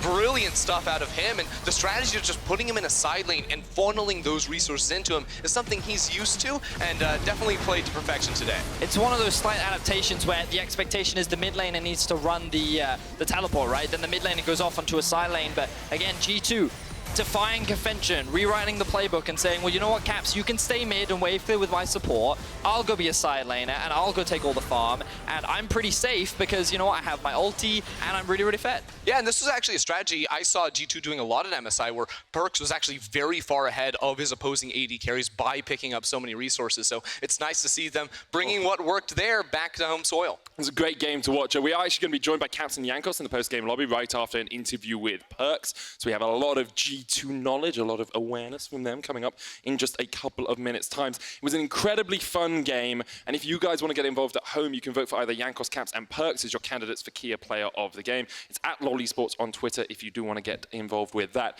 Any thoughts before we toss over? I mean, I got to give a shout out to Afar as well. Felt like he played the lane honorable mention. Well. Yeah, honorable mention. I felt like his flash engages, the one that like almost won the game back in favor of Origen, was fantastic. I really enjoyed watching it, and like I feel like we're seeing a lot more potential from this Origen lineup. I'm very excited to see where they go throughout the split. They obviously have very tough competition at the beginning of the split, but we'll see how they advance as we continue. I just almost dropped my pen. For more insight about that game from Perks, we're going to talk to Law. Thank you very much, Medic, and thanks to you, Perks, for joining me after the victory. I'm going to ask anyway, is there any surprise in going 2-0 on your first week in the LEC when you come back as MSI champions? Well, I would not expect anything less. Because we won MSI, and I just feel overall we are playing really well together, even in scrims. Like, we are playing way better than last split. We are not trolling, and we are not like, I feel like we are just more structured and more disciplined in game. So I think we are doing really well, and I think Origen was a really big challenge for us today. So I definitely look forward to facing more strong opponents in the Europe. I really agree with you, because looking at this, it looks like it was the most challenging game you guys had in a while, maybe since SKT, I don't know. So what were you expecting from Origen coming in today? Well, I think Origen is the only team that can match us in the top side department. Well, bot side too, you know, but like their top and mid are probably like the second best in the league, right? So that's what makes them the most, the hardest opponent for us, let's say, because they actually have like the champion pool and just overall game strength to match us. And yeah, I think they play well as a team. They have good macro. They're just a strong opponent, right? So it's gonna be the small things that makes or break the game versus Origen. You said it was challenging. What was challenging in-game playing against Origen? Well, I'm not really sure what was challenging exactly because I just felt they were playing a good macro game, like good pressure game. We were doing it too. And I mean, the biggest challenge is always yourself, right? How do you play yourself, or how do you, for us at least, like how do you play as a team, you know? And I feel like we made some mistakes which we shouldn't do, you know, like some small mechanical mistakes, you know, and stuff like that. So definitely we could play better, but they could too, you know. So it's hard to say. I'm interested now. What would you say are Perk's mistakes right now and weaknesses? My weaknesses? Your weaknesses, yeah, if you have some. Well, I don't really know if I have any like particular weaknesses. Yeah, it might sound arrogant, but I feel like I'm pretty good in general on like a lot of champions that are meta, and yeah, I mean maybe I guess.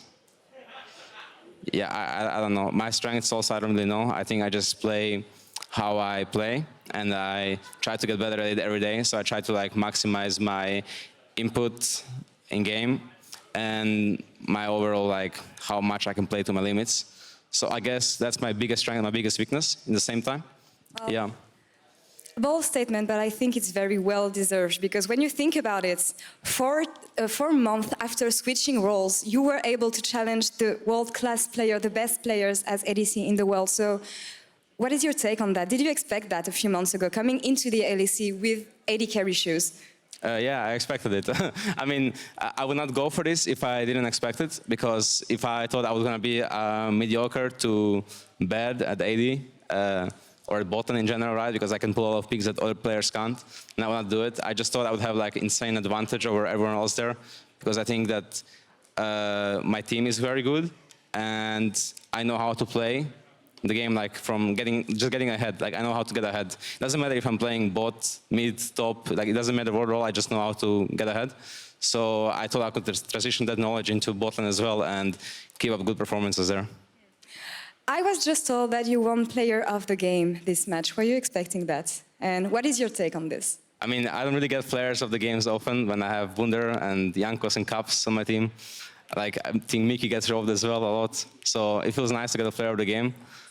That means that my top set was inting a bit though, because usually if top set is playing really well, then they will get player of the game. So, I mean, I'm happy with it, right, you know, but I don't expect many of them, so it's fine. Well, congrats on this one. We're going to have to give it to Schalke soon, but I have one last question. How do you feel going in the LEC knowing that out there you have 9 teams just waiting to take you down? Well, it's kind of hype because we kind of said to each other that we want to go for 8-0.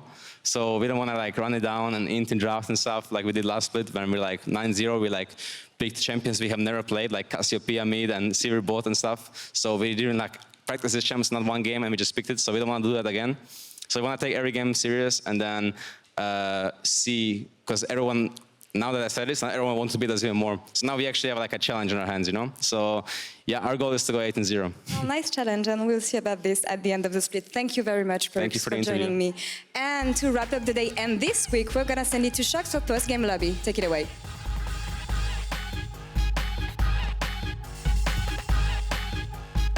Well, thank you very much, Laure, and welcome everyone to the post-game lobby where I'm joined by Caps and by Jankos. Welcome, congratulations. Thank you. 2-0 week from your side. How expected was it that you would walk away with the 2-0, Jankos?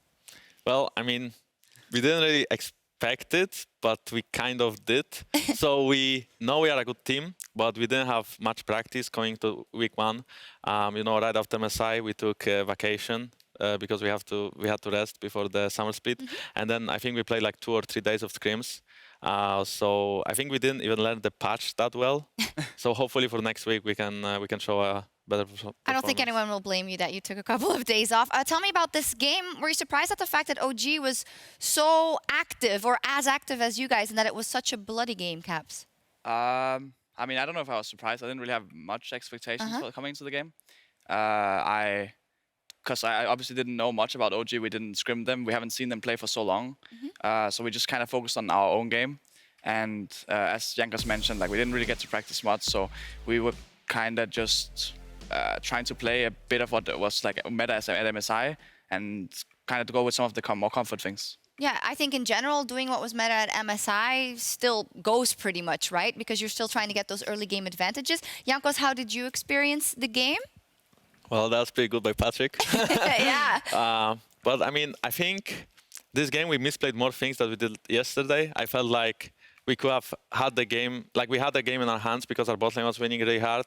And, you know, I died like 2v2 mid because I kind of greeded on my flash there to kill Jarvan. So I felt like those kind of misplays where we either overchased or someone was like a bit too greedy or we were like maybe too comfortable did bite us. And that's why the game was not as clean. And that's why OG also had a chance to come back. Because I feel like our early game is actually stronger, you know? So we shouldn't trade kills, we should just get kills. Well, still some props, I think, for Patrick. As you said, he put up a great performance, and in the end, you guys did win. Do you think OG is going to be your biggest competitor going forward, or is it hard to say at this point? I mean, it's hard to say, right? I think OG, Fnatic are both, I mean, they were the strongest teams last split. So I definitely think those will be like the teams to watch. But as I said, I'm kind of like maybe disappointed in a way as well, because I think if OG don't beat us today, then I don't really know when they will beat us. Because you feel like you weren't your best self? I mean, honestly, I think I was playing really horrible. And I also know that we didn't play like that good as a team as well. I think if we had this kind of like, we had really good early game and we had a really good draft, I think. So I think if we had this kind of game at any like, basically at MSI or in Summer Split, I think we would just win it pretty clean and it would be a really fast game as well. Well, this is a big point of contention because some people are wondering if G2 now comes back and just you crush everyone even when you're a bit out of practice, is that going to be a problem in terms that you can't really find anything to improve on? How do you guys look upon that? I mean, I don't think so, because I think even when we were winning last split, we had a lot of things we could improve on. And we just realized that international competition is obviously like one step above, right? There's so many great teams in the world. So even if we are doing good against a team, there's always things you can work on and always like small things that you do wrong. Jankos, do you still feel challenged coming back to EU and playing after you played the best in the world? Yeah, I mean, I think it's always really exciting to play on stage, especially if, you know, we had a 2 or 3 weeks break and we have to play against European teams again. And I was kind of excited to see how they would perform, how hard it would be to play against them. And, you know, it doesn't really matter that we went 2-0 this week. I think we still have to go like 2-0 next week, and we'll see how it goes. Yeah, I mean, you've now all said it. You want to go for the 18-0, so how likely is it? I mean, I think if we can improve our performance for like since this week, I think we can like for sure do it. But it's really hard because, I mean, not only teams can cheese us, but also I feel like Europe can improve a lot, you know. And teams like OG and Fnatic are already looking like pretty strong. So if they can watch other regions and watch us and like overall improve their play, I do believe that we will be challenged. Yeah, you just know that you're going to get beaten by Rogue in the last game of the split. No offense to Rogue. If anything, it's some credit to them. We talked yesterday with our guests a lot about the level of Europe and what we may expect from Worlds. Now, it's super early and it's hard to say, but there is the question of, with G2 now winning, does that mean everyone else is also going to be super strong? What are kind of your ideas about that? I hear you mentioning Origen and Fnatic a lot. How do you think they would match up internationally? I mean, I think they would be pretty good. At least if like depends what you think of good, right? Yeah. But I think compared to NA teams, they would probably stack up pretty well, and also Korean teams for that matter. And other teams, I just think like the Chinese teams are really insane. And at least me looking at them, they're probably the biggest compared to that. And not just IG, but all the Chinese teams look really strong. So I think those are like the main threat. But other than that, I'm pretty confident that a lot of EU teams can perform really well against all the other regions. Yeah, in terms of LCS, I saw you like facepalm when you mentioned it, but Rift Rivals is coming up as well. So what are we thinking about that? Yeah, I mean, it'll be pretty exciting to play against NA again. I mean, we'll have Origen and Fnatic joining us, so I think we can probably win every game. We'll see how it goes. Oh, wow, big words. Win every single game. Yeah, we'll see if that happens. Let's take a look at the standings. You guys are in first place. Not surprising to many, I would say. So let's take a look at the other things. Fnatic is also undefeated. I don't know how many of the games you have caught, but was there anything that was surprising to you guys out of the first weekend? Well, I really like that Fnatic went back to the playstyle where Broxa is actually running around the whole map and not only like kind of around bot lane. And I feel like Nemesis is way more comfortable on stage, and that leads them to have advantage in the early game, you know, with Broxa like Lee Sin Elise and then playing around Nemesis Bipo a little bit. So, I mean, so far they've been looking pretty good, you know. I don't know how they'll match up against the other teams, but I would be excited to face them. Okay, Caps, anything that got your attention from the other teams? Yeah, I mean, not really anything in particular. I think a lot of it is maybe like as we would maybe have thought. I mean, obviously it's week 1, and there's so few games that it's really like unrealistic that the standings will end like this. But just like looking at the individual games, I was not like super surprised about any game. And sure, Fnatic did really well, and that's why I think Fnatic OG are like our main competitors. Okay. Vitality is a bit shocking to many people. The fact that, you know, they had that high up at Worlds, and since then they haven't seemed to improved a lot or have changed a lot. What do you guys think about Vitality? You can go. You can go. Okay. I mean, I think Vitality, obviously, as they had Fnatic the first game, which is like a pretty hard game, so I'm not like too surprised that they would lose that. And then today they play against Splyce, I think. Yes, they did. Splyce, and I think that draft was like not the best. So I think they're maybe just uncomfortable right now. But I still think that they can turn it around. I mean, I don't know if they will be like a contender for the split, but I definitely think that they will make playoffs at least. Final question. Oh, did you want to jump in?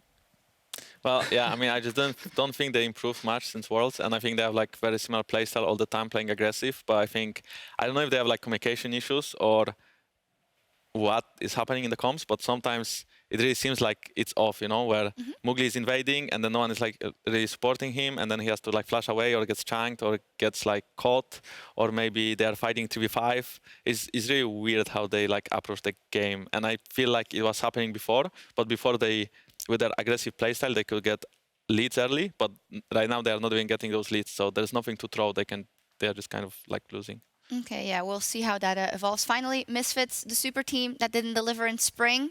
How far do you think they'll get in summer? Yeah, I mean, it's like a bit up in the air, right? As I said, it's like coming into the split, we can only see what we saw last split.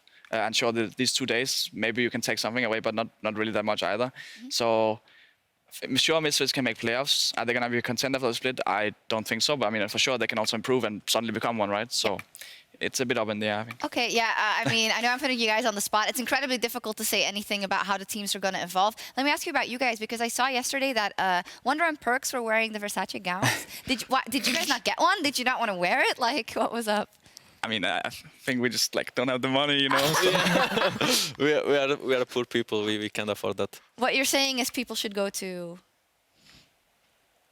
G2 Esports shop. Yeah, exactly. Okay, yeah, called out. There's only 2 gowns to give out. No, cool. Did you guys enjoy all the stuff you did after MSI, like the shoot and the restaurant and the shoot, in the suits rather, and the gowns? Are you having fun with that at least? It was a really long day. I mean, it was sure a nice video, but it was a really long day. You'd rather practice? Yeah, probably just playing some solo queue. I mean, I don't mind doing content. I actually like doing content because that's for our fans. So I hope they enjoyed it. And I think the video was like super sick, you know, and we looked really good. And, you know, Caps in a suit. So that's something that people would not expect to see. But at the same time, it was a long day. I think it was the first time I didn't wear sweatpants since I became a pro player. So got to wear something else for a day. Did you like it? Well, I wouldn't wear it normally just because it's like I didn't feel that practical. But it looked good. People said good. So. Yeah, it was a cool experiment. Thank you guys for that. Now, as we close out week 1, let's also get another look at the best moments from the Rift in our Alienware big plays. First up, yesterday, G2 solo laners decided to take on the whole Splyce team by themselves, winning the final team fight. Who's better, Caps and Wonder, or Rookie and the Shy? Cap steals away a Realm Warp. Now, will that be used stylishly? Realm Warp starts to channel underneath the fountain. Oh, Perks and Caps go all the way in. All for one and one for all. Splyce get themselves 2 kills. Make that a 3rd. As G2 Esports are now being run down. Caps is running for his life. Electro Harpoon's burning him down. He's turning around. Caps going back in. Oh, my word. With the help of Wonder, the solo laners from G2 Esports do not care and turn it back around on Splyce. Okay, Rysel, we can Rysel. Go in the base, no? No, getting, he's getting. Okay. The guy's got. Oh my god.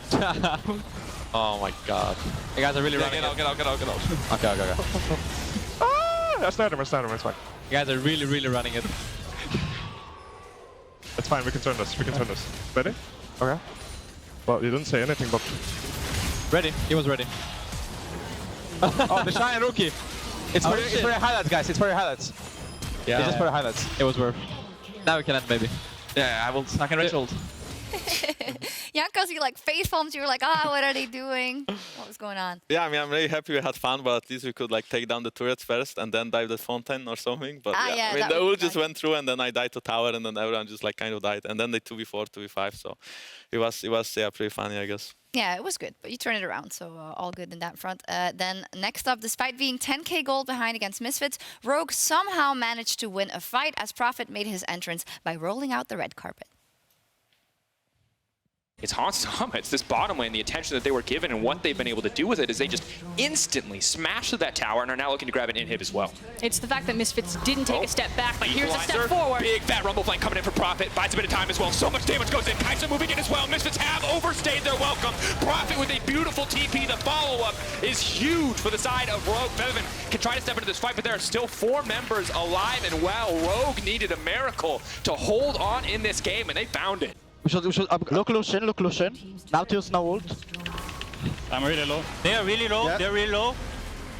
Nice. Jarvan, no flash. Nice. Okay, it's really good. Get back. Yeah. So good, guys. Like really good. I mean, yeah, it was really good. Unfortunately, it wasn't enough. Jankos, what do you make of... there's a lot of familiar faces for you in that Rogue roster. How good do you think you're going to do? Well, I hope they'll do better than they are right now because I felt like Vander and Ulight were like struggling a little bit on the bot lane, especially against Misfits. And I feel like, you know, Inspired was playing really well and he's the rookie. So I think if Vander and Ulight as like the experienced players can improve their performance a little bit, even though today they played way better than they did yesterday and Vander had like a crazy play on Rakan where they just won the game of that. So I think if they can improve their bot lane performance a little bit or like make it like it was today, I think the team can be fight for playoffs, yeah. I don't think they'll win, but fight for playoffs. Yeah, we'll see. Caps, there's a lot of talk about Larsson. Is he the new best EU mid? I mean, you've played against him probably in scrims and solo queue. What do you think? Well, again, it's hard to say. I haven't really seen that much of him. I mean, I didn't really watch too much of EU Masters and stuff like this, but for sure we played against in solo queue, but it's also not really the best indicator of skill. But I'm sure, like all the other rookies we have in EU, they just need some time to actually get comfortable on stage, and then they can actually show us how good they actually are. Yeah, I feel we need like... I'll talk to you guys again in 4 weeks, and then you'll be able to give me all the spicy opinions on all the teams and all the players. Last up, another player who made a grand entrance was Hylissang against Misfits. Hansama had no idea what hit him, as Fnatic support became their hero yet again. And they want to get that vision control. They do not know Hylissang is here. It was on a control ward, finally going to land, but here comes Hylissang straight onto the back line of Whippo there with the follow-up, the CC chain, Hansama down, and Fnatic struck from silence, from invisibility. They found the fight, and now with the realm warp, they're going to push forward. Gorilla and Maxwell running away from Whippo, who is still on the chase. A great light binding will stop them. Just remember, this is for the team. I wanna go. I got bombed, that's fine. Go. I'm still on Timbers dead. Wait. Scoring no flash ult. How much you Brox down? I'm taking it. I'm coming, Jax. I can't plan though. Go Nash. They can't contest. Good stuff. It was impressive. Did you catch that? It was really nice from Hylissang. Yeah. Didn't watch it? No, I mean... we were sitting behind. Yeah, okay. Well, it was nice. Anyway, let's check out the games we've got coming up next Friday and see who G2 is playing as well. We got Misfits Excel, Rogue Vitality, and G2 SK Gaming. So you're afraid of Selfmade? No, not necessarily. Then I don't think he... I mean, I think he's good, right? But I don't think he's anything special compared to any other EU jungler. I think that overall, EU junglers are like kind of decent, and I would put him above all like the rest, but I would still not say that he's insane, you know? Do you think he can grow into, like... Yeah, I mean, I think he can play, like, improve his map game, and I think he's playing probably the best from his team, so it's hard to say what he has to improve on when he's not the one running it, if that makes sense. Yeah. But I think SK is overall can get better, yeah. And I think the performance he had today and yesterday was not very great, because normally he's like carrying the team, and today he was put on tanks and he was, you know, not really carrying the team, but maybe that will change next week. Hopefully not against us. Hopefully. We'll see. SK did pick up a win today, so we'll see how that goes. Can I get a quick prediction for our match of the week? Fnatic versus Origen, Caps? I will just go with Fnatic, I think. I mean, For your old team. Yeah, I mean, I will not really be able to say anything again, but I just think Fnatic is the better of the two. I think a big reason that OG actually beat Fnatic last time was also because of like the whole Zoneteric thing. And even though it's still like kind of meta, and I mean we banned it today, I think they have maybe figured out more about the Zoneteric. So I think if that is removed, then they will probably take the game. Okay, Jankos? Honestly, I mean, I would say Fnatic because of how well they play early games, and I feel like if Origen doesn't win early game, I don't feel like they would. I mean, I think they are good on the map, but I think they are like heavily reliant on what they plan before the game. And if something doesn't go their way, they will probably struggle. And I feel like with how Fnatic is playing right now, they can play like make them struggle in the early game and then take the win. Okay, we'll see. That's a fantastically hype matchup. That is for next week, of course, here in the LEC. But week 2 of the LCS is also starting soon with Cloud9 versus Echo Fox. And after the last game over there, you can watch all of today's action from the LEC in our rebroadcast. So we're going to hand it over to our colleagues in North America. I do want to thank you guys once again for joining me for PGL. We'll see you next week. And that was all from us here in week 1. Thank you very much. We'll be back next Friday for more battles in the LEC. See you then. Yeah.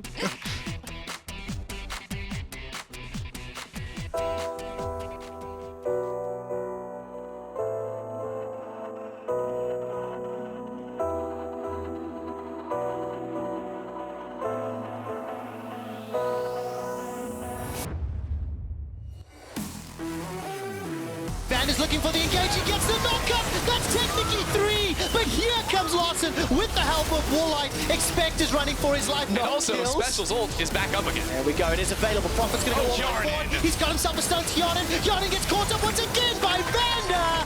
First and only ever recorded death for Upset. Here comes Selfmade, that's a fantastic prison. That's a fantastic true shot barrage.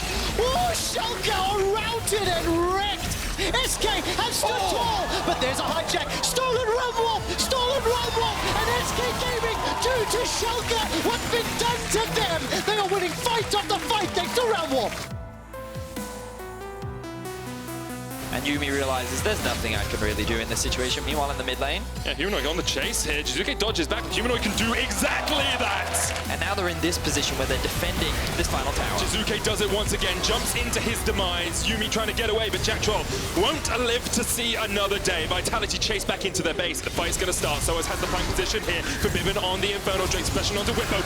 Dragon taken by Misfits, but the fight continues. Misfits look like they're in the ascendancy here. Hillisang falls low.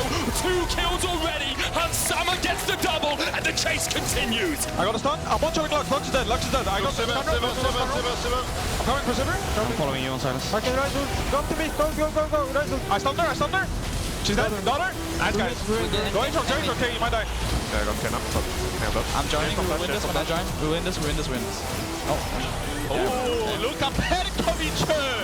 Another kill on the fountain, and G2 are playing with their food. Nuke Duck exhausted, Origen defeated.